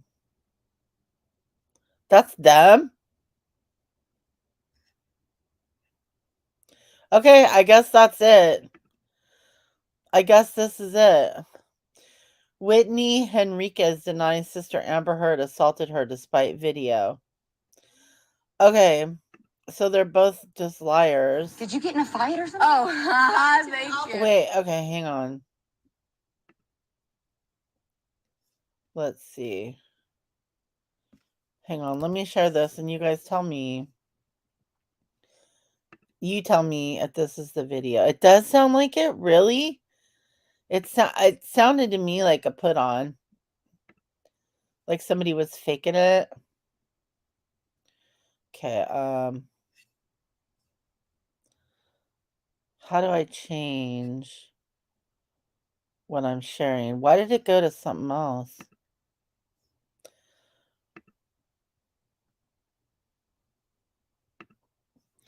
Okay. All right, this is what it says. It says Whitney Henriquez denies sister Amber Heard assaulted her despite video, and this is the video. Got into an altercation. Oh. I already talked about it. I don't want to talk about it anymore.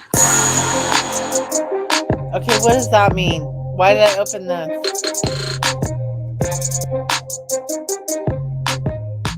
I can't believe Amber beat your ass. I know you could beat her ass. We're not going to talk about that. Whitney, truth or dare? Okay, did you really start the fight with your sister, or did she start it? For real, for real, for real. We're not going to talk about that. She really did look at that.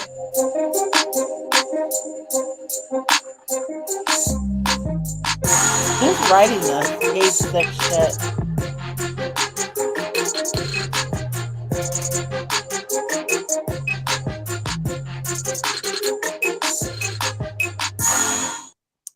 I don't know what that is. All right, let's find something else. It is?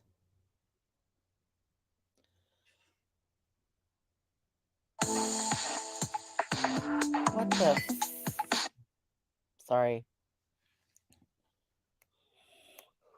James Corden. Okay. Well, that's going to be interesting. I mean, why? So, okay, listen. Let's talk about that video for a second. It looks like a weird reality show. It does.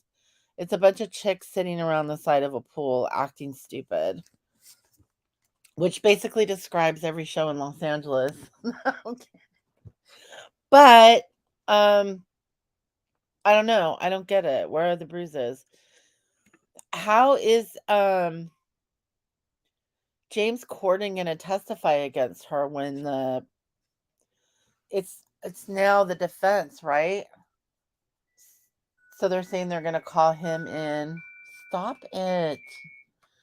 They said they're going to call him in as a witness for the defense? I don't know, man.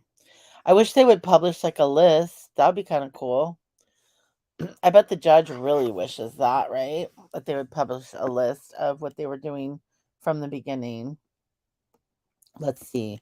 Amber Heard.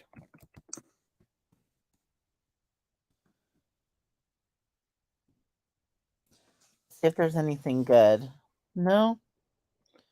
Well, this is from a courtroom.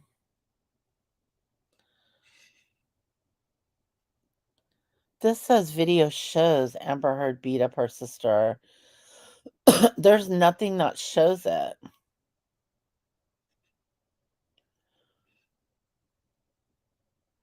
Court TV.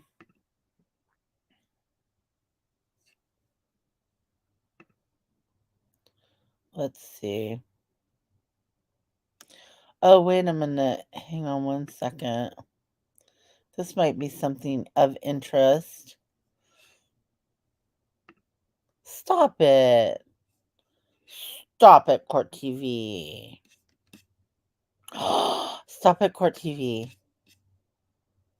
You're being so bad, I can't share you. Okay, you guys tell me what you think about this one.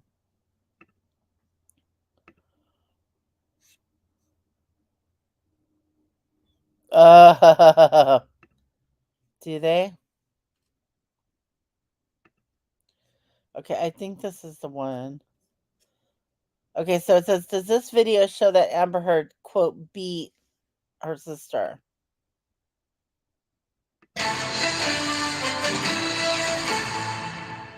You testified previously that you observed Ms. Heard be verbally abusive to her sister. Yes. What do you recall about that? It was ongoing kick the dog kind of relationship with her sister. So it's really hard to pinpoint any specifics, but her poor sister was treated like the dog that you kick, basically. What video? Wow. That was Amber Heard's assistant describing the relationship that Amber Heard had with her sister, Whitney. Now, Whitney's on the witness list. We expect her to testify. She's in the middle of a lot of this stuff. Is that the live witness, the sister? Is that who we got today? But we have this video I want to show you. It looks like it might be from like a reality show pilot this has or to be something. the same crapola. It's Whitney, Amber's sister, and a bunch of friends sitting poolside, and they're having a conversation.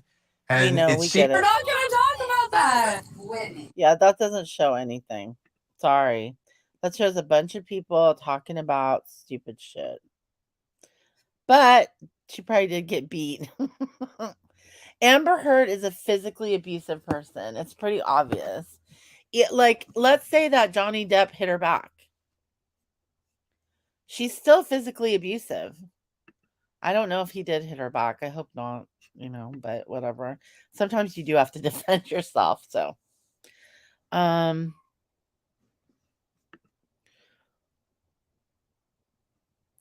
Depp versus Heard's TikToks. I wish I could. I can't pull all that crap up here. I mean, unless you have some for me, I can try to pull them up. But they're really weird on a computer. Yeah, I know. She should have been hit back. I think she's getting hit back over and over and over and over in the best possible way right now. It's like that has to be so satisfying for him to know that, that there's so many people that aren't buying the bullshit,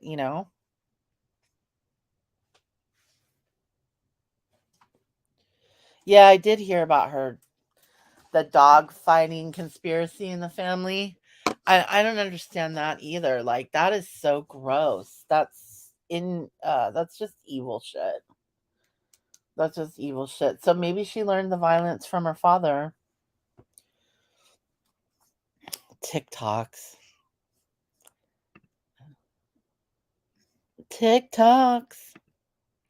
Everybody loves TikToks. Clary says if she had a penis and some little bitch was swinging on me repeatedly, I'd snap and smack her back. Yeah, no shit. Penis or no penis, smack that bitch back. Well, that's unfortunate. I know, right? You ate all of your treats. Kiki has to come rub on everything constantly. Just, let me know she owns it. She's like, oh, you want to clean that? Here, let me mark it first.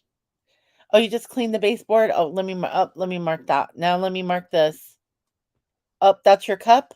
Let me rub my face on it. She does. She agrees with you, Clary. That's true. She's like, if I had a penis, I would too. Right, Kiki? Right? Yeah, it's too bad that we don't have like infinite amounts of money that we don't know what to do with. Although this has been an expensive journey for Johnny Depp. I wonder if he's had to cut back on any of his dope habit. What's up, Keek? What's going on today? I had a crazy dream about one of my old cats that has passed away. Like one of my former cats. He passed away not very old. It was crazy dream. Crazy dream. He had a lot of white in him like you little weirdo. Oh, she's nuts, dude.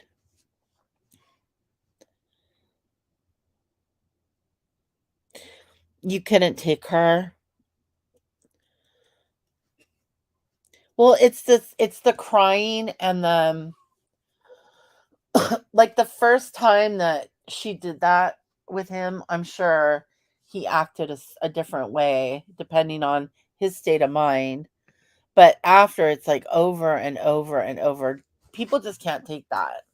Men, women, nobody can handle it. It's too much. It's too much. All that begging him not to leave. F that. You'd 5150 yourself to get away? Well, it was a weird dream. It was weird. It was probably because I was talking about him last night. Kiki. She just wants me to move, which I do need to pretty soon. But what time do they go to lunch? They went to lunch at the top of the hour, so they're coming back in like 30 minutes. I can hang out for that time, and then it's gonna be a long day, I'll tell you, but I had to sleep a little bit more. It's because I'm not feeling well and I haven't been eating. It's terrible. Drinking milk, stay in school, do your drugs. Oh, wow.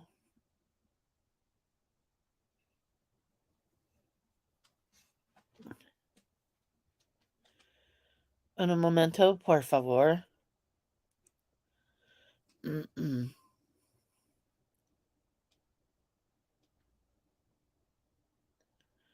Okay. I just had to read something real quick. I'm trying to like keep up with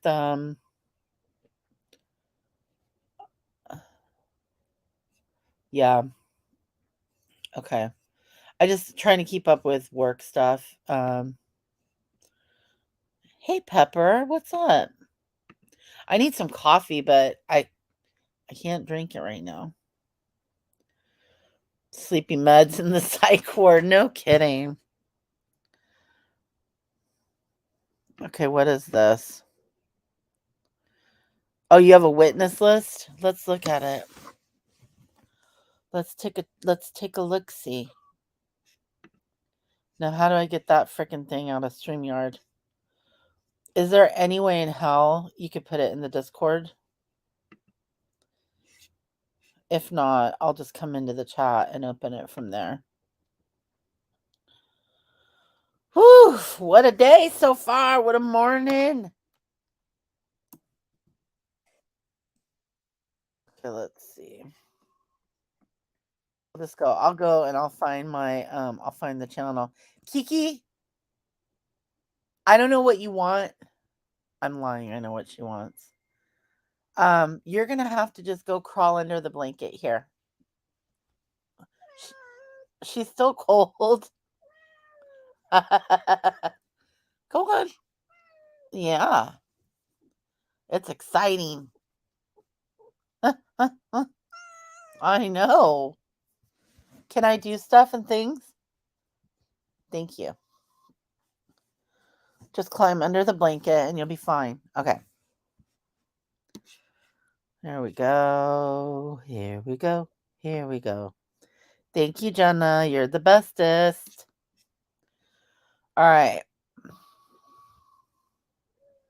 Oh my gosh. This is an actual court document. Let's see what we got going on here. Well, Kiki gets warm under the blanket. Oh my gosh. So this is what this looks like. It's bad. Oh, I know. It's because she was crying a little bit because she wants to climb under the blanket. She's just a little baby. She's a little making her nest. Dude. There it is. Well, there it is. Wait, does that look horrible? It probably does, huh? Yes, it looks awful. Let me see if I can fix it. I have to move it to my other monitor. Oh, dear Lord. Okay. Is this even readable? It's only 6 pages, which isn't too bad. But I wish, let's see if I could do...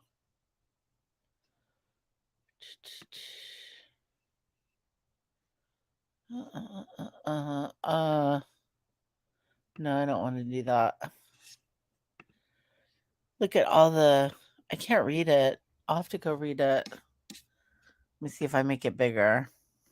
That's what she said. All right, so if I do that, I do this. Does that make it more legible for you guys? It should. Let's see. Man, StreamYard is weird. And then if I make it here, let's see. Now we should be able to see, right? It would be nice to be able to read it, but my monitor is screwed up on this computer. I know, Kiki. Don't worry. I'm not going to touch you. She's so worried about being disturbed while she's sleeping. Okay. So this is the list as of April 22. So I don't know who all of these people are, but we know who Amber Laura Heard is. There's no WebEx people.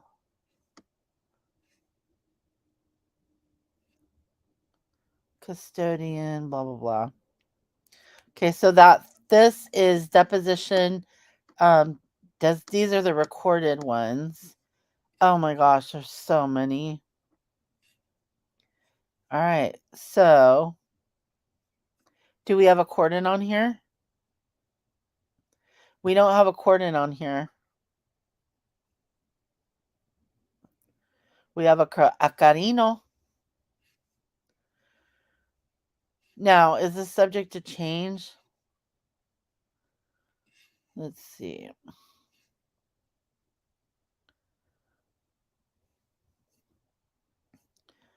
Let's see.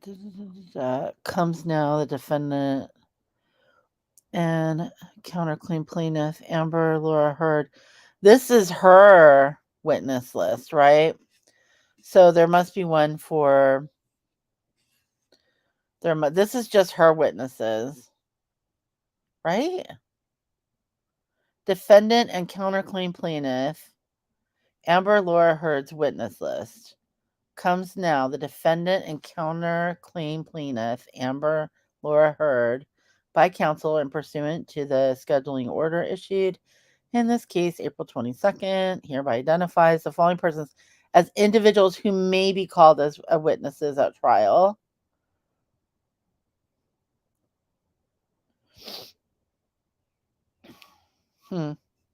So that's the I don't understand what phase that is. Like what that means. It's hers. Okay. Let me check. I'm gonna check for the other one too. We might as well. We're gonna be here anyway for right now. There you go. Thank you, Jenna. You're like the best ever. Okay, I wish this worked like a Google Meet, but it just does not. I can't just switch tabs, so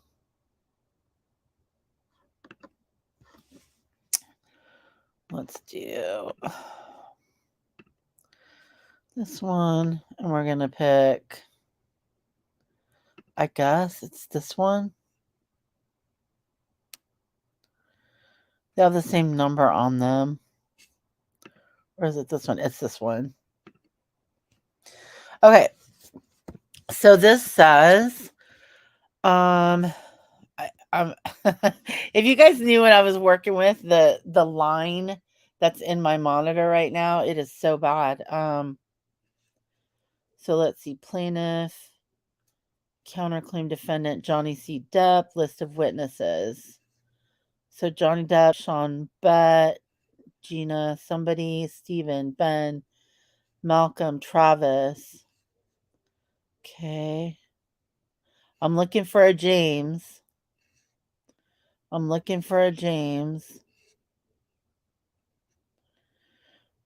Okay, it says any witness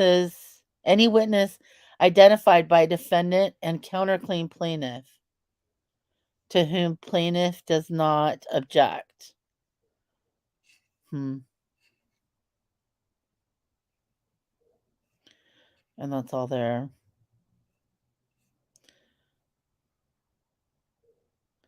All their agreement crop. Okay, so hang on, let's see.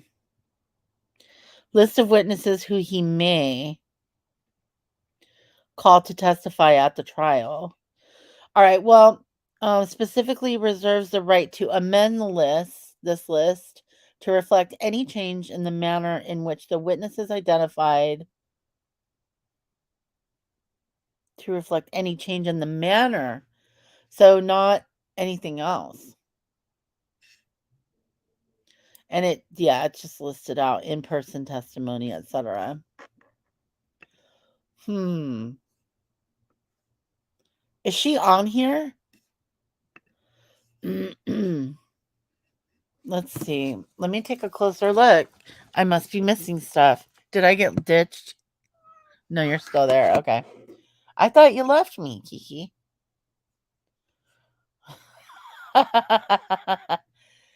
Okay. Do we have a Kate or a Catherine on here? We must. There's a Kate James. Is that her, Kate James? What a name.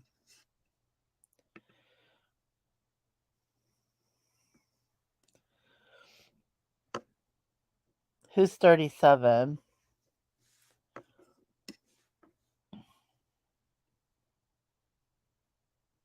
Number 37 is interesting. Number 37. Any witness identified by defendant and counterclaim plaintiff Amber Heard to whom plaintiff does not object. But also any witness necessary for rebuttal or impeachment. So, if there's testimony, let's say that comes up, that says that's more dependent on like the James Corden stuff, then maybe yeah, I did read that one out. Then maybe he would be called to testify or some of his staff or something. I don't know. But I don't really understand. I don't see, unless Kate James is Kate Moss, which must be because you're really hoping. And I don't think you put that much hope in things that aren't at least somewhat possible, right? I do. Interesting.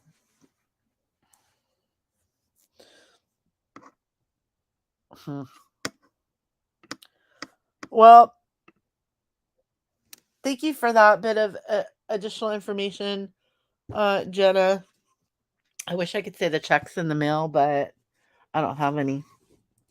So, but I do appreciate you very much. It's her name when she was married. That makes sense. Kate James.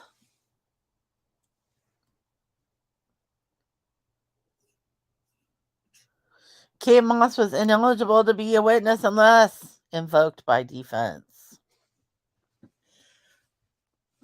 Unless invoked by Amber Heard's defense on the OG lawsuit, on the main lawsuit. I wonder why. You know a lot about this, Jenna. Doesn't she, Kiki? She knows a lot.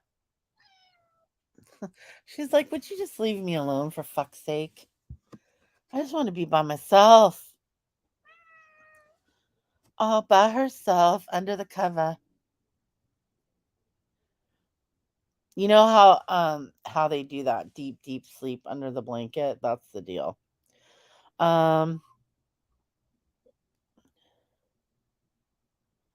Which is why when Amber Heard said Kate Moss in the stairs, everyone was like, oh yeah. There's so much to this case. I mean, I guess there is to any like situation that's this complicated, but she made it such an overly dramatic scene that the real winning is just living through it and getting the divorce. Okay, bro?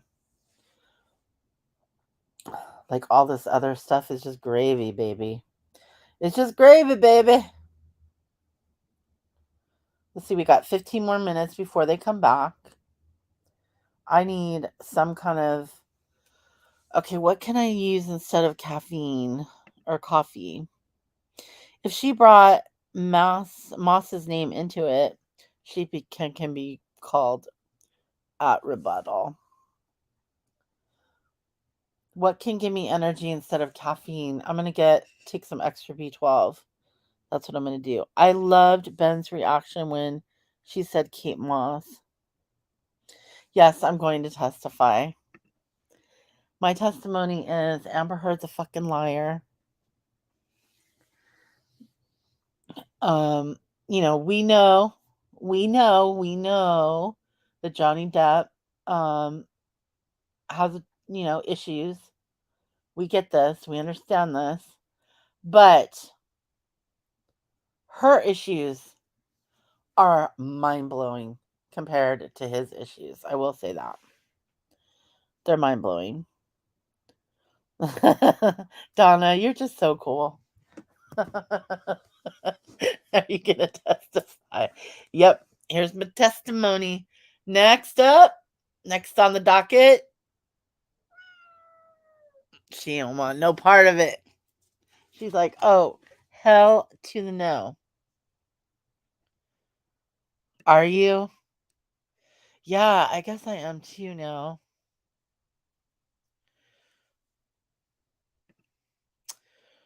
Report is that jury made more attention to Drew. Who's Drew?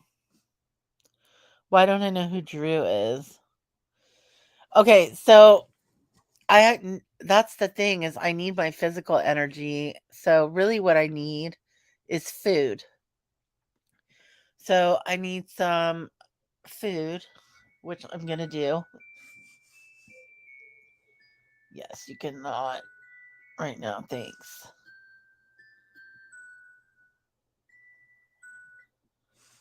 Someone keeps calling me over and over. Sister is up.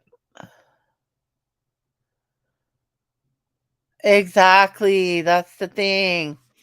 And, that's very annoying. I find that such an annoying quality in a man. I hate that. And I've had that. And it sucks. When they break stuff, when they get mad, it's just like, dude, stop. Okay. Let's pull up the trial. Let's do this. And then little sneezy face over here. I don't know if you guys can hear her sneezing, but dang.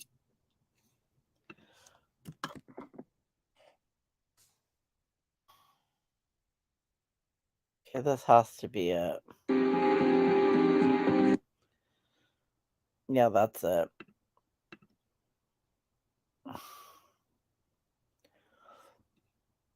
Or is that it?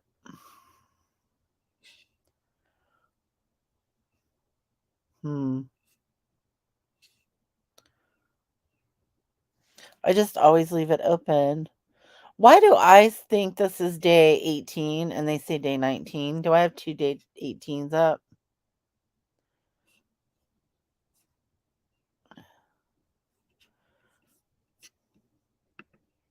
I know I pasted the wrong thing in the morning because I was half asleep when I was doing it. Whitney's on the stand now. Oh, the sister first, up next, yeah. But where is the... Give me un momento. I want to find this real quick.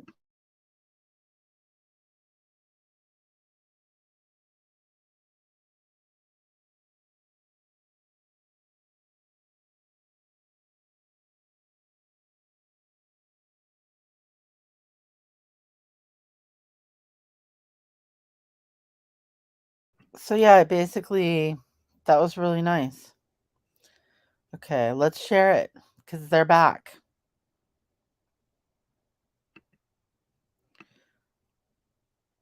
Thank you, Donna, by the way. I had no idea.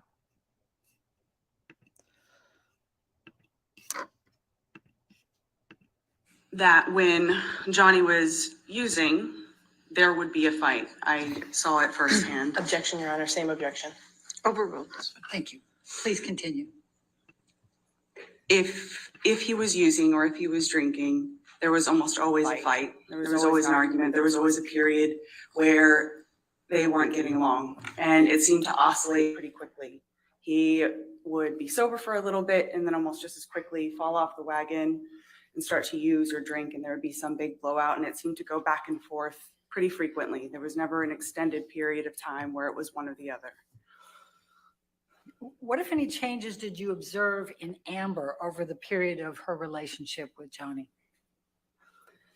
At first, Amber was Amber. She was loud, funny. She laughed a lot. She was just this happy, bright, fun-loving thing, always surrounded by friends.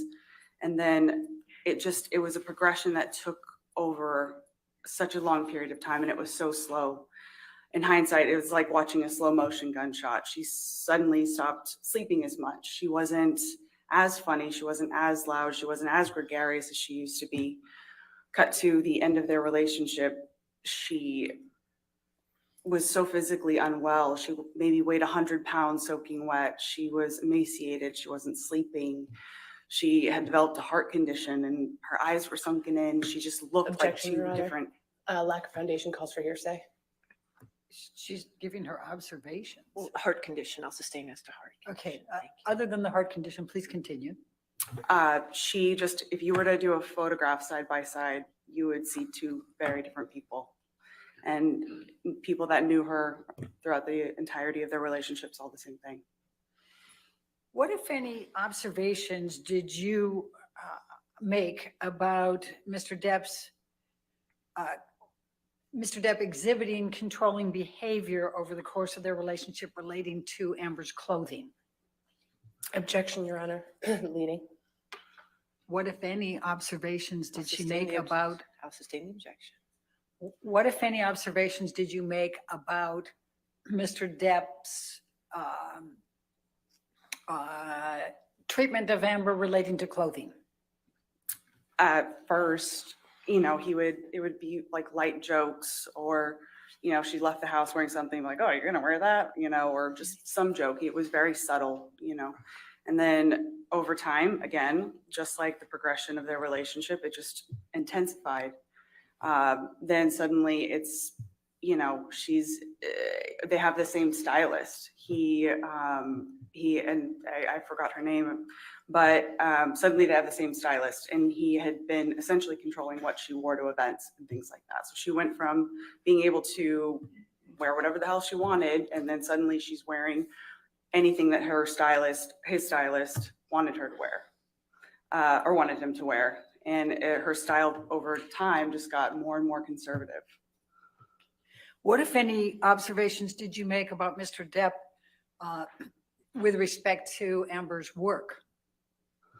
That too was one thing. At first, he was saying he was protective over the kinds of jobs she was taking. You know, oh, that's not going to be good for her career. That's not going to be good for this, not going to be good for that. And then suddenly he has a problem with her taking any sort of job or any sort of audition. And then it became every time that she even thought about taking a meeting, it was another fight. He would often say things like, I don't even understand why she needs to work. I'll take care of her. I'll take care of you. I'll take care of everyone else. She doesn't need to work at all. It was one of those things that he was, at the end, vehemently against her working at all. What, if any, observations did you make about Mr. Depp's treatment of Amber with respect to friends? Again, these are all things that just very slowly over time just changed. You know, at first, you know, he was very inclusive of all of us. At one point, we all lived downtown together in these beautiful lofts. You know, at first that was part of the relationship, was getting to know him and him getting to know us. And then just, again, slowly over time, he took issue with Brandon at one point, and then Brandon wasn't allowed in the fold. Time went on, he had an issue with Io. Io wasn't allowed in the fold anymore. And then at some point, even me, he had accused me of doing something horrendous that I had never done. And then suddenly I'm not allowed around anymore. And just over time, she had such a small network of people that were there to support her. It was hard to watch. What, if any, observations did you make about Mr. Depp's attitude or treatment of Amber with respect to her health? Amber was she was a pretty healthy person at first. She didn't have any medical issues that, you know, didn't need intervention of any sort. But in one of Johnny's attempts to get sober, he had employed Dr. Kipper, who had these nurses, and he had a personal nurse that would like administer medication. And, you know, I think the intention was to make sure that he stayed clean and Objection, Your Honor. Calls for speculation. Without discussing what Sustain the the objection. intentions were, just go ahead and give us what your observations were with respect to Mr. Depp with respect to Amber's health. Sure. All of a sudden, for really unclear reasons, Amber had her own personal nurse just administering medication. And from what I saw, it was strange. I didn't think Amber needed, you know, medication on the daily or whatever. And then all of a sudden she has a therapist that is employed by Dr. Kipper. Even her medical treatment was somehow controlled by or paid for by Johnny. Objection, Your Honor. Calls for speculation with respect to the control. Was to control. Oh my God, he paid for her medical care. Shame on him. What, if anything, did Mr. Depp say about Amber's electronic devices? Well, every time they fought or had an argument, a device was going to get smashed. And she lost a phone, a tablet, a computer. You could almost guarantee that something would get destroyed when they fought. Very often fights were at least in part surrounded by text messages or something that he would find on her phones or, you know, whatever. And at some point she wasn't even allowed to have passwords on her phone, or if she did have a password, it was something really simple that he memorized, but there was zero expectation of privacy for her in terms of what was on her device or accessibility of her devices. How many times did you observe Mr. Depp drunk?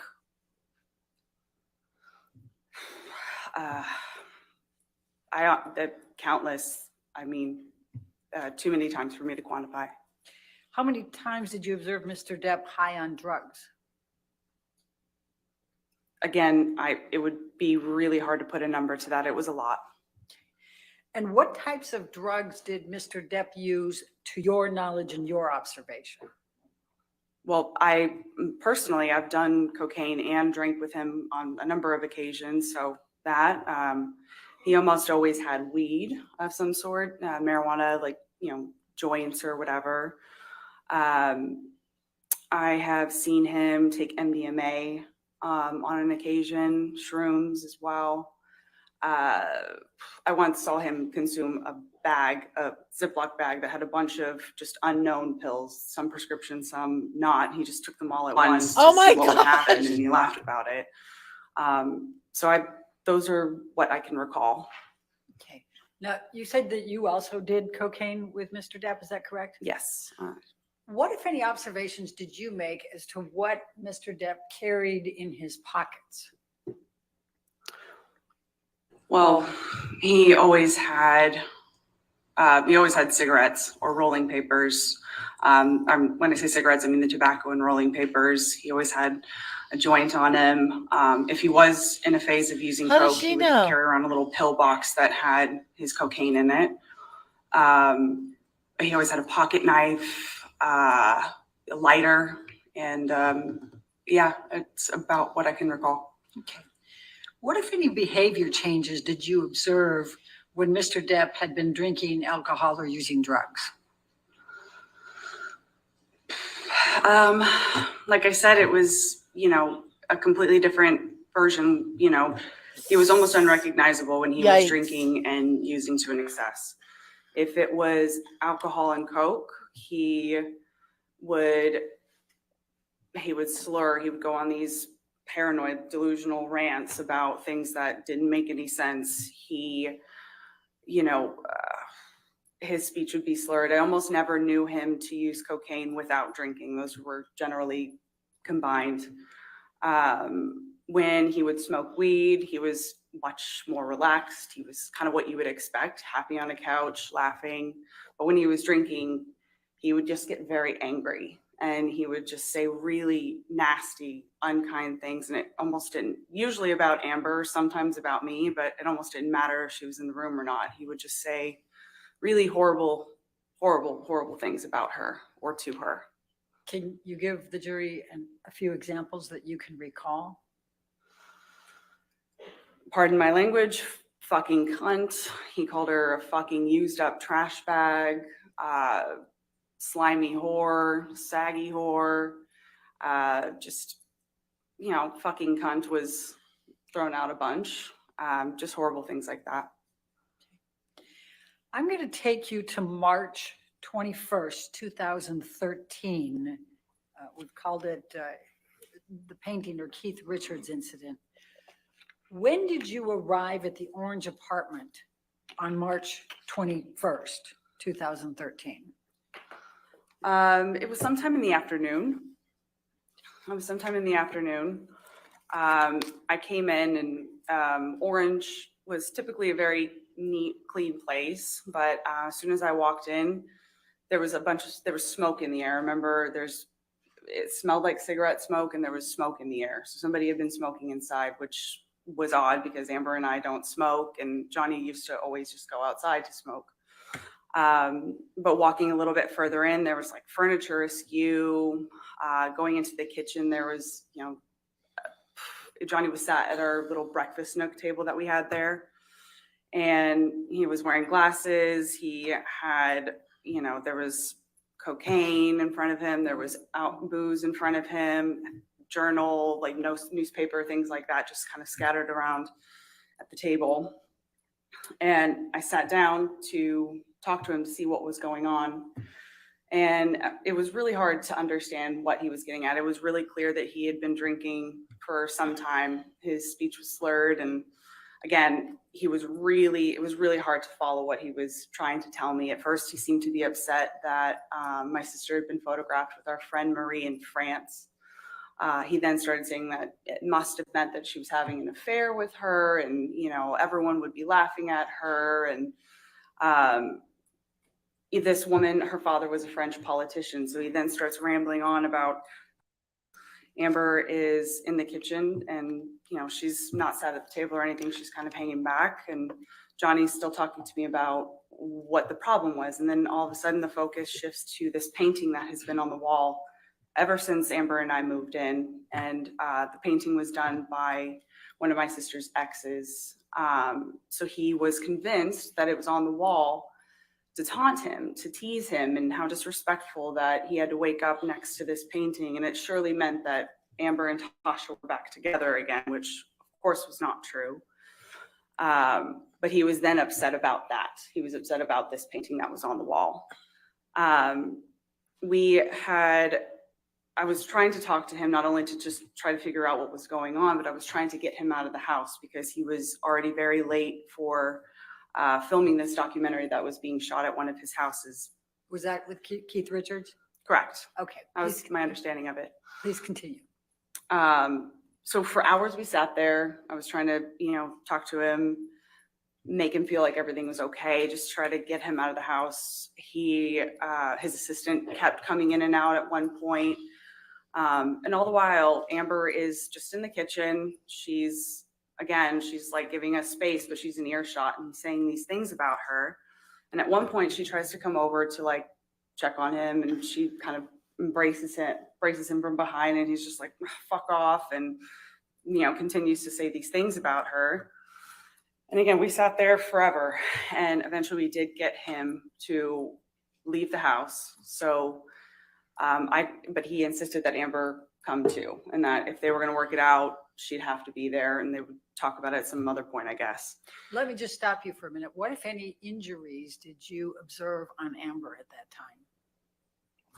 At the time, it was before I had a real understanding of what was going on. It was I didn't know, frankly. And her face was swollen, but I didn't, and it was kind of red. I thought she had just been crying. And her lip did appear to be cut. But again, that at the time, that wasn't what we were trying to do. It wouldn't have been appropriate to, talk to her about it or anything. That wasn't my focus, frankly. My focus was just sitting there trying to figure out what he was upset about and get him out of the house. So how long were you at Orange with Mr. Depp and Amber before he left to go to the Keith Richards? A few hours. I couldn't say, maybe around like 4 or 5 hours. It took a minute. Now, did you accompany Mr. Depp over to the recording, or did you stay? I did. And did Amber go too? Correct. That was part of the condition of him leaving, is that Amber had to go with us. All right. Well, please describe to the jury what happened next then on your ride over there. So Amber and Johnny were sitting in the back. I was in the front with Sterling, the driver. And they weren't saying much back there. There was music playing pretty loudly, so I couldn't really hear what was going on back there. But at some point I heard the back door open, or the back window open, and Johnny is holding our dog out the window. And I froze. I was scared because I just remember thinking, I knew how inebriated he was, and the dog was very small. I thought if she twitched, or if he lost her somehow, she was just going to go out the window. And Amber, of course, was just saying, Objection, Your Honor. Not often to prove the truth of the matter asserted, Your Honor. I'll sustain the objection. Okay. Don't say what Amber said. Just go ahead and continue with your observations. He brought the dog back into the car, and he was just laughing, this really scary, loud, like it was almost like a cackle. And he then made some joke about putting her in the microwave. And that was the joke after that was putting the dog in the microwave. Okay. So during the year 2013, what, if any, marks did you observe on Amber? Any injuries or signs of markings, anything like that? Occasionally I'd see bruising, cut lips, split lips, weird marks, burns, or I don't know, on her arm, scratches on her arm, things like that. It was just weird, and it was periodic. It wasn't like a constant thing, but there were injuries to her. And what, if anything, did you do? Did you ask her about them? I did at some point confront her and ask her, and she. Objection, Your Honor. Hearsay. Don't tell Sustain us. the objection. Okay. Next question. Okay. But you did ask her about them? Yes. that a yes? Objection, Okay. Your Honor. Same objection. Next question. That's fine. That's okay. Overruled. Thank you, Go Your ahead. Honor. All right, I'm going to take you to June 2013, Hicksville. Were you in attendance at that event with Mr. Depp and Amber? Yes. Please describe for the jury what you can recall from that event. So Hicksville is like this, it's this like collection of themed Airstreams. It's like a little, it's in the middle of the desert. It's just like a fun little place to go. So we went with a group of our friends.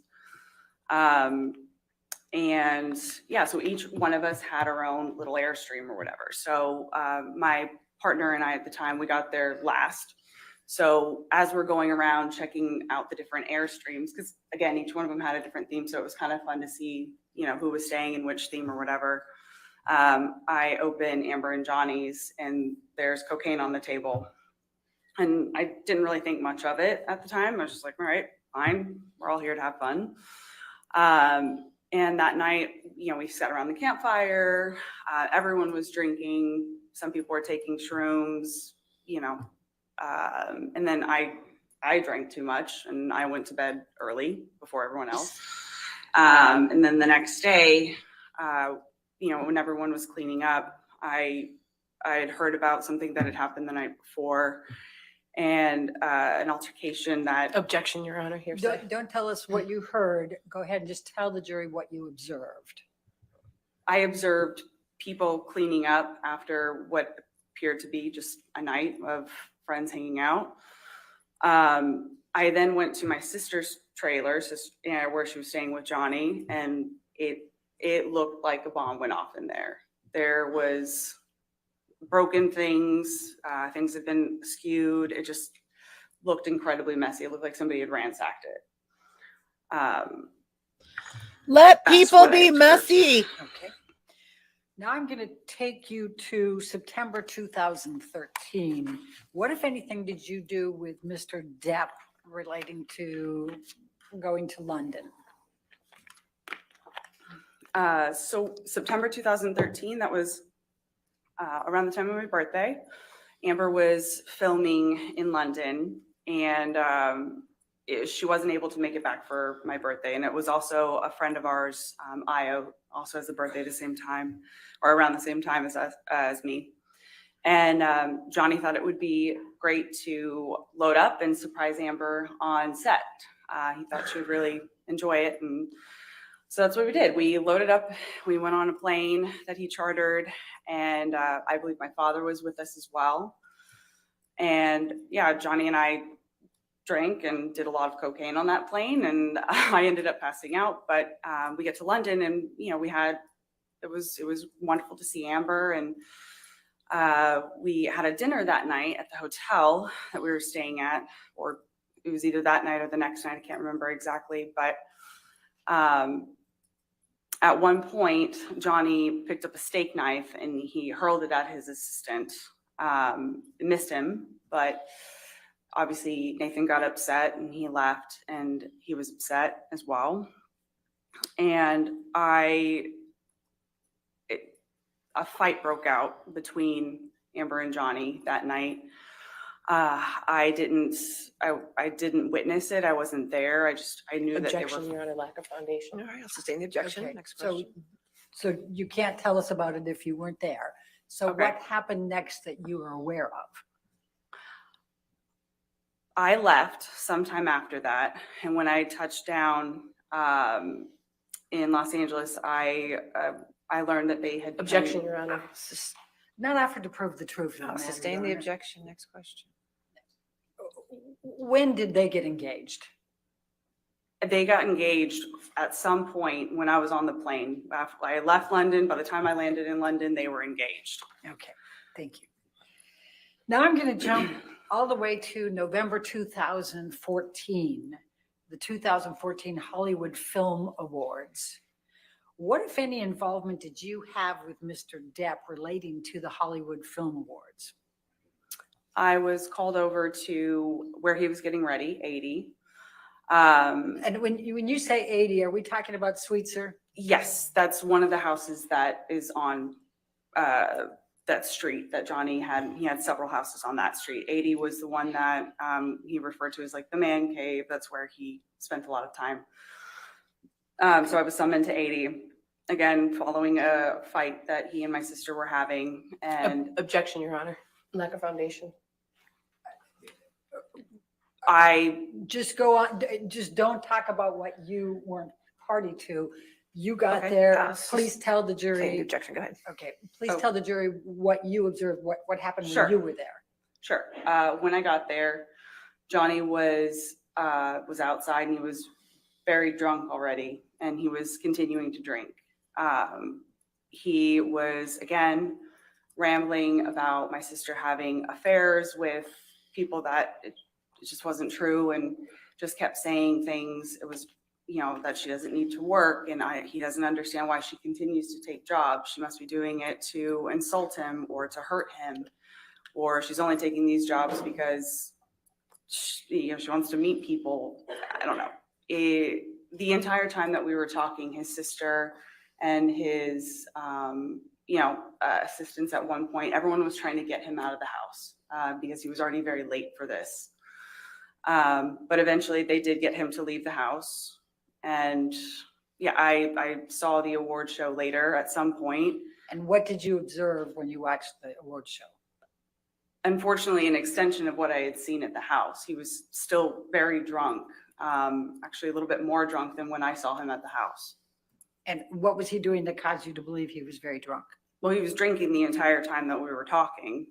And, in general, at this point, I had understood what Johnny looks like when he's drunk. He's stammering. His speech was hard to understand. He was slurring. He was super unsteady on his feet. I recognize what he looks like when he's drunk. Okay. Now I'm going to take you to March 23rd, 2015. And at this time, were you living at the penthouse suites? I was. Okay. Excuse me. Sorry. When approximately did you move into the penthouse suites? I actually don't know for sure when I moved in. I would take me a minute to remember. It was sometime in 2014, I think. Okay. And so as of March 23rd, 2015, you're living there, correct? Yes. And where are you living in those penthouse suites? What is it called? So I was in what they call PH4. The layout is, the entire top floor of this building. Johnny owns the mall, and he was kind enough to let us all live there. So I was in PH4. Amber and Johnny were in PH3. I believe Isaac was in 2, and Rocky and Josh were in 1. But the only ones that actually connected were 3, 4, and 5. So again, I was kind of sandwiched between where Johnny and Amber stayed and Amber's basically closet. So basically you had to cut through to get to one point to the other. So I was sleeping. I woke up to Amber in my bedroom saying, "Can you believe he's cheating on me?" Objection, Your Honor. You're not offered to prove the truth of the matter asserted. Thank you. Overruled. Go Thank ahead. you. Please continue. She said something. She said overruled. It's okay for you to say what. Oh, just sorry. Just briefly what you just explained. I woke up to her saying, "Can you believe he's cheating on me? Your fucking brother is cheating on me." I got up. I told her to stay right there. Objection, Your Honor. Hearsay.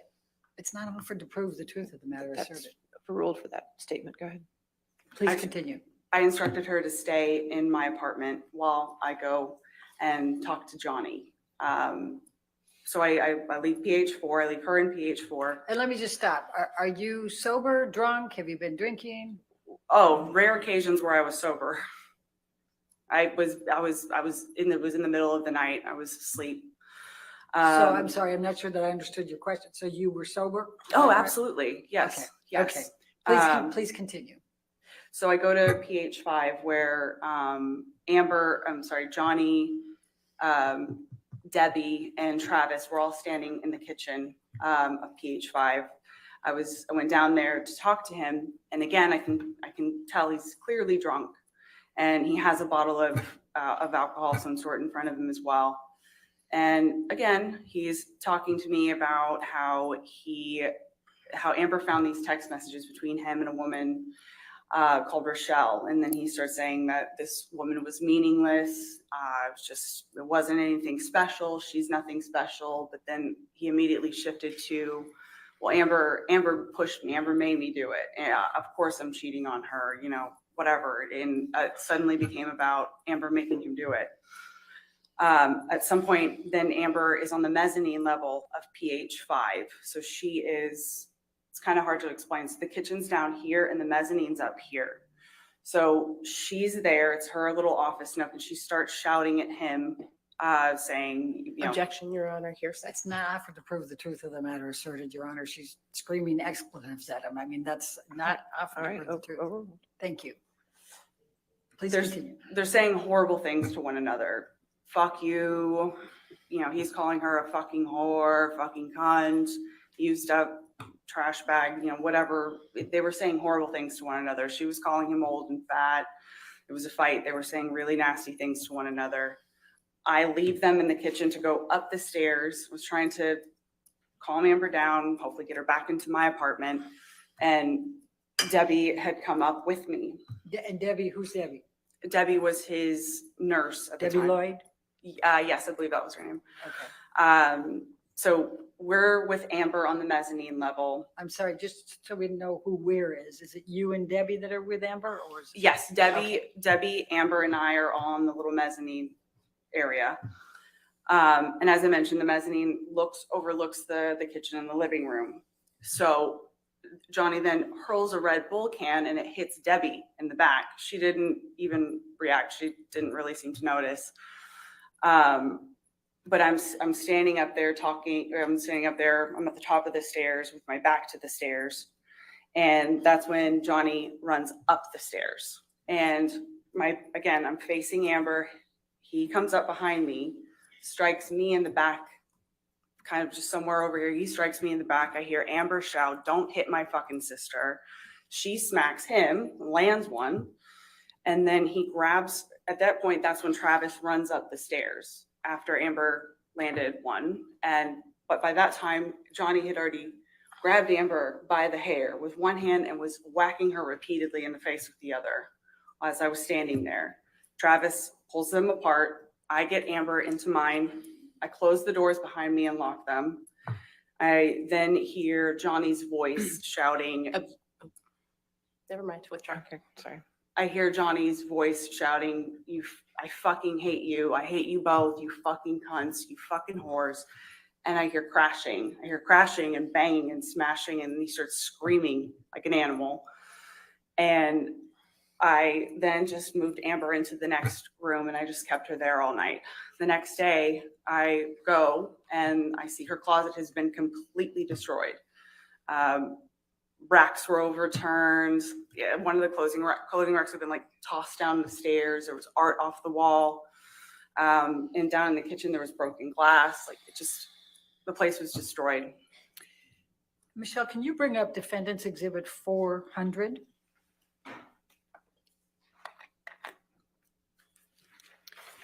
Whitney, do you recognize this text exchange here? I do. Okay, and it's on March 23, 2015 at 6:57, is that correct? Yes. Okay, could you describe, Objection, just Your Honor. identify it, please? Yep, sorry, on hearsay grounds. All right, you want to approach? We'll just take a look.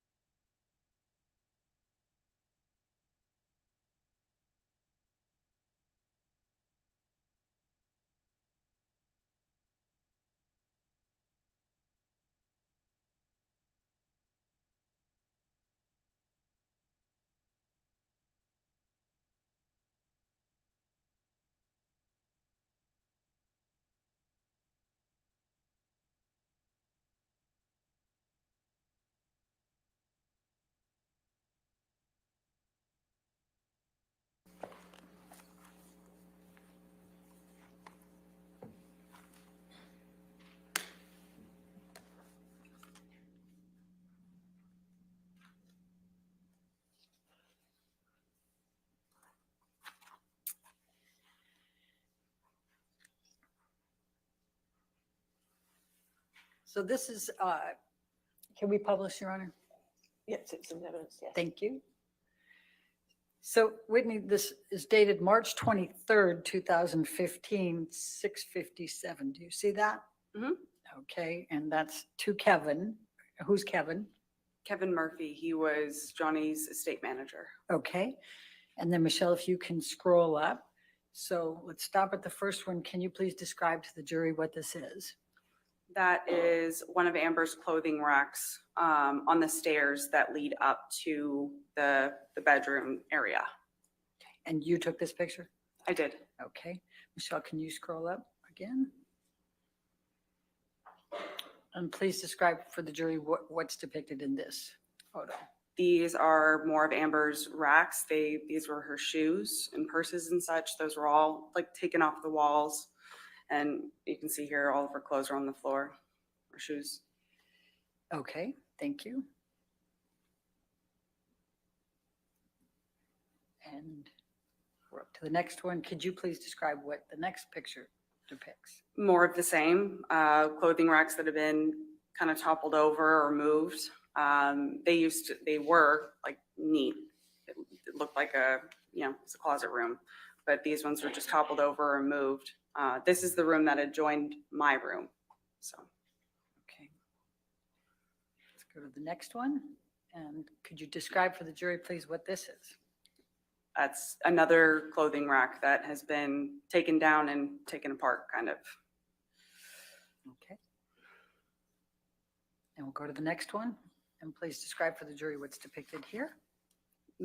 Just more clothing racks that have been taken down, moved. Okay. And please describe for the jury what's depicted here. Same thing, just more clothing racks that were toppled over. All right. And we go to the next one. And this is the kitchen area. This is the taken from the mezzanine level that I was describing earlier, but that looks like broken glass or something, blue ceramic, broken. Okay. And if we go up, and the top one there looks like part of what was earlier. Let's go to the bottom one. I think we have a bigger picture there. Does that help with Yes. what's depicted there? I still can't tell what it was, maybe a plate of some sort, but there's also a rolled cigarette, a couple bottles of water. But yeah, whatever that blue thing is, it was broken. So it's all over the kitchen there and also next to the stove. Okay. Thank you. After the staircase incident, what, if anything, did Mr. Depp ask you to sign? There was an NDA on my kitchen table. Can you tell the jury what an NDA is? It's a non-disclosure agreement. It's basically, my understanding is it's a contract to keep things private, to keep your mouth shut, essentially. All right. And you were given one or asked to sign one? I was asked to sign one. I don't believe I signed it. I left sometime after. So you moved out after that? It was after this point that Johnny had accused me of selling stories to the media, which were absolutely untrue, but I moved out after that point. Okay. Now, did there come a time that Amber asked you to move back in? Yes, February 2016, she texted me asking me to come back. Okay. And so you were living with her from sometime in February 2016 forward? I think on and off. I think I had my own apartment by then, but I spent a lot more time at the Eastern after that. Okay. I'm going to take you to April 21, 2016, Amber's 30th birthday party. Were you present for that? I was. Can you please describe to the jury what you observed that night? It was her 30th birthday, so we wanted to make it, really special. We had made this beautiful dinner, and it was great. All of her close friends were there, and everyone was having a really good time. Everyone was having fun. Johnny showed up very, very late, and he was drunk when he showed up. Amber was obviously upset about it, but there came a time in the party where we all went around the table and said our favorite thing about Amber, just funny memories or whatever. When it came to Johnny's turn, he told this story about how they first met when they met for the Rum Diary. So, he had this story about how she came in to his office and she sat on the couch and her perfect ass left a perfect imprint on the couch, and he wouldn't let anyone sit there after she left that day. And it was one of those stories that everyone was kind of embarrassed. We had all gone around the table saying really nice things about her, and gets to him and he's talking about her ass. We were all kind of embarrassed. And when did you leave the party that night? I left pretty shortly after that. Okay. And I went home. What, if any, conversation did you have with Mr. Depp about his plans to attend Coachella the next day? He was planning on coming to Coachella with us. Whenever at some point we were talking about what was happening the next day. And so that night he told us he was going to come to Coachella with us the next day. Okay. And did he ultimately come to Coachella with you the next day? Nope. Okay. I'm going to jump forward to talk about some statements that were made, the counterclaim. What, if any, observations did you make about how the statements, we're talking about the three statements that we're quoting Adam Waldman, impacted Amber? And I'm asking for your observations. Just tell the jury what your observations were of how these statements impacted Amber. Objection, Your Honor. Compound, lack of foundation, speculation. Overruled, that's fine. Thank you. You guys are killing me. Amber has worked so hard to overcome everything that she went through in the duration of their relationship. She has really, really tried her best to move past it. And she put herself through it. Anybody that knows Amber at all knows that some of the most important things to her are honesty, integrity. It's her reputation is all she has. She doesn't have piles of money and private islands or. Objection, Your Honor. Non-responsive. Sustain Oh, She please was continue with what she was devastated by these. To say that they're not true, it devastated her. And also, we had just buried our mother. So Amber, she started having panic attacks randomly. She was not sleeping. Objection, Your Honor. join the club. These are your observations. Thank you. Please continue. These statements devastated her. They devastated her because they weren't true, and they were just very, very, very much affecting her. And you talked about panic attacks. What else did you observe that she would do as a result of these? Physical. She would just periodically just break into tears. She I don't know how else to describe it. She was so unwell. She stopped sleeping again. She was super anxious. She couldn't relax. She couldn't sit still. It was very similar to the Amber that I had seen back in 2016 as she was trying to get out of this relationship. It launched her back into this space where she was just so physically unwell. And maybe don't do cocaine. She cried a lot.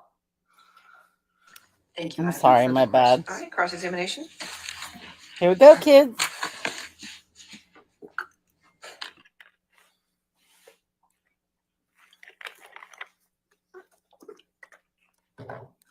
She's not impressed. Good afternoon, Ms. Enriquez. We haven't met before. My name's Rebecca Lecaros. I'm one of the lawyers representing Mr. Depp in this case. Sorry, guys. Dang. You grew up in Texas with your sister and your parents, right? Correct. And you were really close with Ms. Heard growing up? We were. And you're still close now, right? We are. And you love her? Of course. And your childhood, though, had some difficult moments, right? It wasn't perfect. Your father hit you and your sister at times, right? Yes. And your sister would protect you from that abuse when she could, wouldn't she? We would protect each other for sure. And when you graduated from high school, you moved out to Los Angeles, right? I did. And your sister gave you a place to live in LA? Yes. And she helped support you? In part, I also was working myself, and yeah. And you're grateful to her for being there when you needed her, right? Of course. And just like she protected and cared for you, you want to protect and care for her, right? And when I can, of course, but yeah. You testified to having a great relationship with Mr. Depp when you first started dating your sister, right? Shut up. And you thought of him as a brother? Yes. He called you sis? Yes. And you had affectionate nicknames for him too, didn't you? A number of them, yes. Yeah. And you testified that for a time you lived in the ECB penthouses with Mr. Depp and Ms. Heard. That's correct. And Mr. Depp owned those penthouses? He did. You didn't pay rent while you were living there, right? No. You didn't pay for any of the bills for the penthouses? No. It's very generous. And Rocky Pennington lived in one of those penthouses also, right? She did. And at some point, her boyfriend Josh Drew moved in, right? Yes. And Isaac Bruch lived in one of those penthouses too. Yes. And you know that he testified here that you call him your spirit animal, right? I did not know that, but he's wonderful. You call him your spirit animal? At one point I did, yes. You took trips with your sister and Mr. Depp also, right? Occasionally.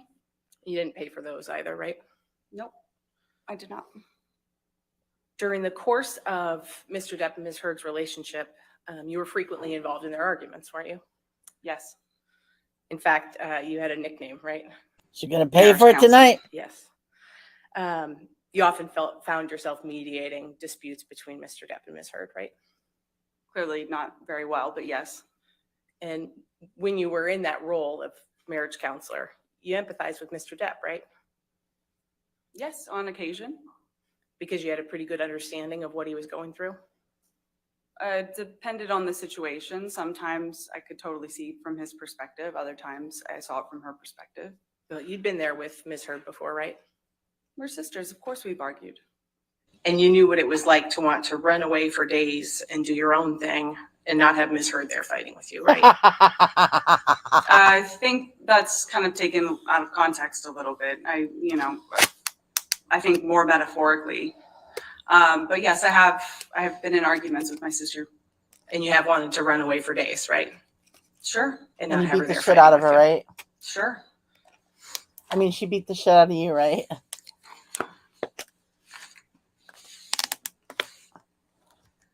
You talked a little bit about the incident in March 2013, right? Which one?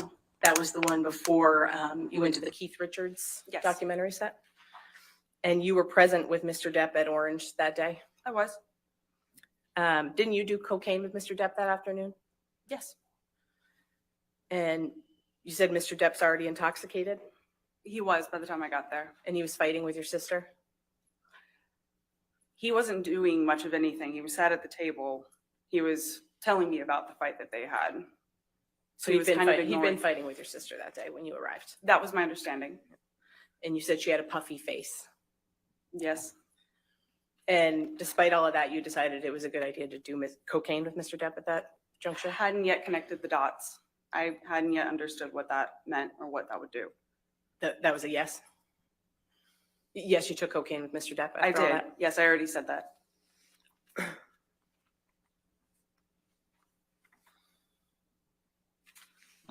No sign.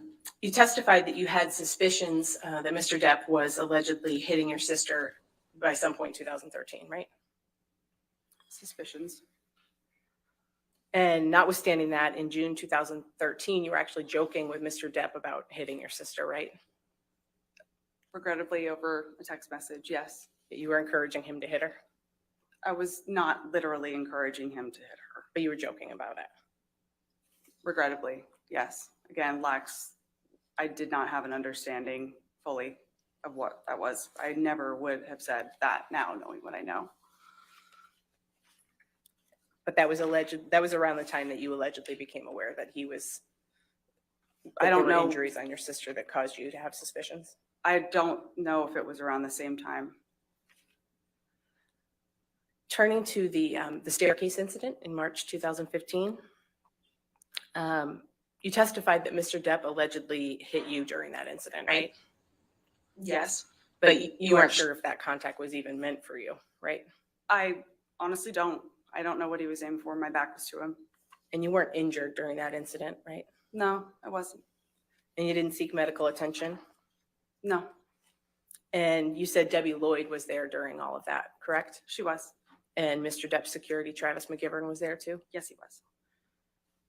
And you saw your sister hit Mr. Depp on the stairs that day, right? After he struck me, yes.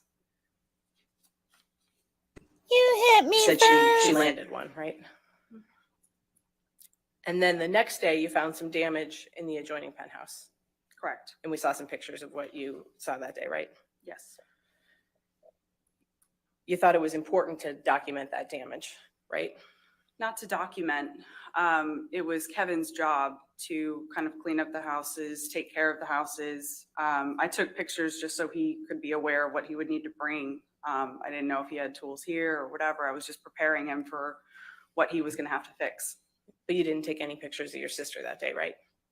No, I didn't. Now, after March 2015, you continued to have a close relationship with Mr. Depp, right? Yes, And you still loved him, of course. and you were there for him if he needed you, right? Of course. And in fact, just a couple of weeks after that staircase incident, you were still acting as the marriage counselor, weren't you? At some point, sure. Yeah, arms and legs. And that fall, after the staircase incident, October 2015, you claim you had seen Mr. Depp hitting your sister. And then in October 2015, you were actually still trying to reconcile him and your sister when they were fighting, right?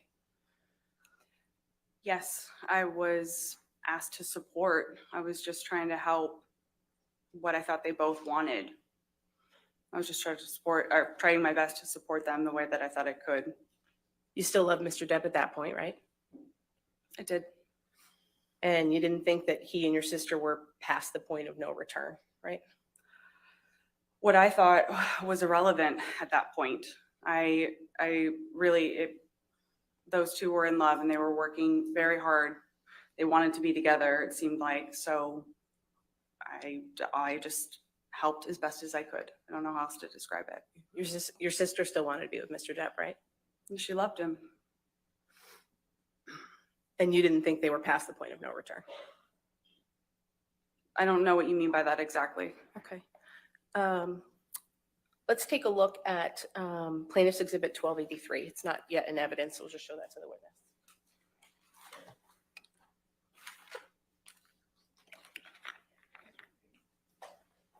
I've got this, if I might approach, Your Honor, I have this in redacted and unredacted. Okay, you want to come forward?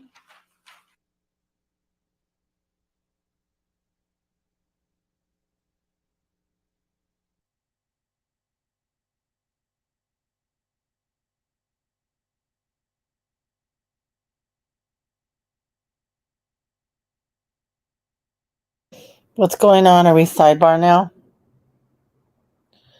I wanted to come say something a minute ago, like a few minutes ago when they went sidebar, but I got sidetracked. And then that was so cringy. I think you guys are right about the testimony. This seems less rehearsed than her previous testimony because she couldn't rehearse this one, right? But so in other words, that one does sound rehearsed. But of course, they're going to get their story straight, right?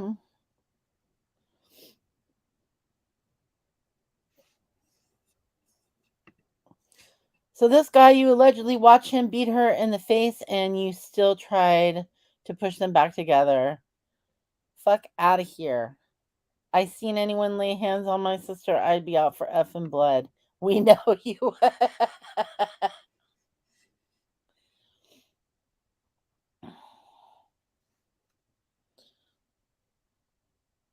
I had something really clever for last sidebar.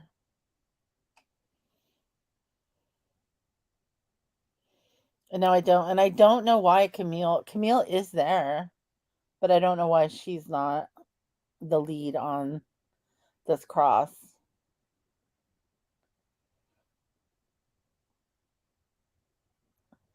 Maybe they just pulled out the best for the, you know, the hurdle dirtle. The OG, the main herd.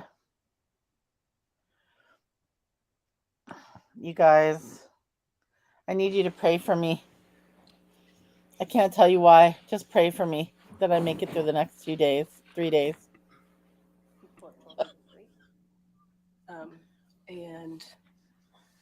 Ms. Enriquez, if I could just direct your attention, if we can go to the third page, please. Do I have control of this or no? No, you do not. Sorry, Oh, okay. we'll put it up for you. And we can go back to the first page if you'd like, or we can take a look at the unredacted version if we need to. But do you recognize these as text messages that you sent to Mr. Depp on October 2nd, 2015?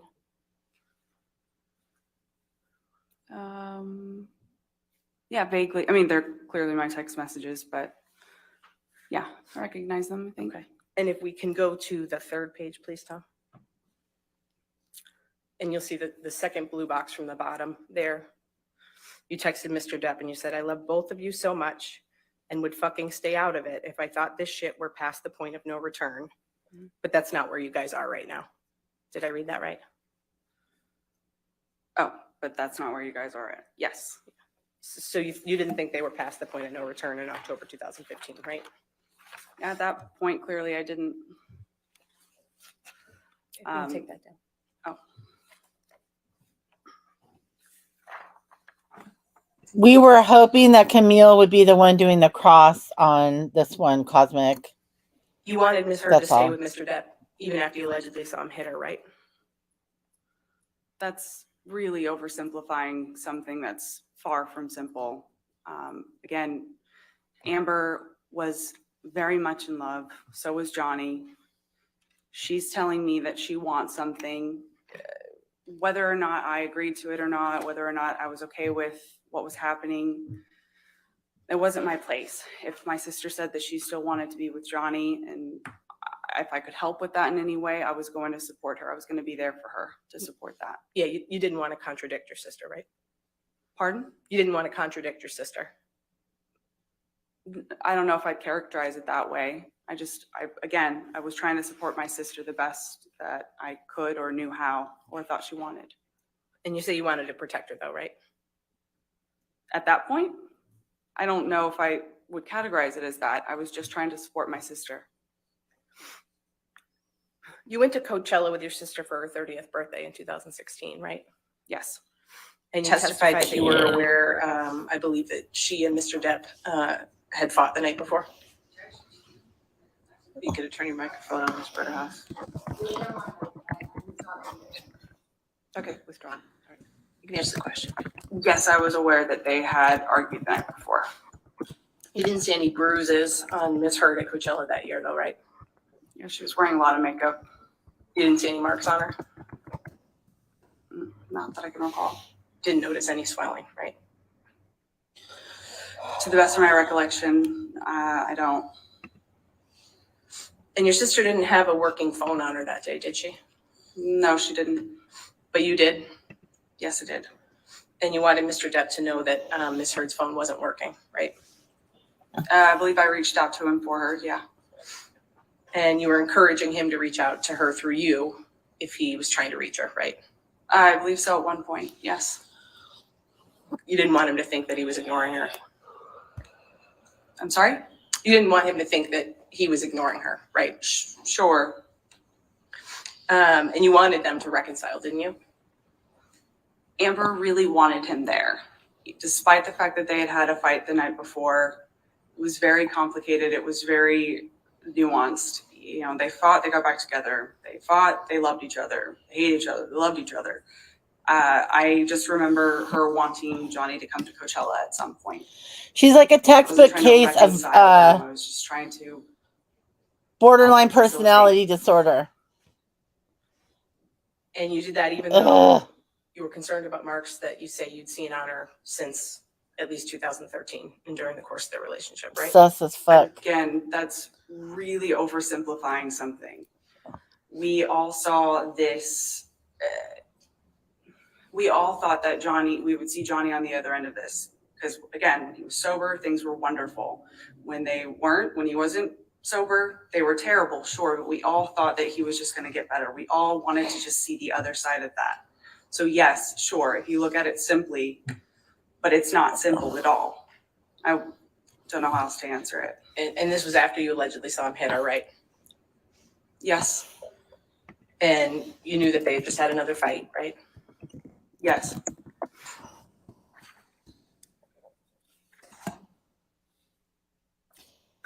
You know who Jennifer Howell is, right, Ms. Enriquez? I do. She's the founder of the Art of Elysium nonprofit. She is. And you worked there for a time, didn't you? I did. Around May 2015, you actually moved in with Ms. Howell, right? May 2015? 15? Yes. And you moved out of the penthouses because at that point you and your sister were fighting, right? It was around the time that, he had accused me of leaking stories, and that was the impetus of me leaving. And you testified earlier, I think, that he had asked you to sign an NDA, right? At some point. And that was around the same time that he was concerned you were leaking stories about their wedding to the media? I believe so. You and Ms. Howell were close? We were. Close enough that you lived with her for around a year? I don't recall if it was that long. And you confided in Ms. Howell, right? About some things, yes. She was my friend. You called her your chosen sister? Ms. Enriquez, you claim to have seen signs of injuries on your sister during the course of her relationship with Mr. Depp, right? Yes. But you never witnessed any incidents that resulted in visible injuries to your sister, right? Other than the staircase incident? I witnessed that incident. What are you asking me exactly? You never witnessed any incidents that resulted in signs of injury that you were concerned about over the course of their relationship? Other than the staircase incident, I did witness that. No, at no other time when you... No, that was the only time that I saw him. And you didn't see what caused any of the injuries you claim to have seen during the course of their relationship, right? Other than the staircase incident. Yeah, staircase incident is the only one that I saw. But you have seen your sister land a blow on Mr. Depp, right? That was the time, yes, after he hit me. No further questions, Your Honor. All right, redirect. I have no redirect. All right, is this witness subject to recall? No, she may be. Is subject to recall? No. Okay, all right, ma'am, you are free to go, or you can stay in the courtroom. It's up to you, okay? Thank you. All right.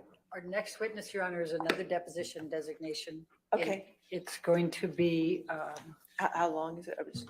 this particular one is about 45 minutes. Okay. All right, why don't we go ahead and, it's early, but why don't we go ahead and take our afternoon recess, though? That way we can get everything ready for you. So we'll just take our 15-minute break now, and then we'll come back and have that deposition, okay? So we'll see you in 15 minutes. Don't do any outside research, and don't talk to anybody. So that's my bad that it got echoey. I apologize. I'm in the middle of a project in my house, and so I don't have my headphones with me. I did it on my laptop. Thank you, Cosmic. So if that's 45 minutes, and what do you have another? Yes, then we have another one. It's another We have deposition. We have a few more. Okay, so they're both depositions. Yeah, all the rest of them today are depositions. Okay, I just want to make sure we don't need any other items from that. Okay, that's fine. We'll come back at 3:05 then. Okay, all right, thank you. Anyways, I was just say thanks to Cosmic for pointing out that everybody else is using StreamYard but me. And so it was just easier for me to set it up on StreamYard. I don't have my headphones with me right now because I'm in the middle of this project. So I apologize for the soundsy stuff. But we'll take a 15-minute break. How do I do that? Do I do this? Ah. Look at that little lays out. Yeah, and she's out of there. She's done for now. She was a bad witness. That was kind of pointless, you know. And I think that's probably why they didn't have Camille question her. They didn't need Camille for her, right? It was probably simple enough. I wonder though, on a trial like this, if if you're Johnny Depp, do you have any attorneys that are junior attorneys? Are they even on the case outside of the office? Is all their work like double, triple, quadruple checked? I would think so. Having I worked for law firms, but I mean, when it comes to the junior attorneys and stuff, they do get trust, they do get trial time. I don't remember a lot about it. It's been a long time. And I wish my friend was here with the legal expertise, but I know they're very busy right now. Camille is the big guns for sure. She went right in for the kill on old Amber Turd. But yeah, it's so hard because now I want to see what's going on, and I didn't before. But I did use a little caffeine to get myself motivated, so hopefully that'll be good. Thank you. Thank you so much, Cass. You're so sweet. You guys are the best. You guys are the best. I struggle over the weirdest shit. It's never like the stuff that you would think people struggle over. But don't we all have our weird quirks about stuff like that? I guess we do. But yeah, everything's cool. Everything's groovy. Everything's good. Just a lot. It's just going to be busy rest of the week. And then next week, it's relaxation. No, I have to work all next week. But I will be here. We'll be here for the trial next week, I think. I think we will. I can hear it now. I testified for my psychotic sister, and now she's going to something. And now she's going to kill me. Please help me hide from her.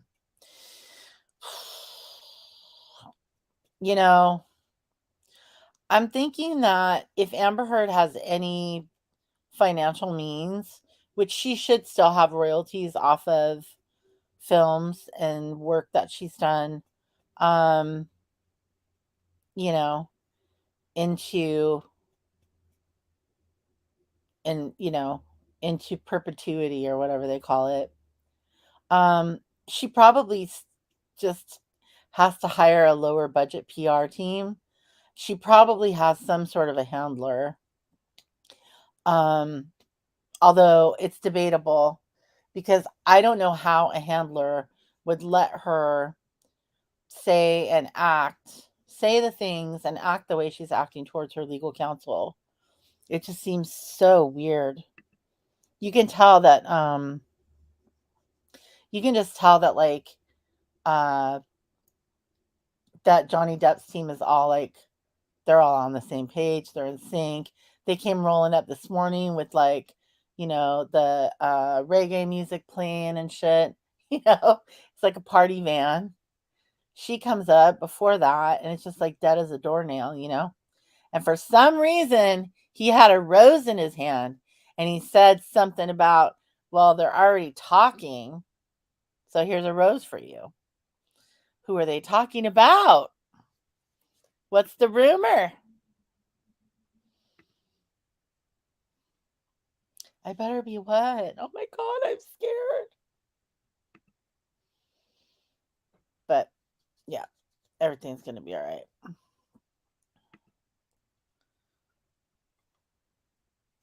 I don't know. She wasn't in frame and he was handing it. It looked like towards the camera person. I wonder if you could rewind back and grab that part. That arrival is gonna make a good clip, but I bet it's out there somewhere. I wonder.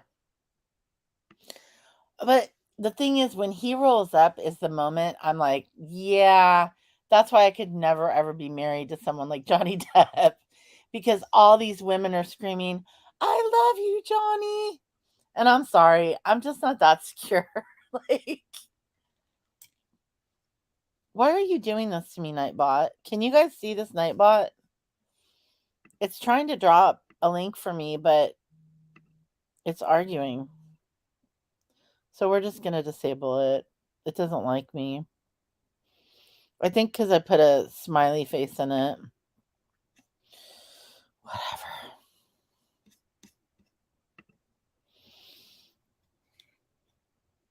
Climb him like a tree. Well, I hear you on that. You and everybody else, though. But he's not. He's just saying that I have a bad command for a link.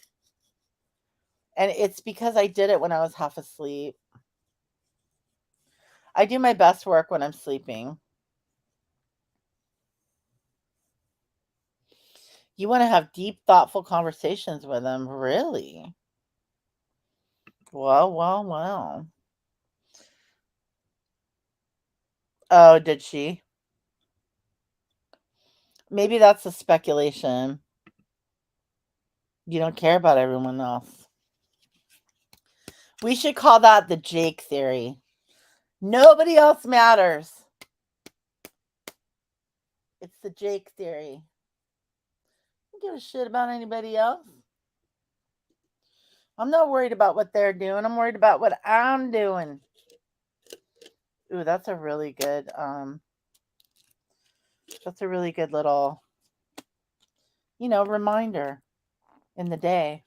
Like if you ever wake up and feel defeated immediately when you wake up because of, pressure, overwhelming amounts of pressure, you can tell yourself, give yourself a little reminder. I don't care what everybody else thinks. I don't care what everybody else does. This is what I'm doing. Okay, now those two are working. Those bot. The CashApp and the subscribe one. That's fine. I could kill one of them anyway, but I want to pick his brain. You'd be there for a very long time. He is a slow talker. Wait now, Jake is mine.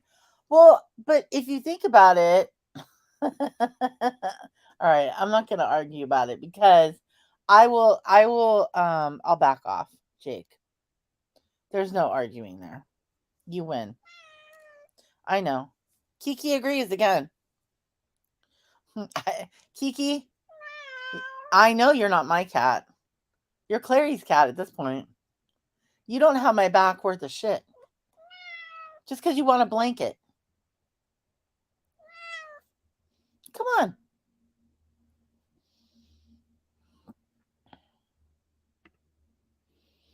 Oh, speaking of Jake, did episode 10 come out of Duskwood? Now she's sneezing. She's a little fart.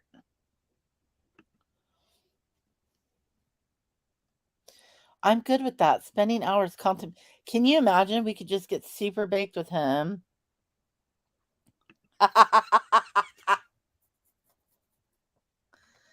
Kiki, knock it off. She's burrowing is what she's doing under the blankets and stop it. Why are you burrowing? Why do you insist on burrowing? Why? You know I'm right here. You're going to run into me. What? Yeah. It's very cold here and windy. Like, it feels like a fall day. So she's trying to get warm. And she's being very weird. Hey.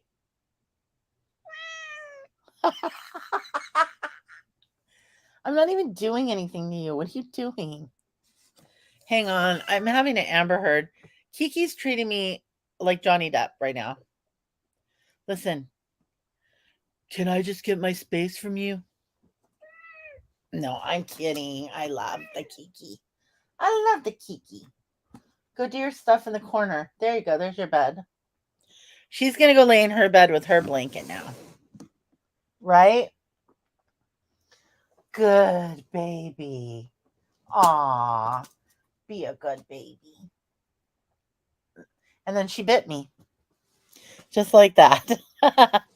Bubba's looking for Kiki. Uh-oh. Oh, I saw something. I saw a message come over Discord last night from someone at everyone, and I thought, I'm not going to open it because it's probably telling me that 10's out and I don't have any time to play right now. Ah, Bubba. Kiki. Kiki. You have another admirer. You have Bubba and you have Frankie. What are you going to do? Bubba is closer, you know. So you have to consider that. But we don't know what they look. Well, we know what Frankie looks like. He's a cutie. I'm sure Bubba is probably pretty cute for you. What do you think? Kiki said that, look, Kiki said that even a cat that's fixed is not desperate enough to go flying around for dick, okay?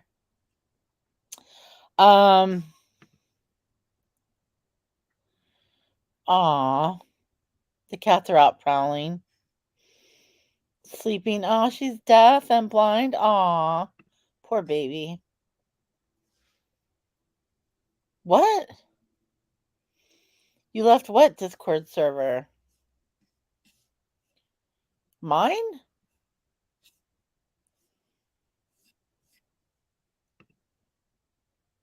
Oh, you left their Discord server.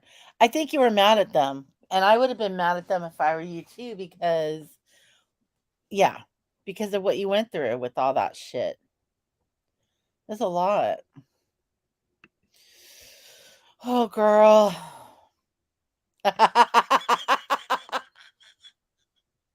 You're like, I left the Discord. I'm like, mine? Hours, I should say.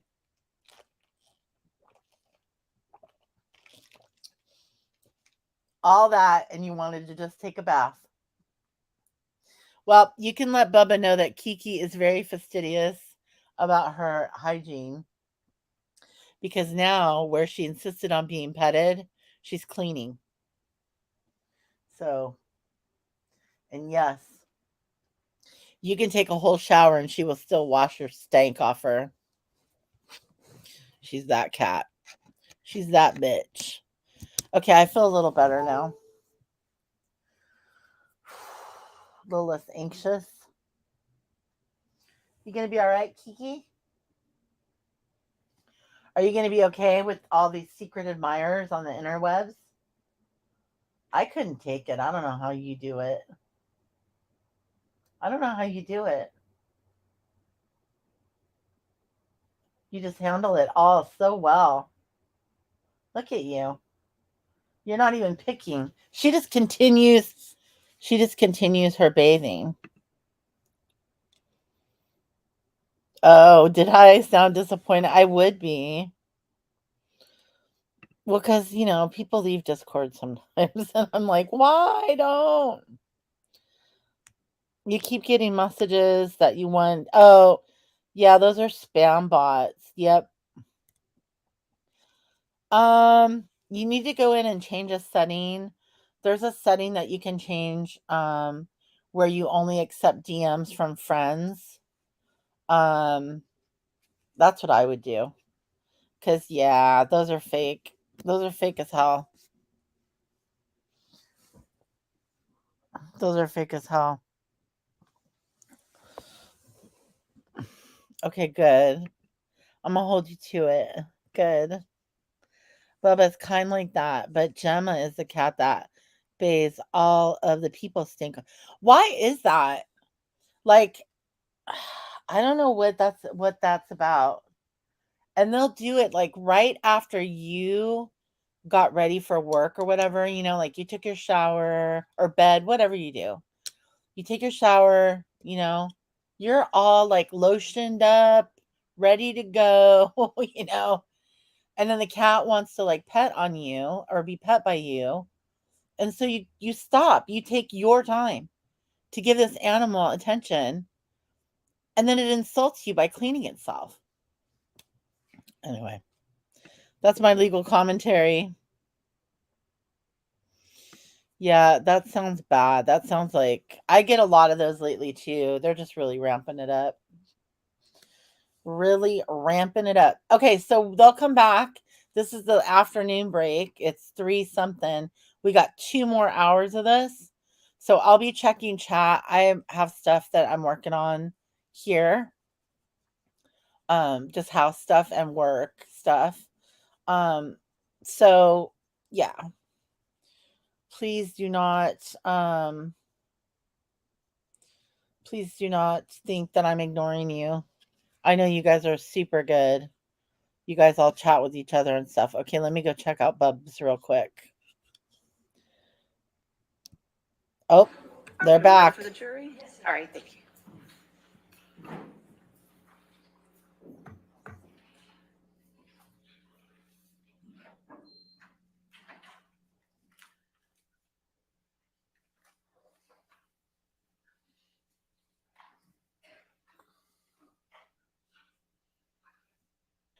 Kiki is going to have a hard choice in front of her.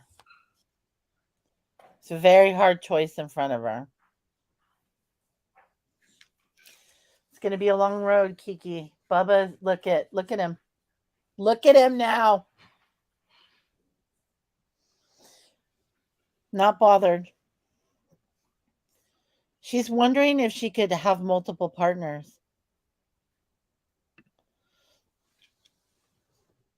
You want them both, huh? You are greedy. You're greedy. I'm going to start calling you Savage Kiki. Hi, little lady. Welcome. Thank you. Be seated. All right, your next witness. Our next witness, Your Honor, is Elizabeth Mars. Mars, M-A-R-S? M-A-R-Z. M-A-R-Z. Thank you. Please state your full name for the record. Elizabeth Ray Mars. Between the time that you lived in New York, so let's say 2007, 2008 through 2015, 16, how many times would you estimate that you saw Ms. Heard? I don't remember. More than 4 times? No. In 2015 and 16, do you recall how close you and Ms. Pennington were as friends? Yeah, we were pretty close. Pretty close. In your previous testimony, I'll represent to you, Ms. Mars, that you testified that at least in July of 2016, you would communicate with Ms. Pennington weekly. I don't remember. Maybe at that time, perhaps we were communicating. Like I said, there were moments where we were communicating weekly or daily. Would agree with me that you would remember something as significant as one of your girlfriends telling you, somebody you've known since Texas when you were young girls, you would remember if Ms. Heard told you that her husband or fiance or boyfriend was beating her. You would remember that, correct? And your testimony is that you only lived at the Eastern Columbia building in February of 2016 for 2 weeks? It was around 2 weeks. I don't know the specific amount of time, but it was definitely a little over 2 weeks, less than a month. And yes. And when you stayed at the Eastern Columbia building, did you stay in one of the penthouses? Yes. Okay. And did you understand that that penthouse was owned by Mr. Depp at the time? I assumed it was, yes. And for what purpose did you go to the Eastern Columbia building on May 21st, 2016? To assist Raquel in getting ready for a bead show that she was going to be doing the following day. Did you ever see Mr. Depp be violent towards anyone? I experienced him that night as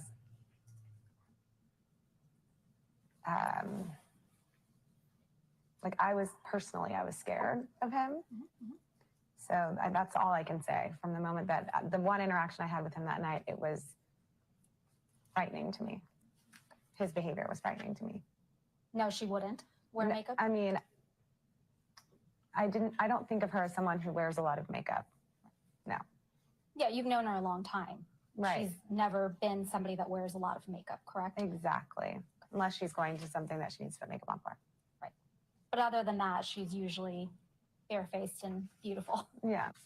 So it's your recollection, your best recollection, Mhm. that Miss Pennington was with you in Penthouse 5 and never left with Miss Heard before Mr. Depp arrived. Is that correct? Correct. So you hear some type of commotion. You don't know where it's coming from, correct? It sounds like, yeah, it sounds like it's coming from it. We hear commotion and then it feels like it's getting closer and closer and closer. Did it sound like voices or did it sound like destruction? It sounded like voices and destruction. That the door was abruptly opened, correct? Abruptly open. Okay, so you hear the commotion. It feels like it's getting closer and closer. What happened next? Then, soon after the door slammed open and Johnny came like bursting through the door. Who opened the door? Johnny. Was Johnny alone? There was the two men behind him. Okay. Following him. So Johnny opens the door. He's got his two, what we'll assume are his bodyguards with him. What happens next? So it all happened very fast. The door kind of burst open and he came in very, just from my perspective, really under the influence of something, drugs or alcohol, because he was very sloppily, he looked wasted. He was holding a very large bottle of wine, looked like some sort of like a Magnum bottle of wine, which was kind of spilling all over the place. And as he opened the door, he just, what I remember what he mumbled was, "Get your bitch out of here." And I just remember it all happened very fast, like the door slamming, him saying, "Get your bitch out of here," the wine, that whole, his whole being really frightened me. It almost felt like he was coming towards me from my perspective. Whether he was coming towards me or not, it scared me. And I just ran out past him. You said Mr. Depp appeared to be either drunk or high. Is that correct? He seemed to be intoxicated. Okay. Is that different than drunk? No, yeah, I guess. Yeah, he definitely seemed like he was under the influence of something. And on May 21st, 2016, how was Mr. Depp's demeanor different? It was much more sloppy and all over the place and frightening and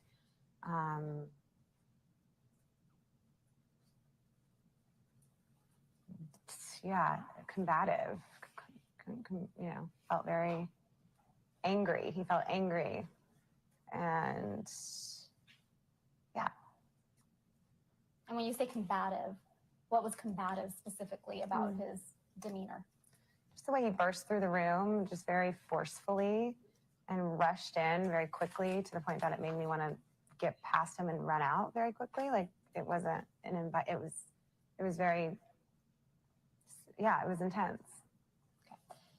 So Mr. Depp comes through the door to Penthouse 5 and you hear him say something to the effect of, "Get your bitch out of here," correct? Mm-hmm. And then you ran out immediately thereafter? Yes. Did you see Mr. Depp spill any wine in Penthouse 5 before you ran out? Yes. How much wine did you see him spill? I don't remember. A lot? The entire bottle? Not the entire bottle. What I remember was it was flailing and there was definitely wine that was coming out. Would you say that being sloppy is different than being combative? Yeah, I would say sloppy and combative are two different things. And it's your testimony that Mr. Depp was on May 21st, 2016, both combative and sloppy, correct? Yeah, I would describe it that there was a little bit of both. Yes, but combative and sloppy. Was he more sloppy than he was combative? It felt more combative than sloppy. And just to clarify, the only thing that was combative was the words he was speaking? No, it was completely the way he entered into the room, rushed in, his energy, the way it felt like he was coming after me, like he almost felt like from where I was standing, it felt like he was charging towards me, and I was scared, and it felt, yeah, combative. It felt, I'm trying to look for another word that can describe what I felt, but it was, it was scary. My heart was beating really fast, very quickly, and I was freaked out. Okay, so after you exchanged some text messages with Miss Pennington, you came out of your hiding spot and then went to Miss Pennington and Mr. Drew's penthouse. Is that correct? Correct. So who was in penthouse 1 when you got out of the hiding spot and came to penthouse 1? I mean, it was Josh, Raquel, Amber, and I were the people that were at some point in there during that time. Okay. Do you remember the first time you saw Miss Heard after this incident? I remember seeing her after that incident, and it was in that apartment. In penthouse 1. Correct. So the first time you saw Miss Heard after this incident on May 21st, 2016 was in penthouse 1. What do you recall seeing, the first thing you saw when you saw Miss Heard? I just remember she looked really upset and disheveled, and her hair was a mess, and she had a swollen face. She had a red swollen face. Okay. Had you ever seen Miss Heard cry before May 21st, 2016?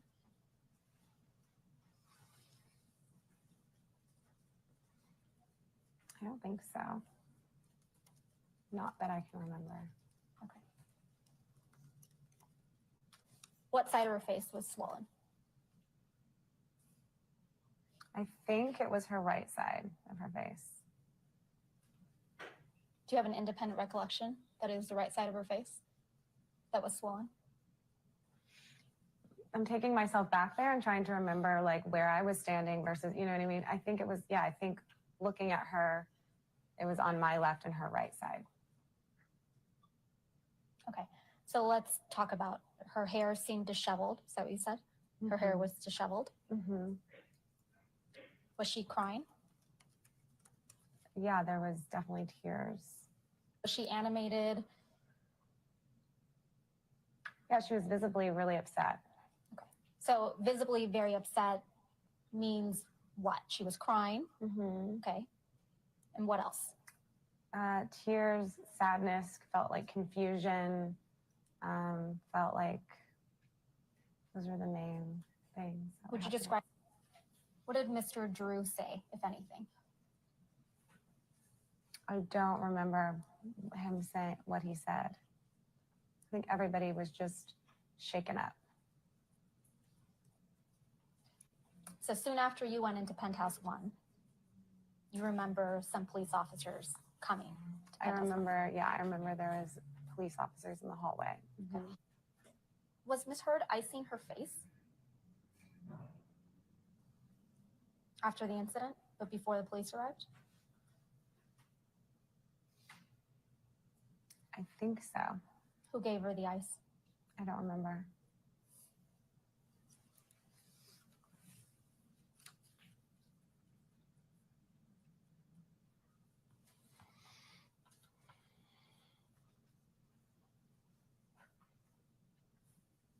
So you were in penthouse 1 when the police came. How do you know that they came? What did you hear? What did you see? Because they said the police are here. So I Who said remember. I don't remember. Again, this is a very long time ago, so specific details are going to be really hard for me to remember. I just knowing that police were there in the hallway, 2 of them. And in February, when you lived at the penthouse for a few weeks, you didn't hear or see any abuse by Mr. Depp towards Miss Heard, correct? Correct. And did you go to Amber and Johnny's penthouse thereafter, or where did you go next? So I just remember at some point ending up, yes, at some point we were in their penthouse afterwards in Johnny and Amber's. At some point we went over there. And did you go over there, you think, after the police came? It was after the first 2 police officers came. Okay. Do you remember glass on the floor? At this point in time, I don't remember what I saw. I don't remember if it was cleaned up by the time I got there or if there was glass on the floor when I walked in. Do you recall seeing wine spilled? I recall seeing wine spilled in the hallway, like a lot of wine spilled in the hallway. When do you recall seeing the wine spilled in the hallway? At some point in the night, maybe after, before. I recall, I don't remember specifically. I remember seeing wine spilled in the hallway. I remember that being one of the things that I saw that was part of the destruction of whatever happened. Okay, so the police come and you stayed in penthouse 1. Correct. Okay. It was after the police officers left that you went to penthouse 3, correct? Where Amber and Johnny lived? Correct. Recall seeing wine spilled in the hallway? I remember seeing wine spilled in the hallway, yeah. Okay. And you saw the wine after the police officers came, correct? I think so. Did Miss Pennington take any photographs of the scene? I remember Raquel taking photographs of Amber's face. Okay. And now going to your description of Miss Heard's face, you said it was the right side of her face. You said it was what? Swollen and red? Mm-hmm. What else? Correct. Yeah, it was swollen and red. Was any part of her face more swollen than others? It was around her eye. Had bruising developed already? No, it was red and swollen. Okay. So you did not see any bruising on Miss Heard's face the evening of May 21st, 2016, correct? I saw a red, swollen, puffy face. Okay. And just on the right side, correct? Correct. But wasn't it your testimony, Ms. Mars, that you were inside penthouse 1 when the first police officers came to the scene? Correct. And how much time do you estimate they spent in the penthouses? I don't remember. The second group of officers, there was 2 sets of officers that came. The second set of officers that I actually was in the apartment in PH3, I think it was. Did you hear about either Ms. Heard, Mr. Drew, or Ms. Pennington cleaning anything that Mr. Depp allegedly destroyed? I don't remember, but I do remember that I'm pretty sure that Josh was helping to clean up before I got into I remember that knowing that the place was cleaned up before I entered in there. Before you entered into where? Into the main apartment. So you recall Josh, Drew cleaning up before you entered penthouse 3. What was he cleaning up exactly? I just remember by the time that I had gotten into that apartment that someone had cleaned up the glass and the wine that was on the floor. Do you recall who told you that penthouse 3 had been cleaned up? No one specifically told me. It was, what I was expressing is that it was cleaned up before I got there for the most part. I just remember that for the most part. From what I don't remember. To clarify, Ms. Mars, when you came into penthouse 3, after the police officers, the first set of police officers came and left, you did not see silver candlesticks, candelabra sticks, broken on the floor, baskets of fruit that had been on the kitchen island, fruit everywhere, baskets on the ground, containers holding the spoons and forks, kitchen utensils spilled, a lamp, a little statue thing broken in penthouse 5. I'm sorry, penthouse 3. Now that I'm reading this, I'm sort of remembering that there was like some stuff that had like something that had been broken, like a little like the statue thing kind of sounds familiar to me now that I'm reading this. But again, I don't remember when I walked in if there was, and I don't remember this being on the floor. I don't remember seeing. Okay. So you don't remember seeing it?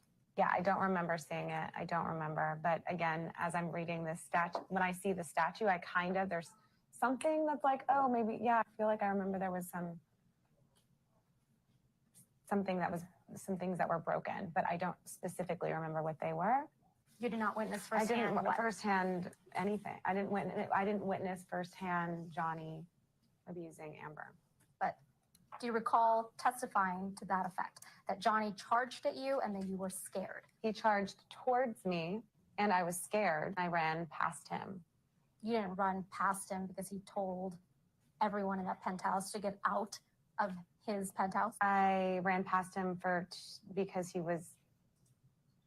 ran into the unit and it scared the shit out of me because he was wasted and screaming. So that's why I ran out.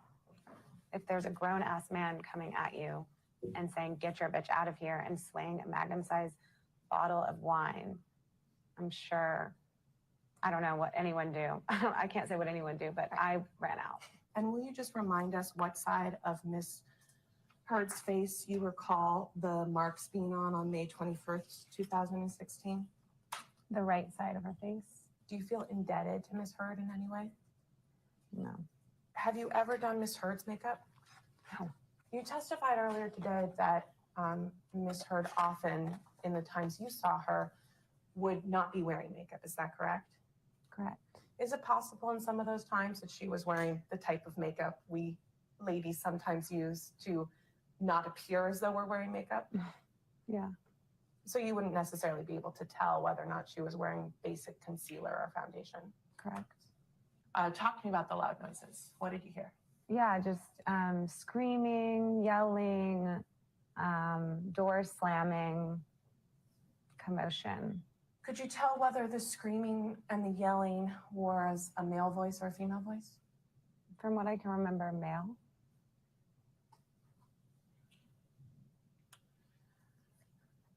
And could you tell where the screaming and the yelling was coming from?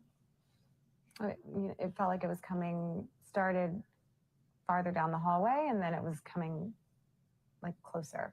So essentially, I mean, I don't know, but it could have been the hallway. And so after you start hearing the screaming and the yelling and the door slamming and the commotion, you testify that Mr. Drew got up and went to the door? Yeah. What did Mr. Drew do? He was kind of pacing by the door and looking through the peephole. And what happened next? And then the door like burst open and Johnny came charging in and screamed, again, holding the magnum-sized bottle of wine, flailing it around, looked intoxicated, kind of stumbling, and screamed, "Get your bitch out of here," as he ran in my direction. And I was scared. It was very frightening and just scary and unexpected. And so I just darted out past him and ran up towards the pool gym area and hid there. Prior to the night of May 21, 2016, had a man ever charged at you holding a Magnum bottle of wine, screaming profanities? Objection. And what was your reaction to this event when it happened on May 21, 2016? Fear.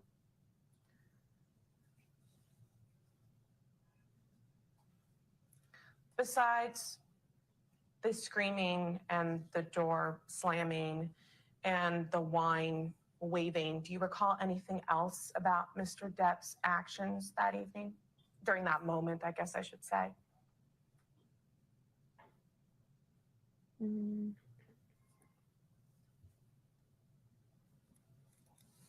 Just erratic. I would describe it as erratic behavior.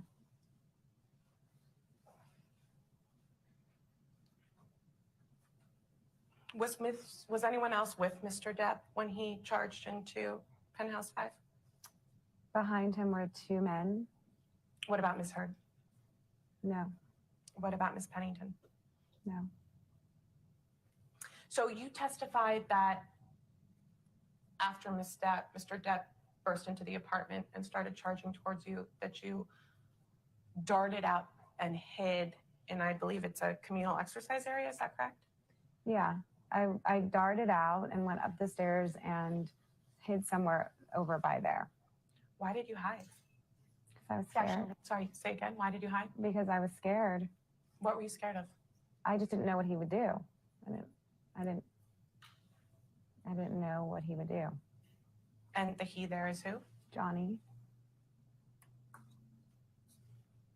What were you thinking when you were hiding in the communal exercise area?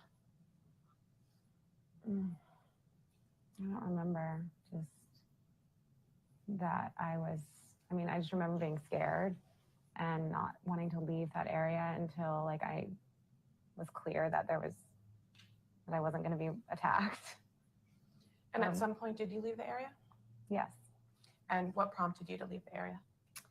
A text with Raquel, just telling her to come to her and Josh's apartment. And did you do as Ms. Pennington said and go to her and Josh's apartment? Yes. Sitting here today, do you remember what you were thinking as you were sort of coming out of your hiding spot and walking towards the penthouses again? I think the whole thing was just bizarre, like really frightening and bizarre to me. I don't specifically remember what I was thinking other than like, holy shit, what the fuck just happened, you know? And is he gone? Maybe I was thinking that. I don't remember specifically. And when you say, is he gone, who's the he you're referring to there? Johnny.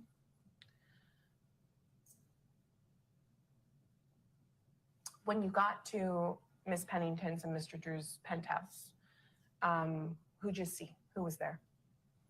I don't remember who was specifically there when I first walked in, but throughout the time being in there in that moment, definitely Amber, Raquel, and Josh.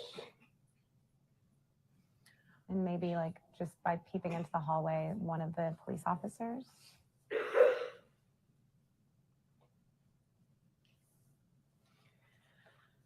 When you saw Miss Heard after you came back down from your hiding spot and you're in Mr. Drew's and Miss Pennington's apartment, how did she look?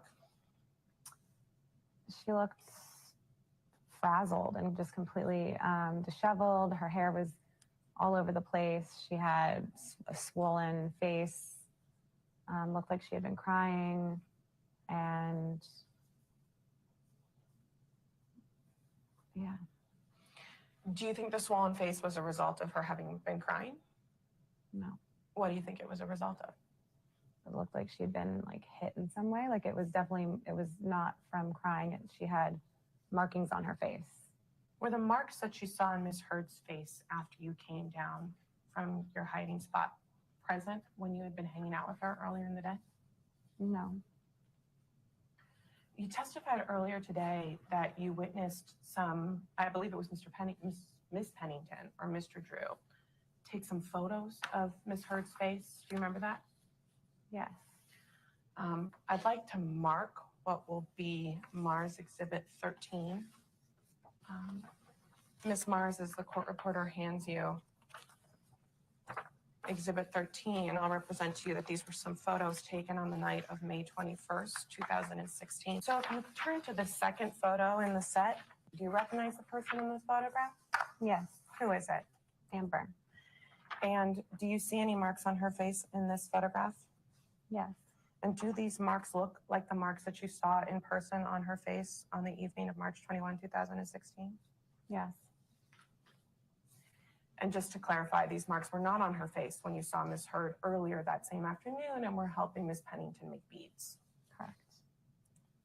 There are other photos in this set. Why don't we turn back to the first one? Some broken frames on a bed. Do you know what this picture is of?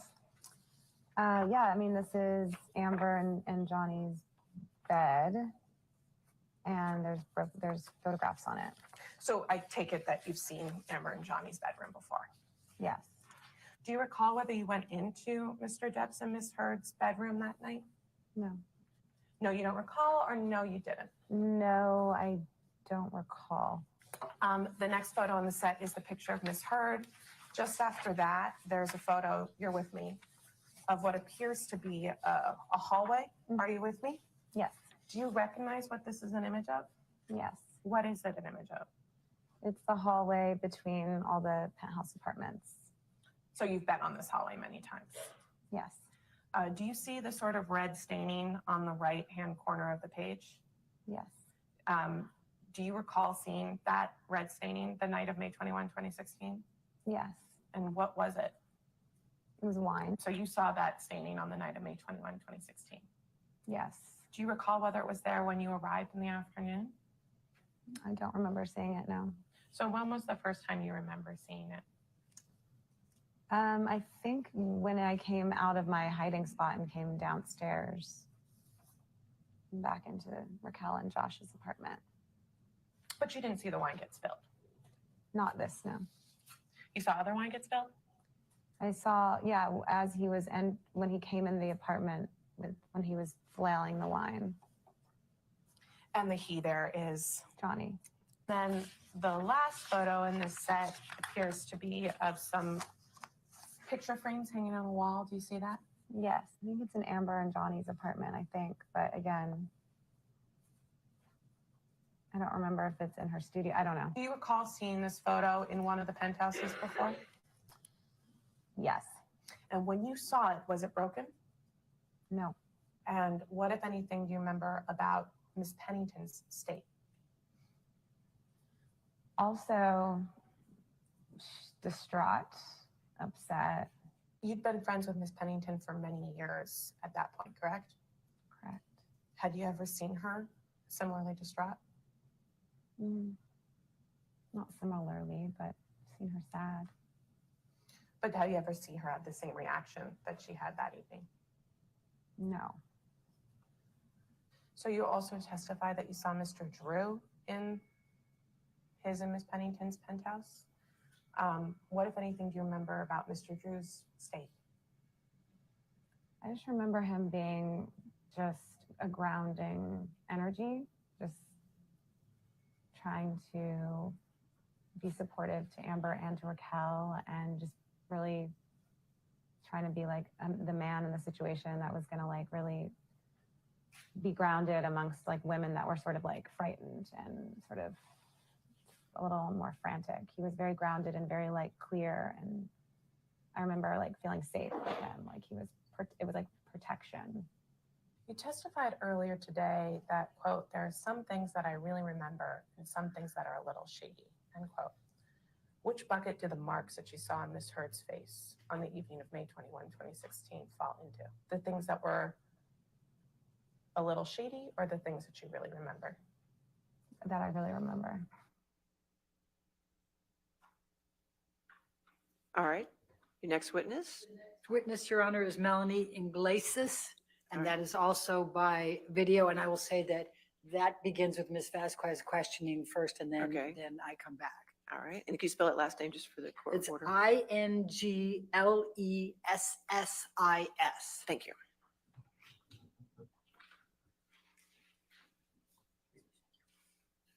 Please state your name and address for the record. My name is Melanie Iglesias. And Ms. Iglesias, what Whoops, is your it's me occupation? first. I'm a makeup artist. And you, in fact, are a professional makeup artist, correct? Correct. When did you first meet Amber Heard? April 2015. And what was the occasion? Tribeca Film Festival in New York.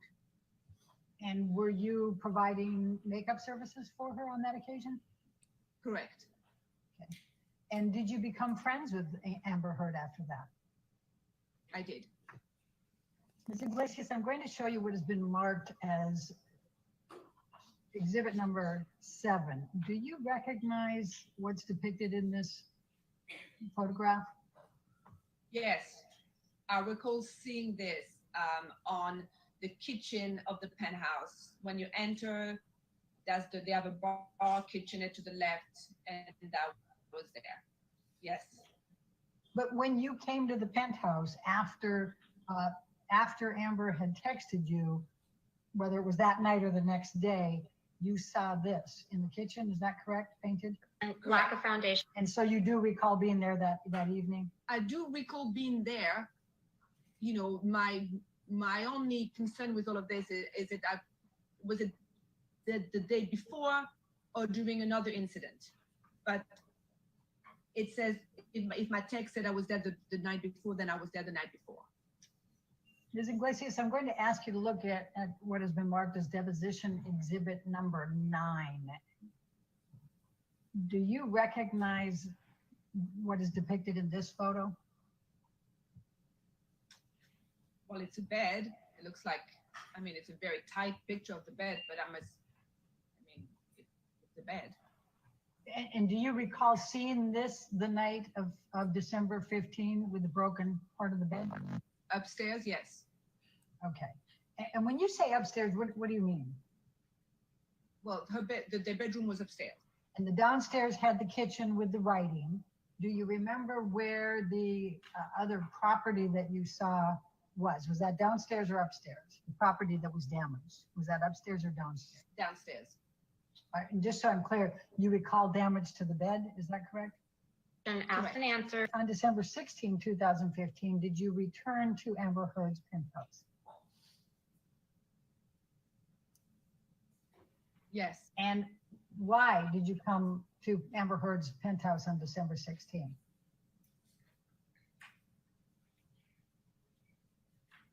It was the James Corden show. She had an appearance, so I went back to work. And when you arrived at the penthouse on December 16, please describe for me what you observed about Amber Heard's face and any injuries. When I came to the penthouse December 16 to do Amber's makeup, she had injuries.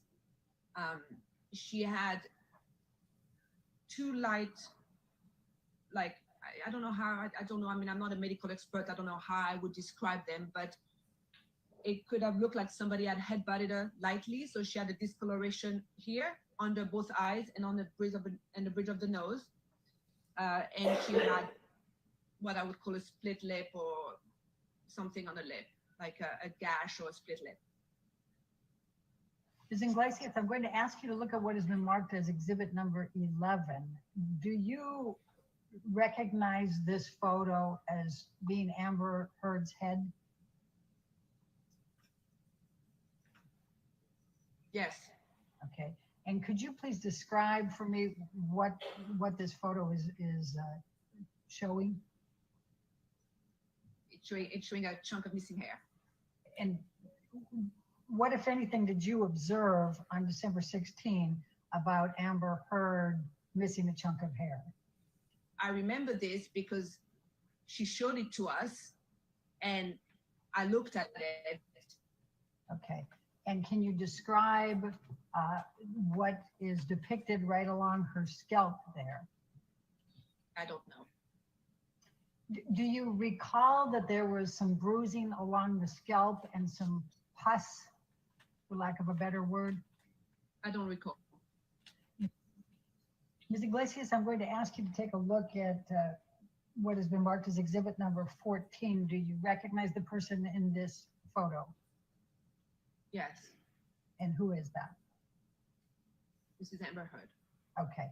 And were you just described what you saw on the 16th with respect to Amber Heard's injuries. Does this accurately depict what you saw on Amber Heard on December 16, 2015? Yes.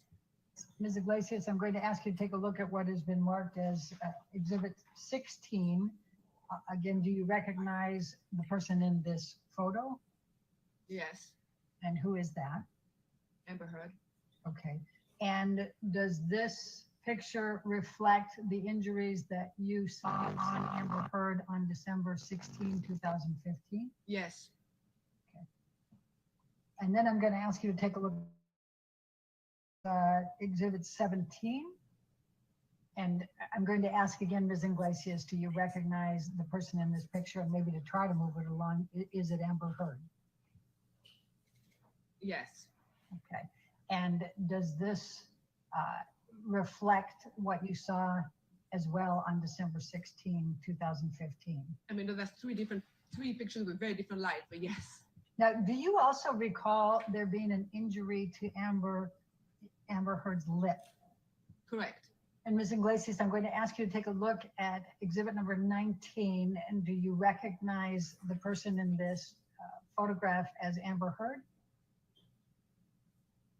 Yes. And does this picture accurately reflect what you saw on Amber Heard on December 16, 2015? Yes. Ms. Iglesias, could you please describe what you did by way of makeup to prepare Amber Heard for the James Corden show on December 16, 2015? Yes.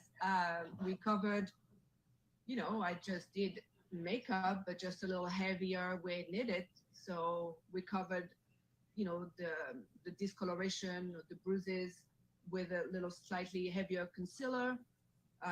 One that has a little more of a peach undertone, which I would normally don't use on Amber, but peach do cancel blue. And although Amber always, has a red lip, is one of the signature look, I remember clearly talking that we had no other option that night, but then to use a red blood, like a really red lipstick to, make sure we could cover up the injuries on the lip. And were you able to cover all of the injuries with the makeup that you applied and as you just described? Yes. Ms. Iglesias, if you could look at what has been marked as exhibit number 22, do you recognize Amber Heard in that picture? Yes. Okay. And is this the picture of her? Is this a picture of her that evening, December 16, 2015 on the James Corden show? Yes. What, if anything, did you observe on the difference in Amber Heard's demeanor before the show and then on the show? That she had the ability to, turn it on, that she, the ability to do her job and perform how she was supposed to perform on the show. And prior to Amber going on the show and while you were working with her on her makeup, how would you describe Amber's mood and demeanor? Angry, sad, a little erratic, I think through waves of emotions, Do you recall someone named Ms. McMillan having any role in helping to prepare Amber Heard for that James Corden show that night, December 16? Yes. What do you recall? Samantha was a stylist. Samantha was there the day of the James Corden show, as she was always there to get her ready before an appearance or show. And did Samantha work on Amber before or after you were applying the makeup? I don't know if she worked on Amber, but when I entered the Penthouse 5, Samantha was there with Amber. So Samantha was there before I entered the penthouse. And do you recall whether Samantha was hugging Amber when you came in? I recall opening the penthouse. So there's two penthouses. There's a penthouse where she gets ready. So Amber at the penthouse where Samantha gets her ready, where all Amber's clothes is. If I recall properly, that's the penthouse that I enter first, just to say hi before I would go set up in the other penthouse. And my recollection is when I enter, Amber was crying, looked pretty upset on Samantha's shoulder, or they were like, I don't know if hugging is the right way, but they would definitely had a moment where they were together and Amber looked really upset. Ms. Iglesias, I'm going to ask just a couple more questions about the makeup that you applied on Amber on December 16, 2015 for the James Corden show. I think you said that you had applied some concealer and that you had some peach undertones with it to cancel out some blue. Did I hear that correctly? The court appointed. I was asking about, I wrote down that you said that you had applied on Amber concealer. You had some peach undertones to cancel blue. Is that what you said? Correct. So what type of concealer did you apply to Amber? And if you use different color tones, can you please describe why you used the color tones you did? I used a different kind of concealer that I would normally use on Amber, which I used a concealer that had peach undertone. Peach undertone concealer are more effective to cover any darkness of blue undertone than a normal concealer. Do you know what type of makeup Amber Heard typically wore? Objection, Yes. Dagan. Can you please describe? Yes, she's pretty natural. She has a concealer from a company called, she used to have a concealer from a company called Clé de Peau. Her makeup would be pretty simple, concealer and a little benefit tint that she used on her lips and she used on her cheeks. Very natural. It had a natural look to it, correct? Correct. Okay. But she did wear concealer and what you described, correct? Do you mean in her daily life or that night? In her daily life. Yes, she has a concealer that she uses all the time, and she has a couple of products that she uses all the time, daily, yes. Well, I mean daily, yes, as far as I know. And do you feel confident in what you described that you saw that day of Amber Heard's injuries? And I'm talking about December 16, 2015. 1,000%, without a doubt. Because I just don't remember, it's 5 years ago, I don't remember the exact date. And could you describe Amber Heard's demeanor in those days before and after the filing for divorce and for the domestic violence restraining order? An area of different emotion, definitely from sadness to not wanting to divorce to anger to being really upset to being really sad. So it was just a roller coaster of emotion that I think we were all there those couple of days to help navigate and go through it. I take it from your response today, you still feel very emotional about this. It's very difficult for you, isn't it? It's not difficult for me, no, but it just reminded me at the time how I felt, yes. When did you first tell Ms. Heard that you were no longer interested in having her as a client and being friends with her? That phone call, about a month ago. How was it said? Well, I just told Amber that, I wish her well and I just have no interest in continuing a relationship, whatever it's work-wise or friendship-wise. But is there a specific reason other than the birth of your child and the postpartum issues that you described, both as a client and Ms. Iglesias? What was your impression of Mr. Depp when you first met him? Lovely. You thought he was lovely? Yeah.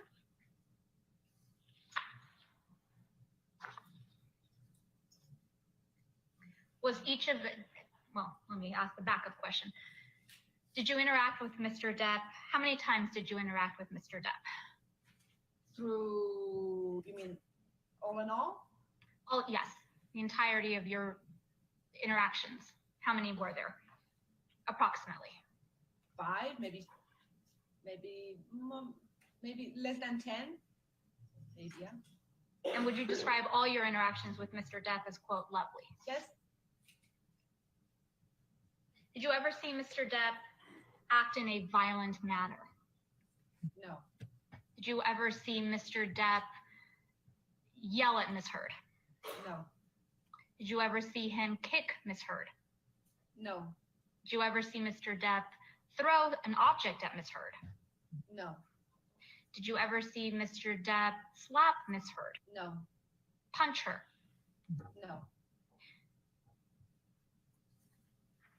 Did you ever see Mr. Depp kick Miss Heard? no,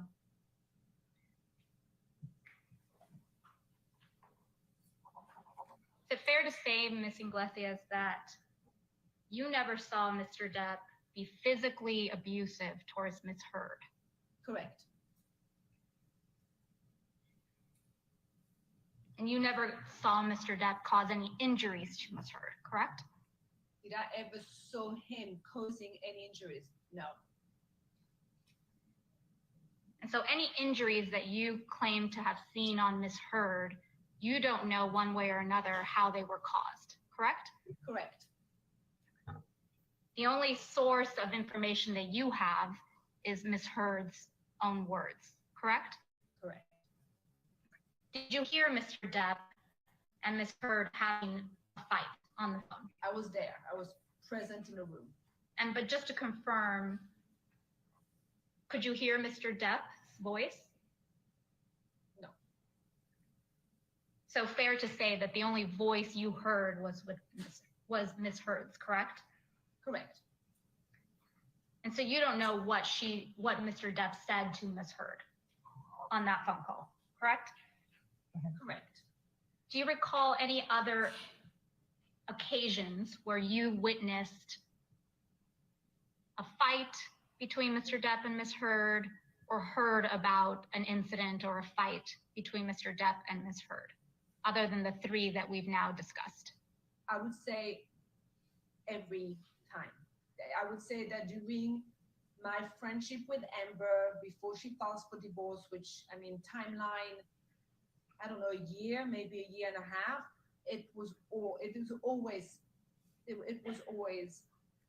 some conflict, some fight, some physical fights, some verbal fights, some kind of problem, it's always was a problem, a problematic. It was a very consuming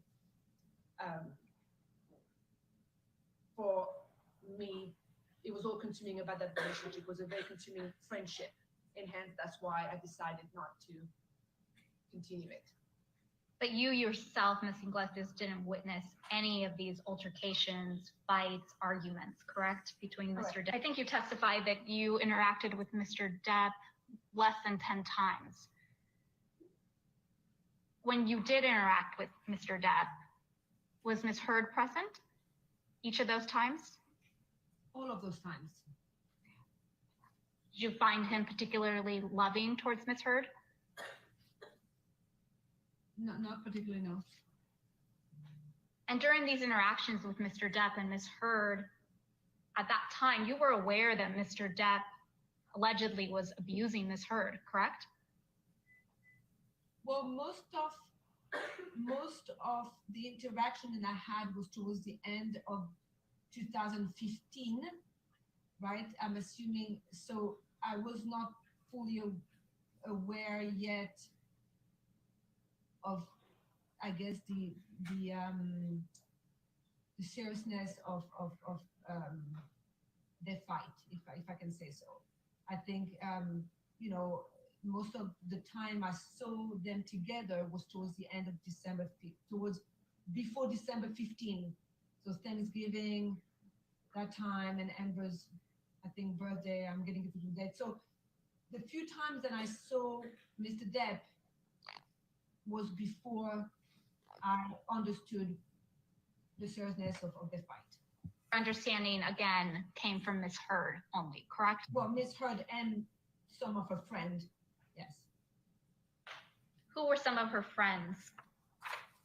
Rocky, Rachel Pennington, Io, Twillett, I'm not sure how you pronounce it, Josh, Drew, the people that were leaving, her sister, Whitney. Those were the core group. You said you spent Thanksgiving with Mr. Depp and Ms. Heard. Was that in Thanksgiving, November 2015? Yes, correct, because they were divorced by May 2016, so yes. How would you describe that evening? Awkward. Why? Because Marilyn Manson was there? Did you know Marilyn Manson? No, but this was an awkward Thanksgiving sitting there. It was quite intimate. So sitting, yeah, it was just awkward. He's just an awkward being, and it's just awkward to be around. So it was an awkward evening. Do you recall Mr. Depp and Ms. Heard having any type of disagreement or fight that evening?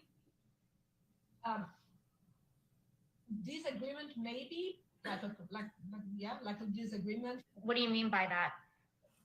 Well, I mean, there was, it was such a small, intimate surrounding that you pick up on things. And so I could tell that it was awkward. It was just awkward. I think Mr. Depp and Mr. Manson disappeared for a while, and everybody was at a table, so they was wondering where they were. It was just awkward. And you're pretty sure they had a fight because Ms. Heard told you after the fact that they had a fight, correct? Because you did not witness Mr. Depp or Ms. Heard having any type of fight the evening of Thanksgiving, correct? Correct. Ms. Iglesias, do you have an independent recollection of going to the penthouse in downtown Los Angeles on December 15th, 2015? I have an independent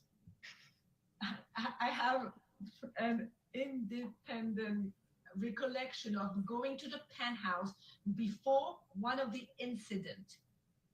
And at the time, I couldn't recall if it was the day before the James Corden or the day before the fun incident. So and that is what I made sure I needed to remember, that it was the day before December 16th. Yes. Does that make sense? So I knew I had come a day before, a day before one of the two biggest fights that, and I wasn't sure if it was that day or that day, but it was December 15th. And sitting here today, you're still not sure if you went to the penthouse on December 15th, 2015, or if it was the day before the May incident in 2016. Okay. And when you went to the penthouse on December 15th, I believe you testified before that you didn't see any injuries on Amber Heard that evening, correct? Sorry, I don't recall seeing any injuries on Amber that night. Do you recall if Ms. Pennington was at the penthouse that evening? Yes. Do you recall if anybody else was at the penthouse that evening? I don't recall. But you do remember Ms. Heard being there and Ms. Pennington, correct? Correct.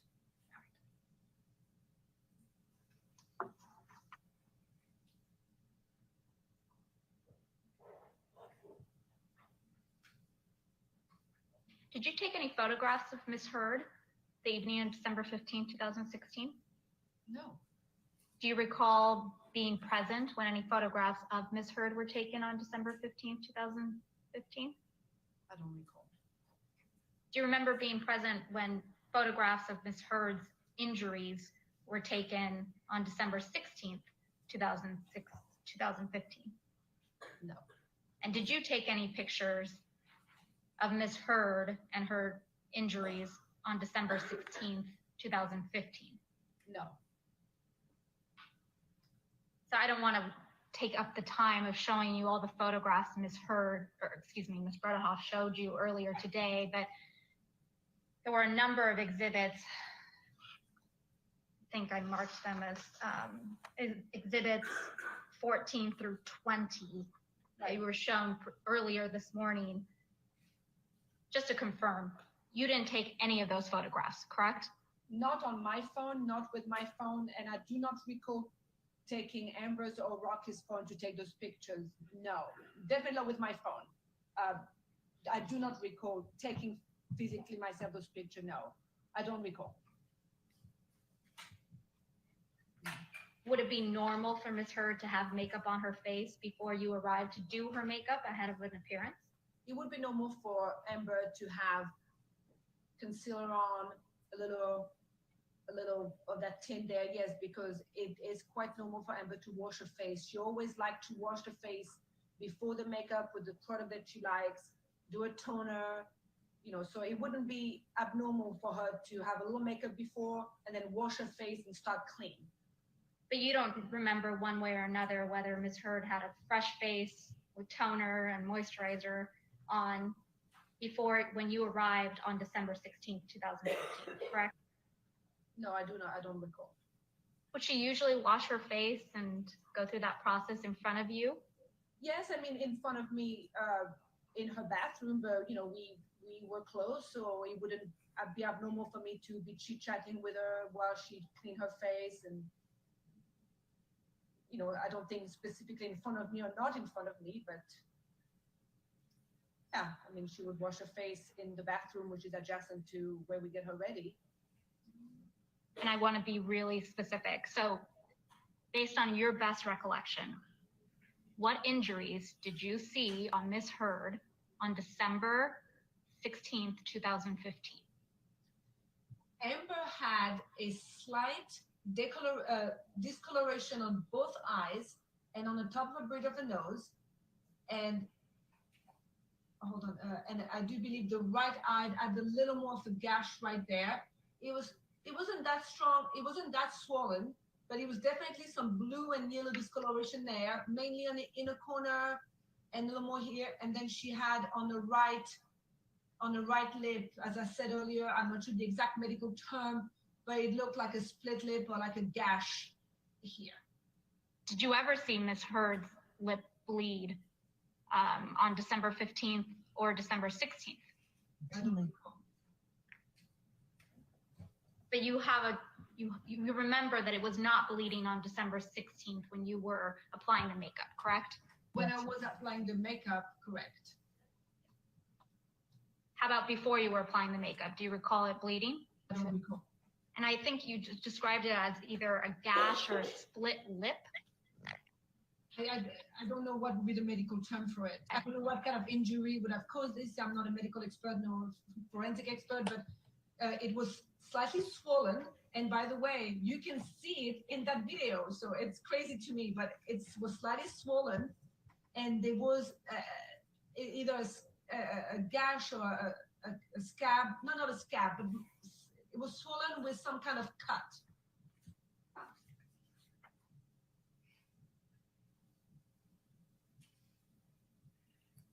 Do you recall Ms. Heard ever having a cold sore on her lips? No.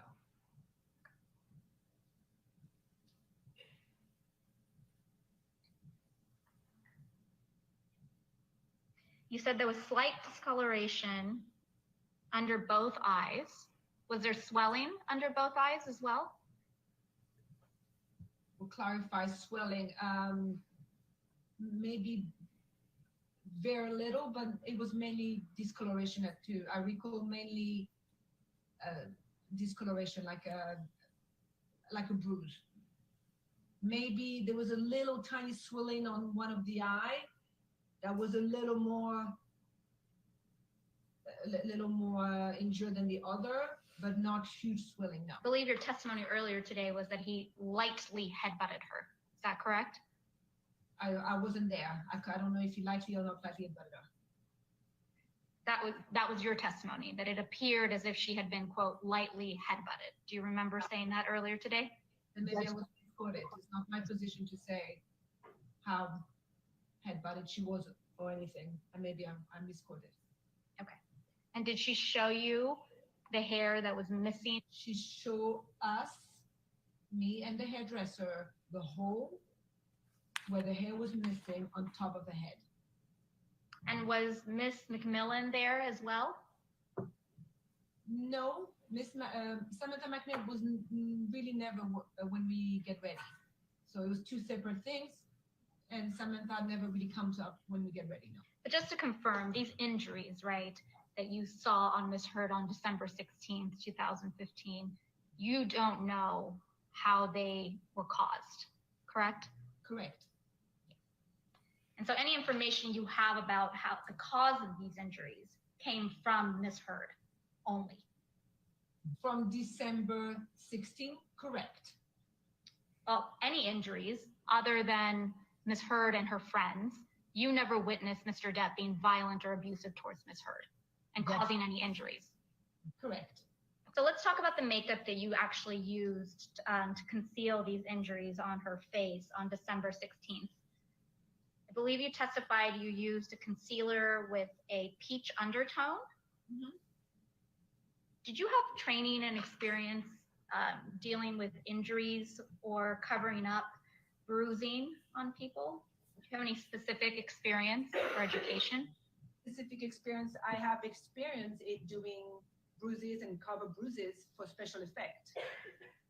I mean, throughout my career, I have created bruises and I also have covered bruises for, you know, with models or real life, whatever it is. So yeah, I have experience in covering some bruises. Yes. How about swelling? Same question. I mean, it's a little harder to cover swelling. That would be maybe, you know, try to bring the swelling down. Covering it up would be would be harder. And how about cuts? Yeah. Specifically as it relates to Ms. Heard's makeup look on December 16th. Do you recall what foundation you used? The brand? You probably don't remember the brand, but do you recall the shade that you used? How would I? No, it's 5 years ago. Absolutely not. Do you recall? But you do have a specific recollection of using a peach undertone concealer. Yes, and I'll tell you why. Because Amber always had in her bag, we have the same concealer. She has a concealer from a brand called Clear Pool. And it's a specific shade, you know, it's beige. Beige was Amber's color for under her eyes, period. So the day, December 16, I didn't use beige. I used, there's another concealer that has a little more peach in there and orange. It's called Honey from the same family. And I used that instead. And I think I also I have a wheel that is a bruise wheel that has different colors. And you pick up the color to gently touch up any darkness. Did you make a different choice for her overall look other than the concealer as a result of the injuries that you saw on her face on December 16th? Not a different choice, but I remember we specifically, you know, I know you read it before, we had a red lip that was not uncommon for her. You know, she has a signature red lip, so it's not suddenly it was, oh my gosh, she has a red lip. But I remember that day I specifically structure my makeup. There's a couple of things we do with Amber. We do a smoky eye and a nude lip or red lip. And I remember specifically thinking of my makeup about we needed to highlight there to try to not draw attention there. And the red lip was our only option to cover that red cut that was there. So that I remember very specifically thinking that we had to have a red lip, sharp brows, and construct the makeup to take away from here. So basically, I mean, it's not going to mean nothing to you guys, but just basically a lot of highlight up here to kind of not focus on this. I remember talking about it very clearly. And forgive my ignorance, but what did you do to cover up the cut on the lip other than apply a red lip? A red lip. Okay. A red lip. It is swollen. I can see it in the video on the James Corden show. So her lips was swollen. It was big on that side. You can see it. There's nothing I can do about that. But we did a really dark red lip to match that red gash or cut, whatever that was there. Do you recall Ms. Heard being hindered as a result of the injury on her lip? And when I say hindered, I mean, did she have trouble opening her mouth widely, or, you know, did she complain about it hurting or splitting open and bleeding? Do you recall any of that? I don't recall.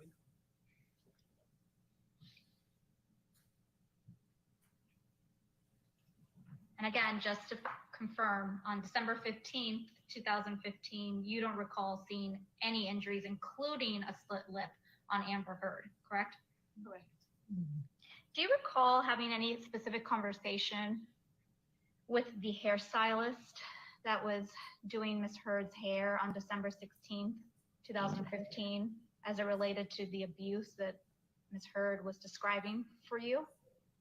Yeah, yes, we talked a bit about it, yes. And what do you recall about that conversation?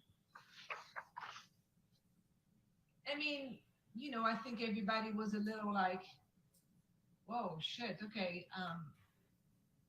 I think everybody was a little surprised. Everybody was a little like not knowing how to move forward with it. I mean, but we talked, as I said, when Amber was in the chair and Adia was behind her and I was in front of her, I recall the three of us having this conversation, and I recall Adia showing me the hole there. But just to confirm, you don't know how that chunk of hair was missing from Ms. Heard's head. You don't know what caused that chunk of hair to be missing, correct? I don't know it, correct. You don't have any personal knowledge, I should say, as to how that chunk of hair came to be missing from her head. Well, I did not witness it, correct. Alex, may I please have you bring up Depp 9? Ms. Iglesias, you've testified previously that you see, watching the video clip, right? You see Ms. Heard's, you see the swollen lip and you see bruising. Yeah. I see, I've known that face. I know that face so well. I've done it so many times.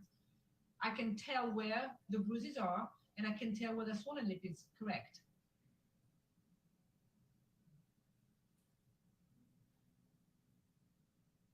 So, Ms. Iglesias, do you mind please identifying for me, is this, does this photograph accurately depict Ms. Heard on the James Corbin show on December 16th, 2015?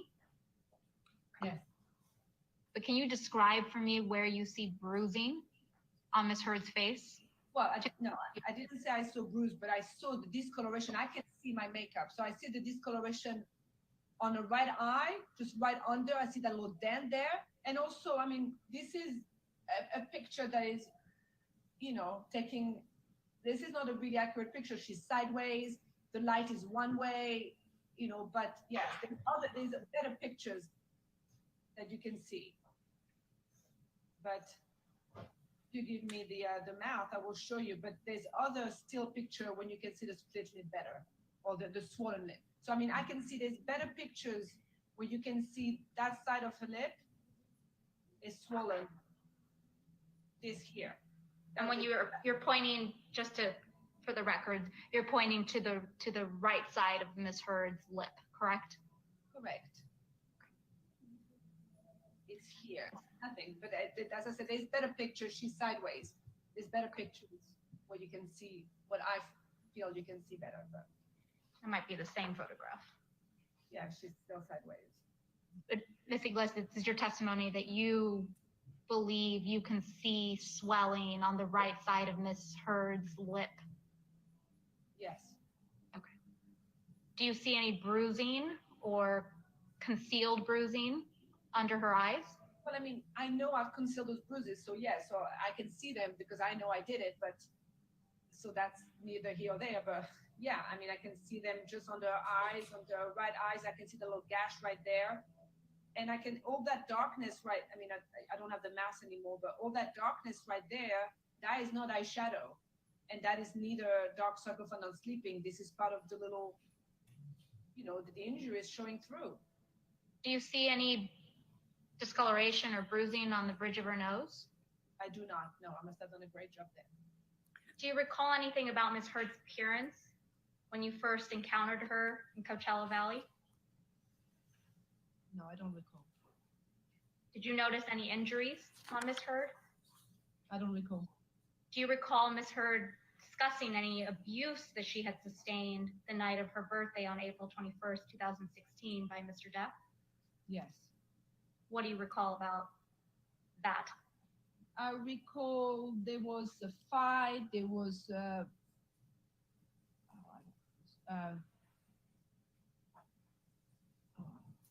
I don't remember. I don't exactly recall the fight. I know there was a fight and there was some problem. That's why they were late coming back to Coachella's. I don't recall exactly what she told me, but there was some problem the night before, yes. But you don't remember seeing any injuries on Miss Heard after her birthday dinner in April of 2016, correct? Correct. Do you recall seeing any injuries on Miss Heard's face at that dinner on May 24th, 2016? I don't recall. Do you recall Miss Heard's general demeanor at the dinner on May 24th, 2016? What I remember about that dinner is that she was and I tell you why I remember this clearly, because she was very distraught and she was very confused if she should file or not for divorce. And she was really sad and upset and angry and all of it. And I remember that because that night I actually physically took her phone. So she should not, so that if Johnny tried to reach out to her again, she wouldn't have a phone that night and she would go through the divorce tomorrow, the next day. So I remember physically having her phone. And when I dropped them back at the penthouse, she said, keep my phone. So if you contact me, I won't know, I won't cave, and I will file for divorce tomorrow. So I went home in my house with her phone. And that's why I remember, that's why it's sticking in my mind. And then the next morning, and you can see in those texts, she said, I need my phone. And then I had to drive to the penthouse and give her her phone back. And at the time, that day, I'm assuming she filed for divorce, and that day the whole circus started. And you believe that Ms. Heard should go through with the divorce, correct? Correct. And that was based on what exactly, Ms. Iglesias? On what she told me on her recollection of the marriage. I think you testified earlier that Amber's practice was to wear concealer, some foundation, moisturizer, things of that nature. Do you have any recollection that Amber strayed from that and did not wear makeup during the week of May 21st, 2016? No. Do you have any recollection that week of thinking, oh my goodness, Amber Heard isn't wearing her makeup this week? No. So do you know whether Amber Heard took any steps to reduce her swelling during this, in preparation for the James Corden show? Yes, she took arnica, and we had an arnica gel. I always have arnica gel in my kit anyway, and she had arnica gel. She used arnica gel and some ice. And what does arnica gel do with respect to swelling? I use arnica gel in my kit to bring any swelling area of my client's face down. And how does that typically work? What's your experience? It just brings the swelling down. I mean, not drastically, but it helps with the swelling a little bit.